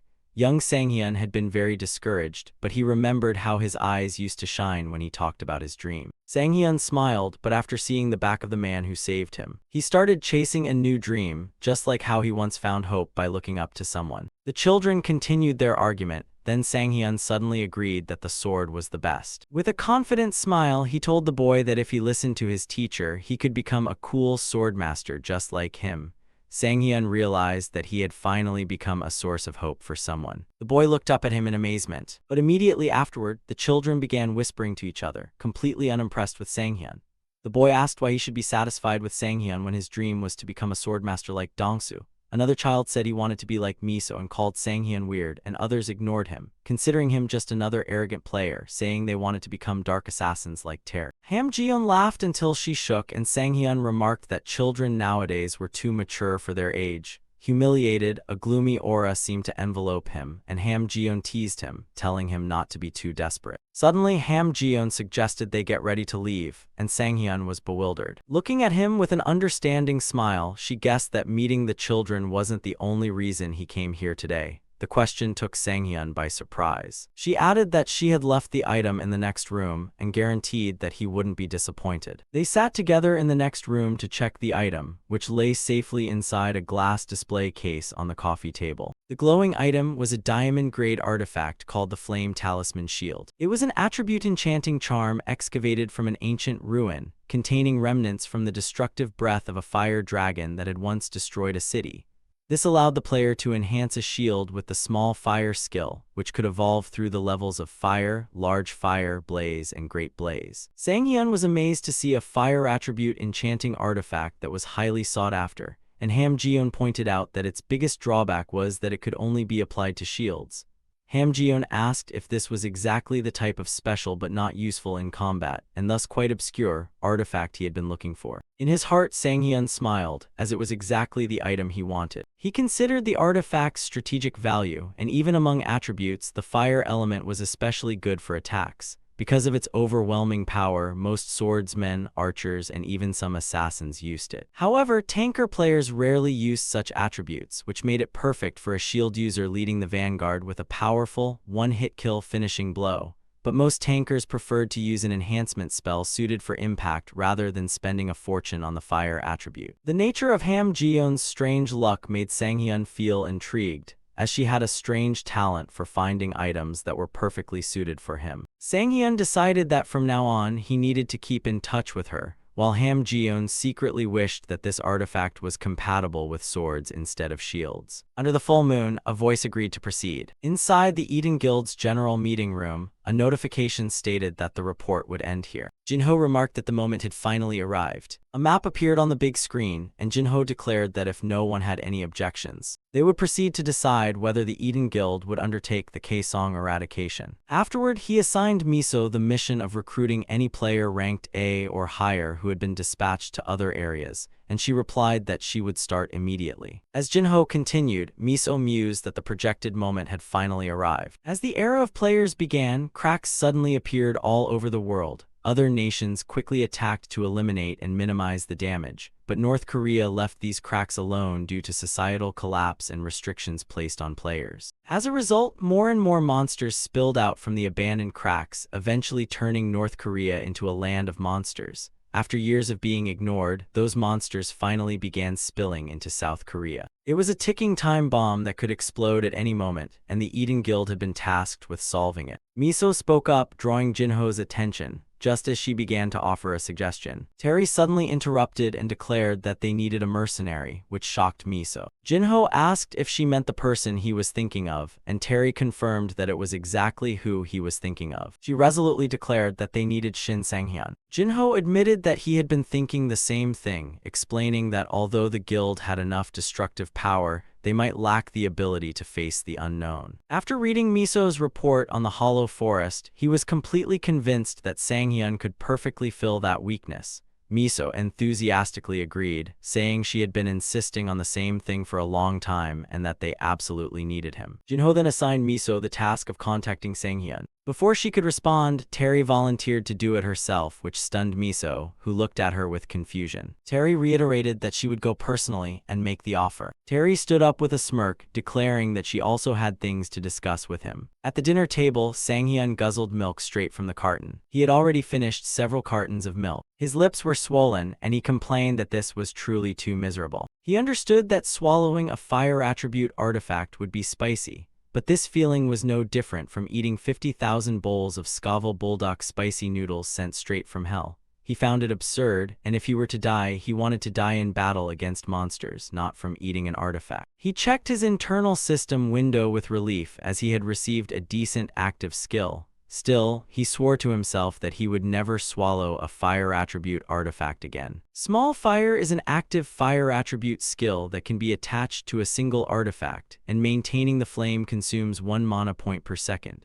As the skill levels up, the flame evolves from Small Fire to Large Fire, then Blaze, and finally Great Blaze. Sang-hyun mused that this skill alone could completely change his way of fighting. Not only could it inflict debuffs, but his offensive options had also increased. His growth speed lately had been skyrocketing, and the slight speed and skill buffs he received from the Giants had been dampened by his own abilities. However, their negative side effects had been completely eliminated, helping to increase his overall combat ability.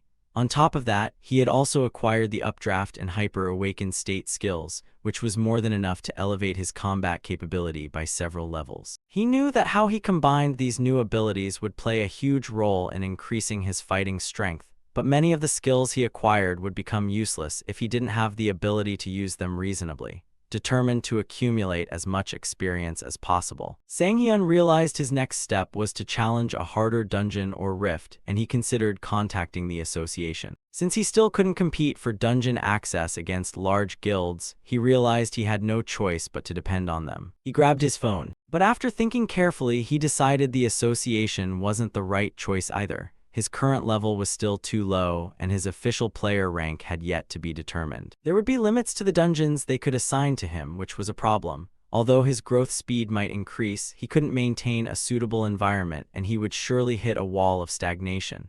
Frustrated, Sang-hyun thought about how lucky he had been up until then, but things were starting to get difficult. He silently thought about what he should do. Suddenly the doorbell rang. He wondered who could be visiting this late while his head was a mess. People like reporters always finding his house easily annoyed him, and the constant intrusion made him question why he was paying such high rent. He ripped the door open to face the visitor and raised his voice to demand what they wanted this late at night. But his scream stopped the moment he saw who it was. Terry stood in the hallway, leaving Sang-hyun frozen in complete shock. She apologized, explaining that she had wanted to notify him before coming. However, she had been too hurried and had come straight to his apartment, so she realized it would be better to leave for now. Sang-hyun was bewildered. A moment later, a steaming cup of coffee was placed on the table. Sang-hyun apologized for not having any snacks or refreshments to offer, and Terry returned the apology, saying she shouldn't have visited so late without contacting him first. She paused for a moment before continuing. Terry noticed the empty milk cartons on the table and remarked that he must really like milk, and Sang-hyun gave a wry smile and explained that there were certain circumstances. She warned him that drinking so much milk would give him a stomachache. Deep down, our friend panicked, wondering why she would come to his apartment so late at night and worrying that he had messed something up. Sang-hyun asked why she had come, and Terry suddenly remembered her main purpose. She apologized for not getting straight to the point and pulled out a file folder, explaining that security reasons had prevented her from contacting him earlier,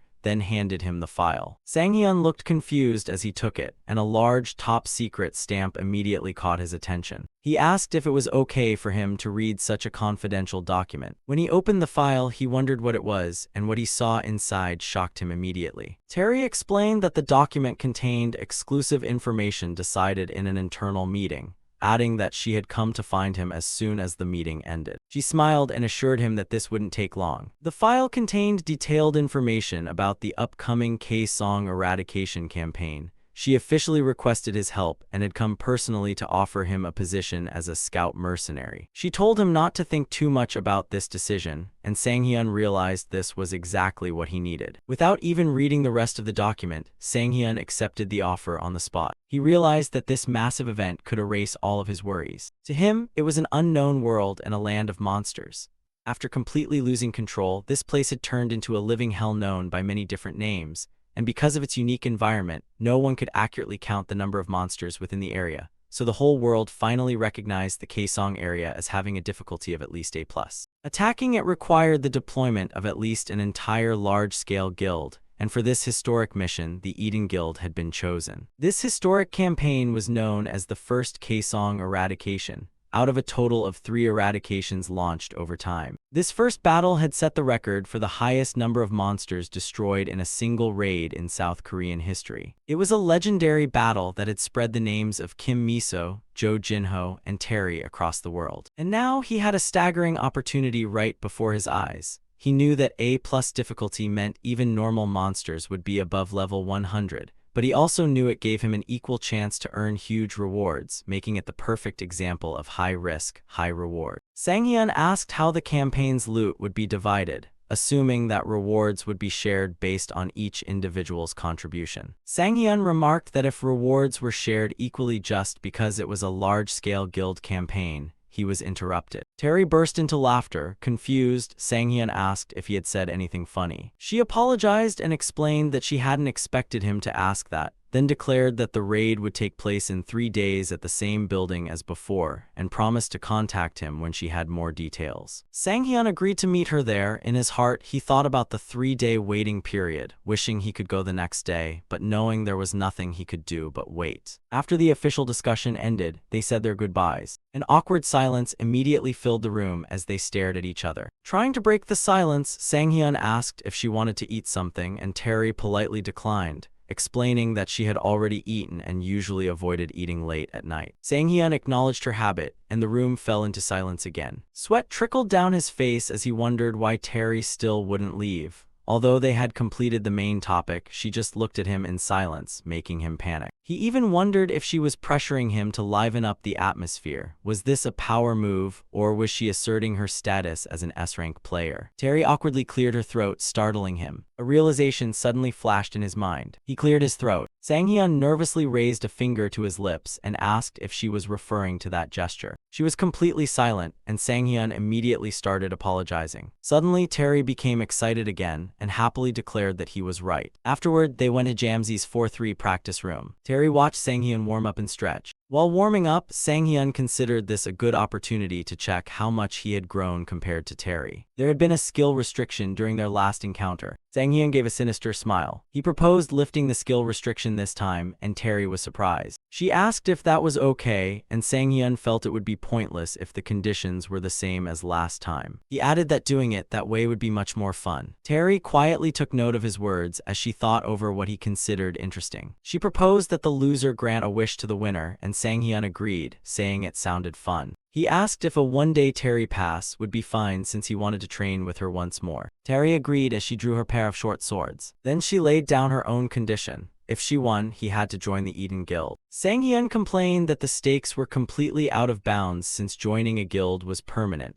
prompting Terry to offer him a permanent pass to summon her whenever he needed. She even told him he could add more conditions, but Sang-hyun just let out a sigh and refused. Sang-hyun looked at her in silence. Terry was shocked as a heavy aura flooded the training room. Our guy warned her that there was no turning back from this point on as he drew his greatsword, its energy crackling loudly. She felt the atmosphere shift completely and recognized the sensation. It was that chilling aura of death she had felt back then, something Terry had never experienced no matter what monster she faced or what dungeon she entered. She vividly recalled the feeling of being toyed with by an opponent far stronger than her, even though he had been caught off guard and forced to use a skill during their previous encounter. Ever since that day, training, raids, and everything else had felt tedious, though she had never understood why at the time. She realized she finally understood it all on the day Jinho and Sang-hyun sparred, and now she could feel that exact same sensation surging inside her once again. A fierce grin spread across her face as she finally understood what it was,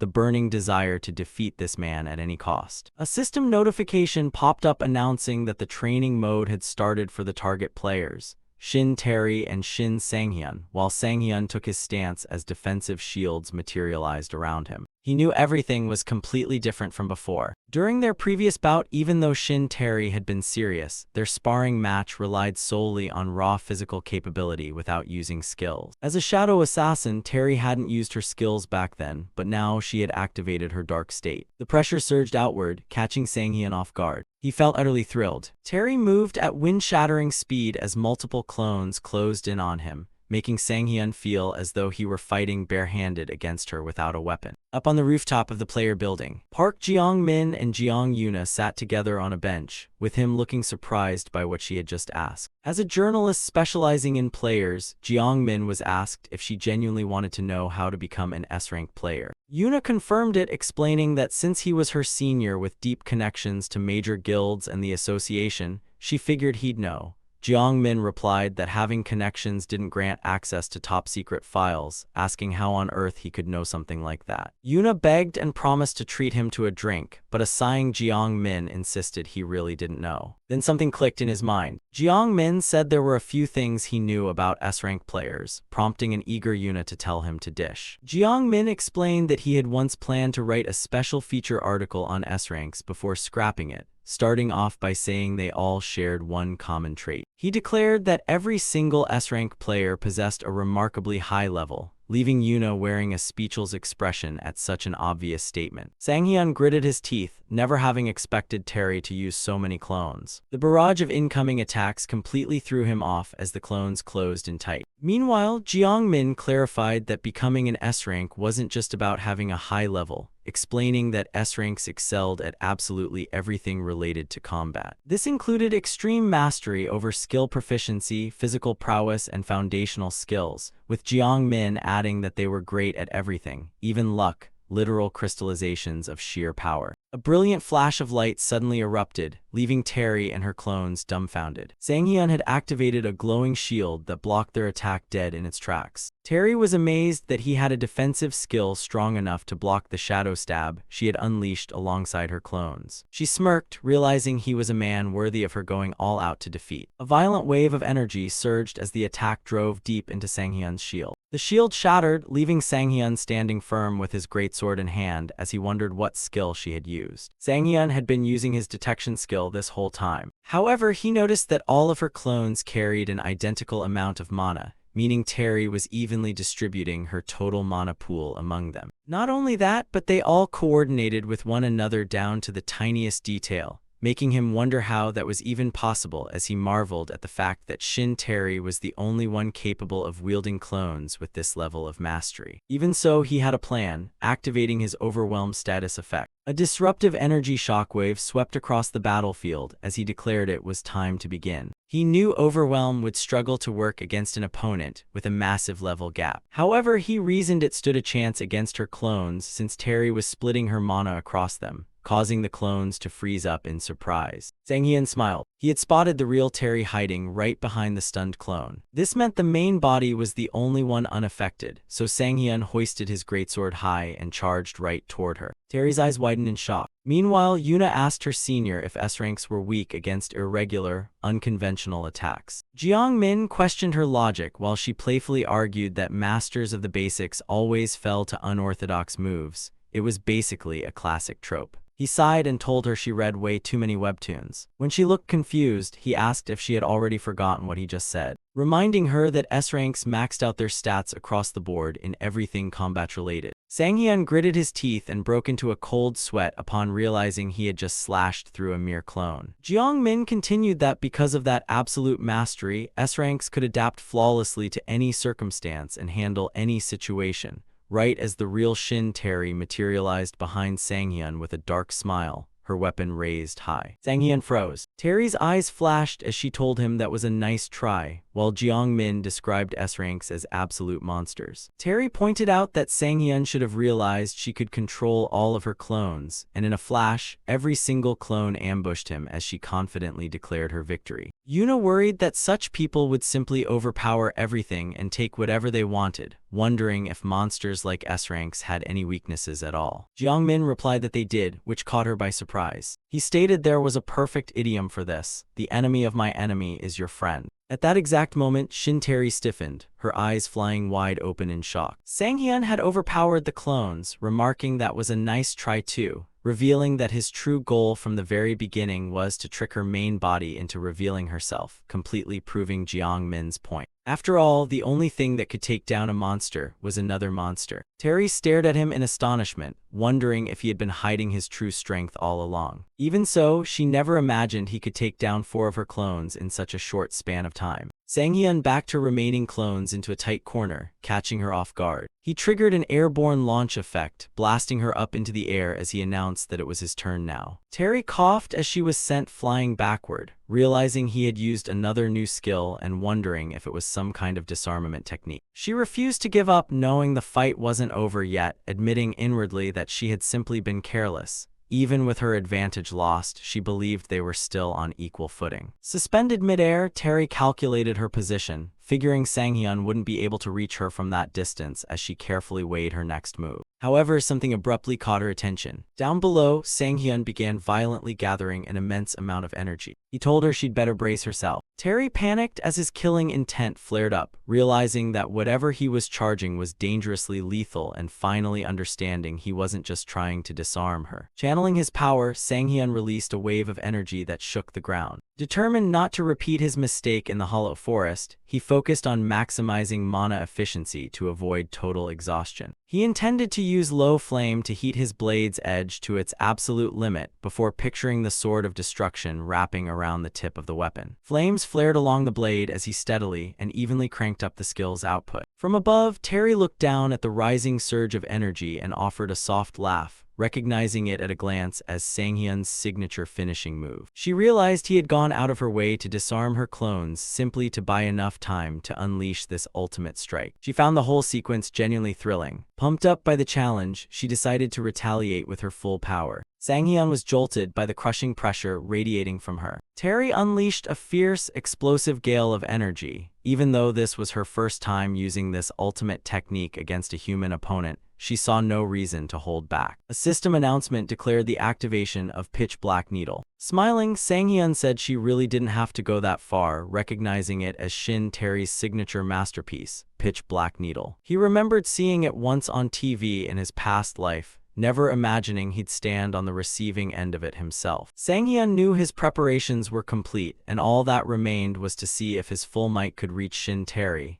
It was time to find out. As both sides erupted at maximum capacity, their destructive energies collided violently. Sang-hyun let out a fierce battle cry. Their overwhelming powers clashed, triggering a massive explosion that rattled the entire area. Outside, car alarms blared incessantly down the street. Terry let out a soft laugh as she lay defeated, admitting that he had exceeded her every expectation right up to the end. She remained silent, gazing upward. Pinning her down, Sang-hyun drove his sword straight into the ground right beside her head, as she openly conceded defeat while looking up at him. Panting heavily, Sang-hyun listened as she acknowledged how much stronger he had grown, his eyes widening in shock. Early the next morning, an alarm clock began blaring aggressively to wake up the protagonist. It sounded like it wanted to shatter the phone completely. He woke up with a fatigued expression and a body aching as if he'd been beaten with a bat. Inwardly, Sang-hyun grumbled that every time he got dragged into some mess, it always ended in regret and excruciating pain, marveling at how he had even managed to survive before regressing when his 20-year-old body already felt like it was falling apart,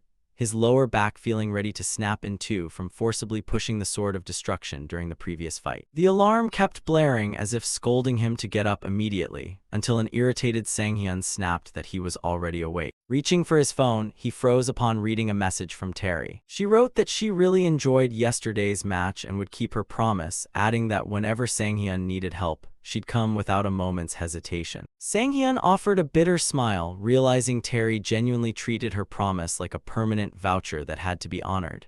After meeting her in person, he grew even more convinced that she wasn't the type to treat a vow as a joke. That provided a comforting sense of relief since he had previously worried about finding an opponent strong enough to keep pace with his growth, but now he could continue training alongside Terry and hone his combat instincts, an opportunity that was practically priceless. Sang-hyun also reflected on Terry admitting defeat after yesterday's bout. From that battle, he harvested the solid assurance that his current capabilities were enough to go toe-to-toe even with an S-rank hunter. High on momentum, he planned to immediately prep for the Kaesong extermination campaign to accelerate his leveling speed. However, the moment he tried to bounce out of bed, a wave of intense soreness shot through every single bone and joint in his body. Ultimately, Sang-hyun surrendered to the pain and decided to rest a little longer. Elsewhere, specifically at the open market near Guro Station, the market atmosphere was packed with merchants busily pitching all sorts of artifacts to visiting hunters. One merchant caught everyone's attention by claiming the sword on display was the legendary weapon of the Ghost Blade Do Jungsu back when he was at level 200. Boasting that this diamond rank sword possessed a hidden stun skill, Do Jungsu's signature ability during his prime. A crowd immediately scrambled to buy it, while the merchant continued hyping up the weapon's quality. He advertised that the blade's sharpness could cut through steel as easily as a knife through butter. From a distance, Shin Sang-hyun heard that explanation, approached and asked, "Is this sword really the one belonging to the demon blade Do Kyungsu? If so, I'd like to examine it myself." The merchant looked momentarily flustered, but then he wore a crafty smile. He feigned friendliness, saying that of course Sang-hyun could examine it, and he even prepared a special steel anvil to demonstrate the sword's durability. Behind that friendly smile, the merchant was actually thrilled, thinking Sang-hyun would be the perfect prey to reinforce his scam. He wasn't entirely lying, as the sword was indeed a silver-grade artifact with the toughness attribute. His plan was simple. He would let Sang-hyun strike the steel anvil. If the sword couldn't cut through the steel, he would just blame the user's lack of ability. But if the sword remained intact after striking the anvil, he would use it as proof that the sword was extraordinary, making buyers trust him even more. Just as Sang-hyun was preparing to test the sword, some people nearby recognized him as Shin Sang-hyun. The merchant's face went pale immediately because he had heard of Sang-hyun's reputation as a powerful hunter, and he realized such a cheap scam might not work. Strangely enough, Sang-hyun's expression looked innocent, as if he truly believed the story the man had fabricated. Sang-hyun said that he would now prove whether the sword could actually cut through steel. That remark made the merchant panic so much that he frantically shouted for Sang-hyun to stop. Before the test began, a blue-haired man suddenly stopped Sang-hyun. The man introduced himself as Ju Seung-hoon, the executive manager of this open market. Ju Seung-hoon praised Sang-hyun's actions for personally protecting other players from scams. He then explained that a low-quality artifact like this would immediately shatter with just a little of Sanghyun's mana, so there was no need for him to exert any strength. Immediately afterward, the sword actually shattered into pieces. The surrounding crowd was instantly amazed, while others quickly realized the legendary sword was just a fake. They began cursing the merchant for scamming them and questioning the stunning hidden skill that had never existed in the first place. The merchant could only grind his teeth before hurriedly packing up all his goods and fleeing. Sanghyun just laughed bitterly and remarked that most open markets, apart from the Hunjung market, were filled with scammers like that, and he even thought to himself that he might as well just go home since the Hunjung market was closed today. Ju Seung-hoon then apologized, saying the management had been slow in handling the scam. Sanghyun replied that Ju Seung-hoon had done his job well and he was just curious and wanted to tease the scammer a bit. Ju Seung-hoon then asked what kind of artifact Sanghyun was actually looking for, and with an excited attitude, Sanghyun explained that he was looking for artifacts ranging from copper to gold grade priced under 50 million won, specifically those with special attributes that were considered useless by most people but still had some practical value. Hearing that incredibly specific request, Ju Seung-hoon gave a light laugh and said he knew a very suitable place. He offered him access to the secret market, a special market usually reserved for specific members. Since Sanghyun was so famous, Ju Seung-hoon was willing to grant him access privileges. Sanghyun immediately took Ju Seung-hoon's arm, excited as to him. A market with secret in its name must surely hide many interesting items. Ju Seung-hoon smiled, assuring him that Sanghyun would certainly be satisfied with what he found there. A moment later, they arrived at the secret market located deep underground. Inside were countless rare artifacts neatly arranged behind glass cases, including an item emitting a golden glow that immediately caught Sanghyun's attention. He admitted that items like this were almost impossible to find in regular markets. Ju Seung-hoon praised Sanghyun's discerning eye as a great hunter. Sanghyun then asked for permission to touch the artifact. Ju Seung-hoon agreed and even offered a special discount on the membership fee because the artifact was of unique rank. However, the moment the artifact was in Sanghyun's hand, it instantly shattered into pieces. Ju Seung-hoon, who had just been smiling and talking amicably before, immediately changed his expression to a serious one and asked Sanghyun when he had realized everything. Sanghyun just laughed lightly and said that Ju Seung-hoon smelled so strongly of blood that it was impossible not to notice. He even wondered if this guy was actually trying to hide it at all. Ju Seung-hoon confessed that he couldn't understand Sanghyun because even though he had known everything from the start, he still followed them all the way here, then asked if it was out of recklessness, arrogance, or just self-confidence. Before the conversation ended, Sanghyun felt something lunging down from above. Right after that, a burly man landed heavily on the ground before him, smiling with blood-red eyes filled with murderous intent. Sanghyun's expression instantly turned serious. At the same time, a crowd of enemies appeared from all directions and surrounded him, one of them speaking up to say that they would now test Sanghyun's confidence. Sanghyun immediately activated his search skill and began analyzing all the enemies surrounding him. He counted 1 long-range archer, 2 regular archers, 1 spearman, 2 swordsmen, 3 tankers, and 1 mage, a total of 10 people.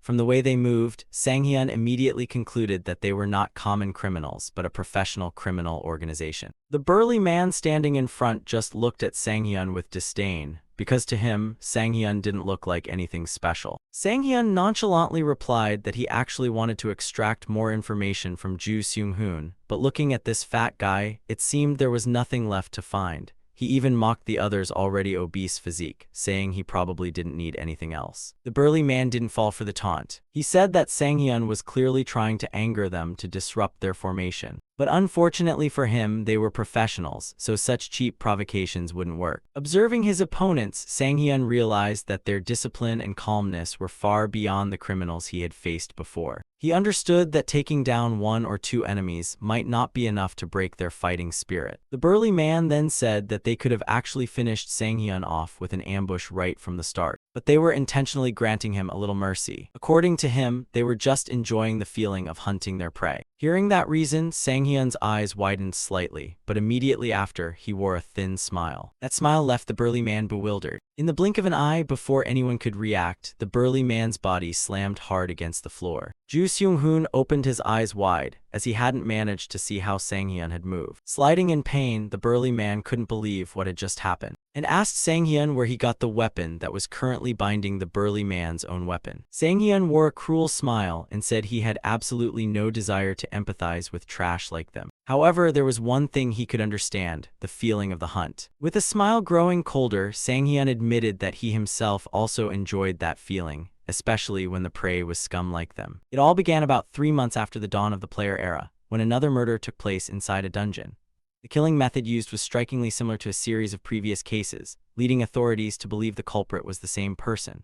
Before the special law for players was enacted, ordinary people and players lived under the exact same legal system, as if it were the most natural thing in the world. Elsewhere, a player was running for his life as though chased by something terrifying. After running non-stop, he was finally cornered into a dead end, where he panted heavily and cursed in absolute despair. Emerging from the shadows was the figure who had been hunting him all this time, asking in a leisurely yet mocking tone whether their game of hide-and-seek was finally over. Seeing his pursuer finally appear, the cornered man's face flooded with anxiety. He spun around and shouted, demanding to know why that crazy bastard kept hunting him down. The pursuer just flashed a sinister grin and said this was the 13th time he had heard those exact words, bringing home the bitter reality players faced. They had been abandoned by the law. The pursuer continued calmly, telling his victim not to worry too much about his friends since they'd probably only suffer a little before dying. He asked who was left to protect them now, before promising to kill the victim in a much more painful way. Yet the pursued man was no longer terrified, hardening his resolve to fight back, a shift that seemed to pique the hunter's interest. With his remaining strength, the cornered man launched a final resistance while hurling unsparing curses at his enemy. The narration reaffirmed that players had only one choice left: to protect themselves, a new rule they now regarded as absolute truth. A fierce battle erupted between the two, and in light of that reality, the law ultimately chose to respect the rules set by the players themselves. From then on, the special player law was born, with its core tenet recognizing self-defense without exception when facing a mortal threat. The scene then cuts back to where Sang-hyun was standing. Gripping his sword tightly, Sang-hyun muttered that it was time to get things started. But before he could take another step, his instincts instantly picked up danger coming from above. An assassin lunged downward wielding dual weapons. Sang-hyun immediately raised his sword to block the attack, mocking the assassin's reckless attempt to save a friend as touching camaraderie. And feeling far too generous, he declared he'd gladly grant that wish. Hearing those words, the bulky man whose life was on the line shrieked in panic, begging Sang-hyun to stop. But Sang-hyun quickly tossed the man forward while shouting that he'd shoulder everything himself. Suddenly, someone called Sang-hyun an idiot, momentarily catching him off guard. The assassin prepared his next strike, sneering that trash like that bulky guy was no teammate of his anyway, before mercilessly unleashing a lethal blow. In the blink of an eye, the body of the man Sang-hyun had tossed was torn to shreds. The attack not only killed him, but pulverized his entire body beyond recognition. Sang-hyun dodged the strike, but his mind raced with questions, realizing this group wasn't a coordinated organization after all.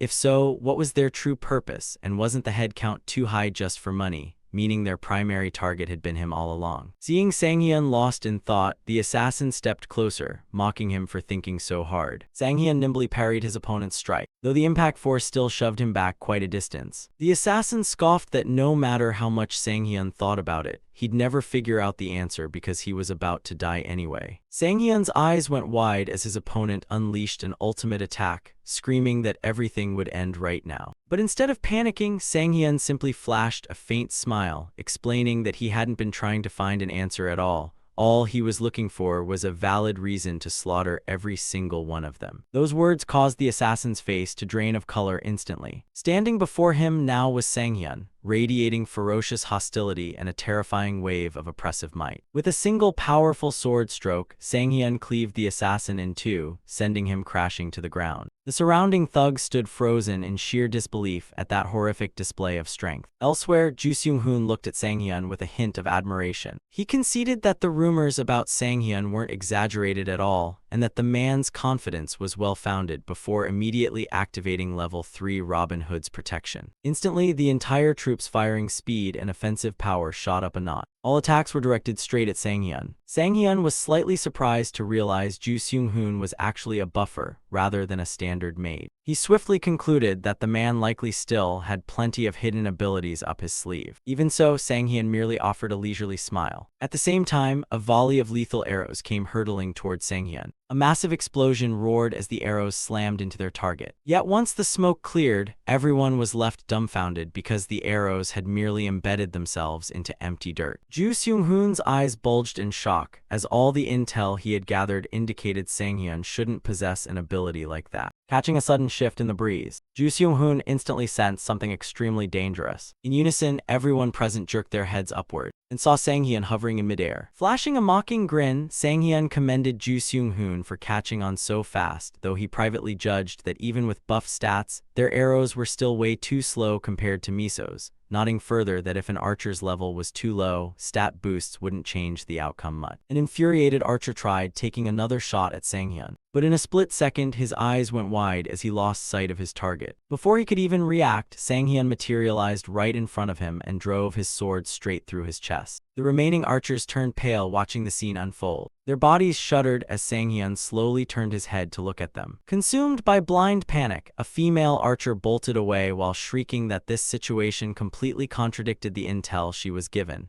choosing to retreat and let her comrades handle it, leaving a grinding, furious Ju Seung-hoon to curse his fleeing subordinate under his breath. Moments later, Ju Seung-hoon shifted his gaze toward a white-haired swordsman and instantly activated level 3 Master Swordsman's Blessing. Following that, he cast level 2 Spearmaster's Blessing on a spearman user as well. Witnessing all these preparations, Sang-hyun simply stood silently without a trace of anxiety. Now he was boxed in from two sides. On one flank stood Shaolang, a B+ rank mercenary, remarking that a mercenary's life was never smooth sailing. On the other flank stood Chen Lei, an A-rank mercenary who felt much the same way, nodding that teaming up 2-on-1 against a single guy wasn't a pleasant experience. Sang-hyun just smiled and told them to speak in Korean since he didn't understand a word of what they were saying. Chen Lei apologized and explained that it was strictly business, simultaneously shrouding his entire body in an intense aura before drawing his blade with blinding speed. It looked as though that slash would sever Sang-hyun's head right off. Yet Sang-hyun merely ducked slightly and successfully evaded the strike. Chen Lei's swing packed enough force to demolish the nearby buildings. Inwardly, Sang-hyun admitted the opponent's quick-draw technique was abnormally good, initially guessing the strength came from Ju Seung-hoon's buffs before realizing the buffs were only a minor part of it. Chen Lei genuinely possessed exceptional combat prowess. Right then, launching in from Sang-hyun's blind spot behind, Shaolang struck with a spear wrapped in blazing fire. Filled with absolute confidence, he declared that Sang-hyun was dead. Sang-hyun instantly recognized that the mercenary's coordination was top-notch. Despite being ambushed from front and back simultaneously, Sang-hyun merely glanced back at Shaolang with a subtle smirk, thinking to himself that this fight was finally turning into something genuinely fun. The attack was so fast Sang-hyun could only narrowly dodge it. Seeing his target evade, Shaolang praised Sang-hyun's stellar reflexes. But while still caught in his evasive posture, Sang-hyun lifted his head and saw Chen Lei leaping high into the air, winding up to bring down a full-force blow. Right before the strike landed, Sang-hyun slammed his foot into the ground and spun flexibly, successfully dodging the lethal hit. That left Chen Lei wide open in a momentary lapse of posture. Not about to waste the opening, Sang-hyun drew his sword and complimented their previous combo as a pretty decent test run. But before the blade could reach Chen Lei, Shaolang screamed at his comrade to fall back. He thrust his spear forward, yanking Chen Lei's body backward, and rescuing him just in time before Sang-hyun's downswing landed. Consequently, Sang-hyun's strike merely smashed a massive wall ahead of them,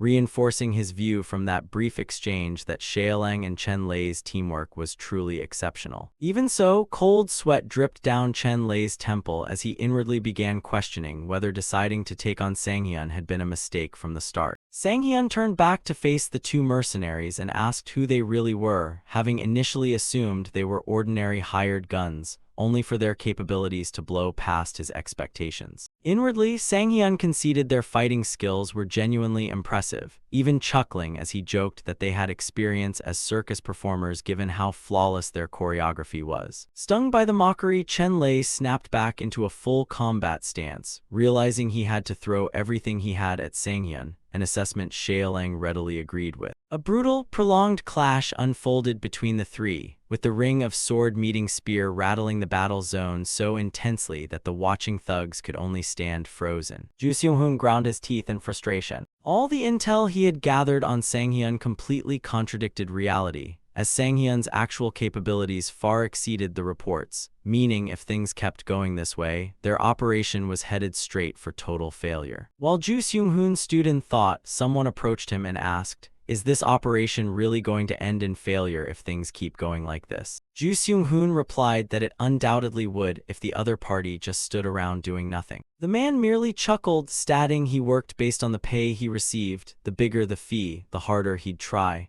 That man turned out to be Barrett Fletcher, an A-plus rank mercenary who casually reminded him that their prior contract only covered a single shot per target. Shortly after, two others walked up, one nodding that if things kept going this way, the battle's outcome was already predictable. Prompting Ju Seung-hoon to make a quick decision, those brothers were Alexei and Alexander, A-plus rank mercenaries who promptly offered an exclusive contract to fight at full power. Ju Seung-hoon answered that he still wanted to observe a bit longer, though inwardly he cursed those money-grubbing mercenaries. Hearing all these elite fighters would undoubtedly cost an astronomical fortune, but failing to do so now meant certain doom, and what frustrated him even more was the stubborn fact that Sang Hyun kept refusing to go down. Meanwhile, on the battlefield, Xiaolang and Chen Lei were driving Sang Hyun back into a defensive posture. Sang Hyun noticed their movements had grown significantly more intricate than before. Attacks that used to back them into a corner were now being evaded with ease. Just as one of Sang Hyun's slashes sliced through empty air, Chen Lei launched a counterstrike that forced him on the defensive. At the same time, Xiaolang surged in from the opposite side,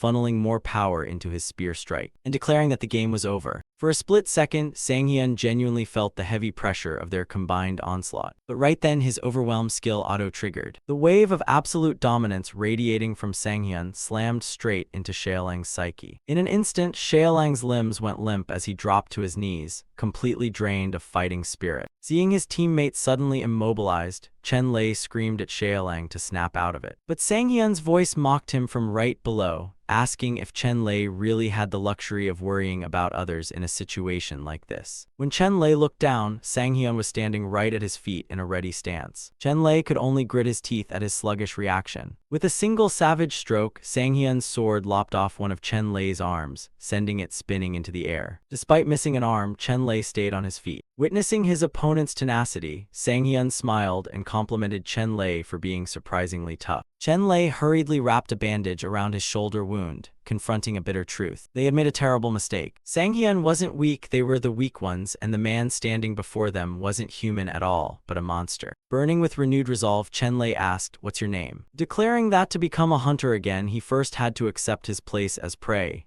Chen Lei introduced himself and demanded Sang Hyun's name. But Sang Hyun just sneered, mocking him for speaking English when they were in Korea. That taunt instantly set Chen Lei off, his eyes flashing with a furious blue light. Meanwhile, Sang Hyun smiled with satisfaction at having successfully provoked an emotional reaction. Chen Lei lunged forward with a lethal thrust that Sang Hyun sidestepped, though the clashing blades still kicked off a powerful shockwave. Sang Hyun was slightly surprised to find Chen Lei's movements had grown far more aggressive. Fueled by rising anger, Chen Lei attacked again, screaming at Sang Hyun to die. This time, he unleashed his ultimate technique, 11 chain slashes, a brutal series of cuts that scoured the room and demolished everything in their path. Once the barrage ended, Chen Lei landed on the ground amidst a thick cloud of billowing dust. Yet instead of feeling triumphant, Chen Lei's face was plastered with tension and cold sweat. He realized that monster still hadn't fallen. Sure enough, as the dust cleared, Sang Hyun stood completely unscathed. Flashing a mocking grin, Sang Hyun admitted Chen Lei had surprised him a little, joking that if he kept this up, his future as a one-armed swordsman looked quite bright. though it felt odd that Chen Lei actually seemed stronger down an arm. Stung by the remark, Chen Lei just laughed, saying he had gone further than before and poured his entire remaining strength into his next attack. The two warriors charged at each other once more, with Chen Lei screaming that everything would end right here. Sang Hyun simply smiled, nodding that while he didn't understand a word the guy was saying, that attack still wouldn't work. The next second, Chen Lei's body was split down the middle by Sang Hyun's blade. Behind him, Xiaolang stared in helpless despair with a pale face, crying out for his senior. Then he ground his teeth in pure rage and cursed Sang Hyun's name. But Sang Hyun sensed danger closing in. Blinded by grief and fury, Xiaolang lunged forward on a suicide charge, screaming for Sang Hyun to die. Yet Sang Hyun's attention was snagged by a blinding flash of light from another angle. He instantly realized someone was charging a far deadlier attack down below, where Barrett Fletcher had drawn a massive bow. With a relaxed smile, Barrett declared that Sang Hyun's time was up. Sang Hyun immediately realized that the attack was truly dangerous and that it was already too late to dodge it perfectly, and even Xiaolang was startled to see what was about to happen. Barrett then released the giant arrow. A thunderous explosion shook the entire area and destroyed everything in the vicinity. Barrett just laughed leisurely, thinking that victory was already in his hands. Ju Seung-hoon immediately asked if the attack had been successful, but someone replied that, unfortunately, the attack had failed, reminding everyone to stay alert because Sang Hyun was extremely agile. Not long after, everyone witnessed Sang Hyun emerge from behind the curtain of smoke, alive, albeit having narrowly escaped death. Inwardly, he cursed those bastards, so they were just doing whatever they wanted now. And what the hell was that attack just now? These guys were on an entirely different level. Before his eyes, the entire building had been nearly completely destroyed by that last attack. The protagonist reached out to grab the railing to keep himself from being blown further away. While leaning against the wall to support his body, Sang Hyun suddenly received a system notification that the duration of his psychedelic skill had ended, so all its effects would vanish. Sang Hyun immediately cursed, as he had thought the ultimate awakening state he just reached would allow that skill to last longer. The system then explained that the ultimate awakening state provided a special effect allowing him to enter the zone, removing penalties on awakening skills while doubling their effect strength. Currently, that ability only applied to the psychedelic skill. Sang Hyun realized the situation was truly dire. Under the current conditions, facing all the enemies at once was nearly impossible, and before he could even think of a new strategy, the light from Barrett's bow appeared once again. Barrett confirmed once more with Ju Seung-hoon that every additional shot would count as a new contract and that the full cost would still have to be paid. Ju Seung-hoon replied that he understood that clearly, realizing in his heart that money was no longer the issue. The most important thing right now was ensuring the campaign succeeded. Barrett Fletcher did indeed have low mobility, but his damage output was even rated on par with an S-rank warrior. On top of that, there were the famous Alexander brothers, known for their battlefield ferocity thanks to their innate skill. Since he had mobilized rank forces, Ju Seung-hoon felt he had to achieve an absolute victory. He truly didn't understand why the person they called that person was so desperate to have Sang Hyun, but he had no choice but to complete the mission. Barrett then called the Alexander brothers and told them not to just stand around acting as guards anymore. According to him, they had received an exclusive contract, so it was time to show their true capabilities. Alex confirmed if Barrett's words were true, and with a bit of anxiety, Ju Seung-hoon said the additional deposit would be transferred immediately, while the rest of the payment would be made after Sang Hyun was killed. The two brothers looked at each other, admitting that although Barrett's tone was annoying, his archery skills were truly worthy of recognition. Barrett just laughed and said he didn't care for compliments from men, then told them to quickly pin Sang Hyun down. Alexei then said that, fundamentally, all brothers were one, and the two began to reveal their true form. Their bodies slowly merged into a single, massive creature that was much larger and more powerful. Even Ju Seung-hoon was startled to see their body size continue to swell after the fusion was complete, and the system immediately announced that the innate skill Alexander Brothers Fusion had activated. From afar, Sang Hyun could only look at the creature, laughing bitterly while cursing under his breath, wondering how to deal with a monster like that.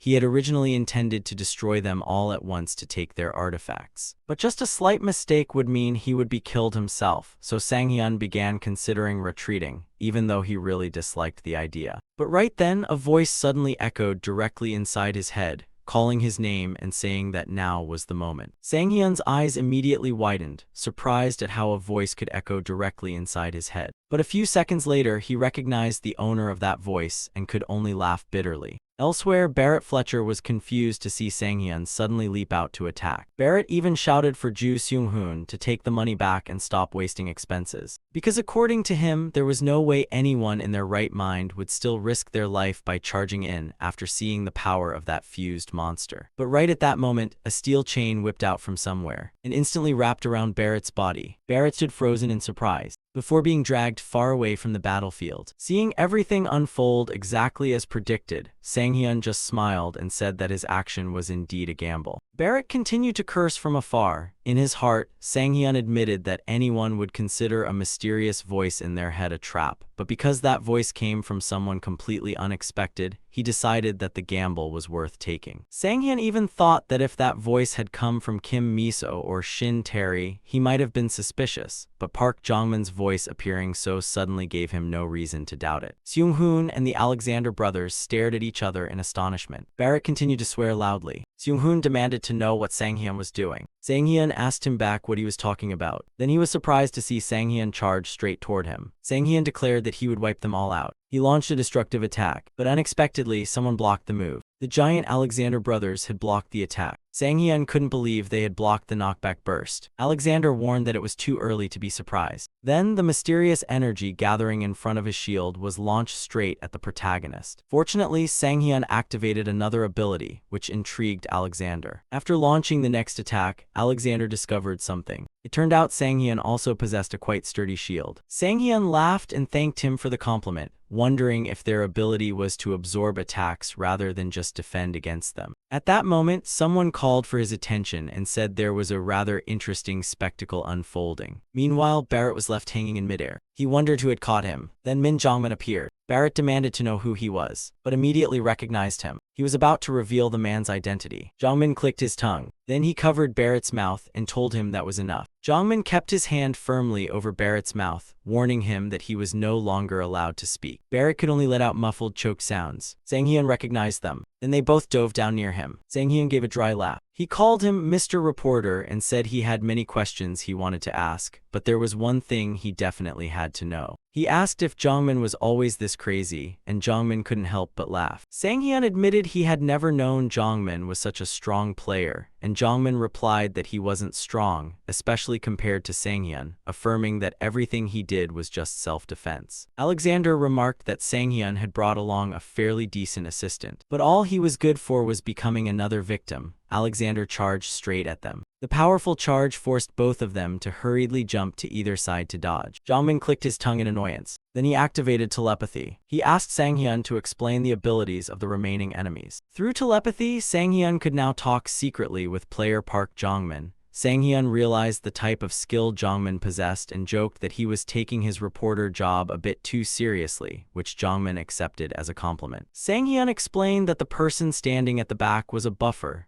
Jongmin said his rear position made sense, but Sang Hyun added that his buffs weren't anything special, so he wasn't their main target. Jongmin understood but still warned him to watch out for him. Sang Hyun then mentioned the enemy holding the shield but was hesitant about how to explain it. Jongmin warned him not to play around in an emergency, and Sang Hyun affirmed that he was completely serious. Instead of explaining, he decided to let him see it with his own eyes. Jongman was stunned as Sang Hyun charged toward Alexander. Alexander sensed him approaching from behind. Sang Hyun's sword struck the shield hard. Alexander wondered if he had overestimated him. The mysterious energy gathered again in front of the shield. Then Alexander punched Sang Hyun, mocking him for falling for the same trick twice. Jongmin called Sang Hyun through telepathy. He asked why Sang Hyun didn't just simply say that the shield reflected attacks. Sang Hyun laughed and explained that he needed Jongmin to feel the power of it himself. Jongmin admitted that he understood perfectly now. He also understood exactly what Sang Hyun was trying to tell him. Alexander sensed Jongmin moving. Sang Hyun wondered if his experience as a reporter made him catch on that quickly. If the shield could absorb attacks, then all they had to do was strike it with damage greater than it could absorb. Alexander called them idiots. However, Sang Hyun's analysis was accurate. The secret skill of the Alexander brothers' shield was reflect, which, as the name implied, could absorb a fixed amount of damage and then reflect that exact amount back, but every shield had a limit on the amount of damage it could absorb and reflect. This was a simple skill, but using its full potential required the user to calculate the exact amount of damage each shield received. Very few players possess the ability to control it with such precision. But the Alexander brothers' innate fusion skill gave them senses sharper than ordinary people, helping them control the ability with startling accuracy. In other words, reflect was the perfect skill for these two brothers. Alexander suspected that his opponent had guessed part of his ability, yet he still believed their struggle was meaningless. In his eyes, there was no need for careful calculation. The four-eyed guy didn't even have a decent weapon. He just needed to channel all of his reflect power towards Sang-hyun, the target of their contract. Chains wrapped around Jongmin's fists as he lunged forward. Alexander turned toward him. Then he raised his shield to block, but to his disbelief, Jongmin damaged the shield with raw strength. Alexander wondered who that man really was. Jongmin noticed his stun when things didn't go as planned. He warned Alexander that this was no time to get emotional, and Alexander groaned. Sang-hyun lunged toward Alexander. He reassured Park Jongmin that everything would be okay. Since this was the end, the opponent should also take some time to reflect on himself. Alexander shouted for them to shut up, unable to understand how trash like them could unleash such powerful attacks. He convinced himself that everything was still fine, their attacks only looked flashy, and there was no way the two brothers would lose. They poured all their strength in and activated Reflect to the maximum. But the incoming attack still made Alexander groan in pain. The shield shattered while cracks spread throughout his body. Sang-hyun asked how many more times he needed to remind him. He demanded Alexander speak Korean before firing a powerful beam of energy. Jongmin looked at the overwhelming power in astonishment. He knew Sang-hyun was still hiding a trump card, but had never expected an attack that powerful. Just how strong would Sang-hyun get in the end? It might sound like an exaggeration, but Sang-hyun could perhaps already be considered an S-rank player. On this side, immediately after finishing his terrifying wave of attacks, the protagonist's body collapsed to the ground from exhaustion. Jongmin asked if he was okay. Sang-hyun groaned and cursed, and Jongmin told him not to move, saying he would contact the association immediately. But Sang-hyun shouted about his artifact. Jongmin guessed that the final attack came from the artifact's ability, and if so, Sang-hyun must have pushed it beyond its limits and destroyed it. Sang-hyun cried because the artifact was broken, lamenting that he should have held back more and couldn't believe it had shattered into pieces. He apologized to his precious children for being so rough and begged them to return to him. Unable to accept the loss, he swore to take revenge by taking down the final enemy, and Jongmin could only sigh. He told Sang-hyun that it was perhaps too late for revenge, and Sang-hyun shouted when he realized the remaining enemies had vanished. Elsewhere, Seung-hoon ran at full speed. He cursed while wondering how much money he had wasted on this campaign. Worse, that damn four-eyed guy had appeared out of nowhere. He had used countless buffs and prepared an entire strategy to deal with Shin Sang-hyun's awakening skill. But Sang-hyun was much stronger than he had ever imagined. He had even killed an A+ rank player without needing to enter the awakening state. His true strength didn't resemble the information Seung-hoon had collected in the slightest. Still, the campaign hadn't been a complete failure. Once he studied the footage from the hidden cameras he had prepared, he would surely find a way to defeat Sang-hyun next time, and instead of giving that information to the other person, he intended to use it himself. But then a voice suddenly made him jump. A woman sat on top of a pillar and asked if he had failed. She jumped down and slammed his face into the ground. She reminded him that he had promised to prove himself. She had given him a chance, yet he still failed. It seemed he was truly useless. He apologized to Lady Torai and promised never to make the same mistake again. She called him a pathetic thing. He begged her to spare him just this once, or else he wouldn't be able to escape her punishment. But as you can see, this guy was enjoying the punishment. A few days later, at the Eden Guild headquarters, everyone began to gather. It was the day of the first K-Song eradication campaign. The Porter, team leader from the beginning of the story, proudly declared that he had almost kickstarted Shin Sang-hyun's career. He explained that Sang-hyun was originally supposed to join them as a porter, but Daekyong recognized his talent and asked the team leader to let him join the ranks of players, and since then, Sang-hyun had even stopped by to greet him occasionally. Others groaned that the team leader was telling that story again. Ignoring them, he continued to say that just a few days ago he had to struggle to stop Sang-hyun from giving pocket money to his daughter, and they warned the team leader to stop bragging lest he be punished by heaven. Right then, Sang-hyun greeted everyone. Daekjeon, Terry, and Miso were waiting for him. Others wondered if that was really Shin Sang-hyun. Upon confirming it, they couldn't believe he had actually come as a mercenary, and Sang-hyun apologized for being late. Then he smiled and declared that he had come to join the K-song eradication campaign as a mercenary. Sang-hyun knew that the final tutorial had ended and the real game had just begun.